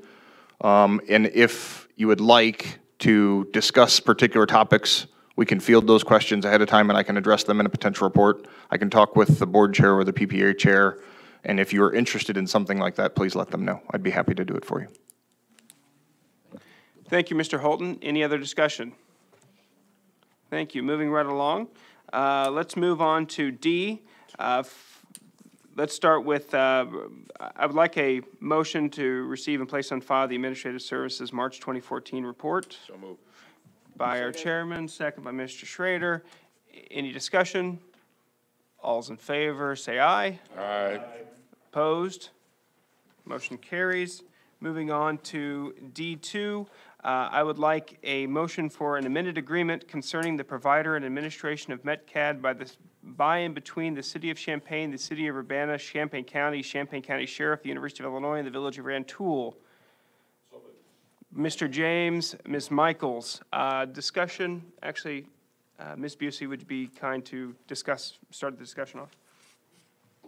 Well, just very quickly, this amendment is entirely to provide the allowance of bringing the Village of Rantoul into MetCAD, which is something that the MetCAD board has been working on for nearly 2 years, and finally everything has come together, and these are the required legal changes to the intergovernmental agreement to accomplish that. Thank you. Any discussion? Mr. Alex. Deb, on a slightly related note, do we know if MetCAD and the City of Urbana have reached agreement yet, or is that ongoing? Yes, MetCAD and the City of Urbana have an agreement with regard to Urbana's fees. That's what I'm referring to. Yes, it has been approved, and I believe it was at the Urbana City Council last night. It was approved by the MetCAD board. Well, no, it was approved by the City of Champaign, and it was provided to the MetCAD board as a point of information. Basically, the City of Urbana is taking their increase for fiscal 2015 and spreading it over 5 years. Okay, and the MetCAD board agreed to that? The City of Champaign agreed to it as lead agency. As lead agency, okay. And the MetCAD board agreed as well. Okay, thank you, Deb. Thank you. Any other discussion? Seeing none, all those in favor, please say aye. Aye. All opposed? Thank you. Moving on to D3, would like a motion for resolution in support of 911 funding. By Mr. Hartke, a second. Second by Mr. Esri. Discussion? Okay. All those in favor, please signify by saying aye. Aye. All opposed? Okey doke. That was easy. That was easy. There is no other business. As for F1, given the time, and I would love to spend the rest of the evening with you all, I may ask, actually, I'm asking for that we move to full board F1 without recommendation. We can have further discussion. Before I do that, Mr. Alex. So moved. Second. Second by Mr. Hartke. Discussion on the motion to move this to full board without recommendation. All those in favor, please signify by saying aye. Aye. All opposed? Motion passes. Designation to be placed on consent agenda, that would be A1, A3, A4, A5B, A5C, A6, B1, B2, all sorts of fun things. Don't leave yet, please. B2, C1, D1, D2, and D3. And then F1 has been moved without recommendation. There's also one that we had to vote no to. Moving on to other business. Thank you. As you know, we closed the session, we eliminated the closed session, but there is 10A, changing the date for the May Committee of the Whole meeting to May 15th or May 13th. The reason for that, I recommended that, is the fact that the US EPA will be here in Champaign County, in the city of Champaign, to do a public hearing on the Muhammad Aqua for sole source designation. We've been asked by the Muhammad Aqua Consortium to please have as many elected officials as we can to show our support for that designation to the US EPA. So I'm asking we move this one Cal meeting from the 13th to the 15th. Do we have a, oh, you have to ask if there's a motion. Do we need a motion on that? Can I have a motion, please? Chris? Sure, I will move that we schedule the next committee of the whole on May 15th. Thank you. Second by Stan. Any discussion? All in favor? Aye. Opposed? Thank you so much. I appreciate it. Kurt, I'm sorry, one more thing. Yes. Items for consent on finance are D1 and E, 1, 2, 3, 4, 5, 6, 7, and 8. Wonderful. Thank you, Chris. We know he can count from 1 to 8. Motion to adjourn? Second. Second. All in favor? Aye.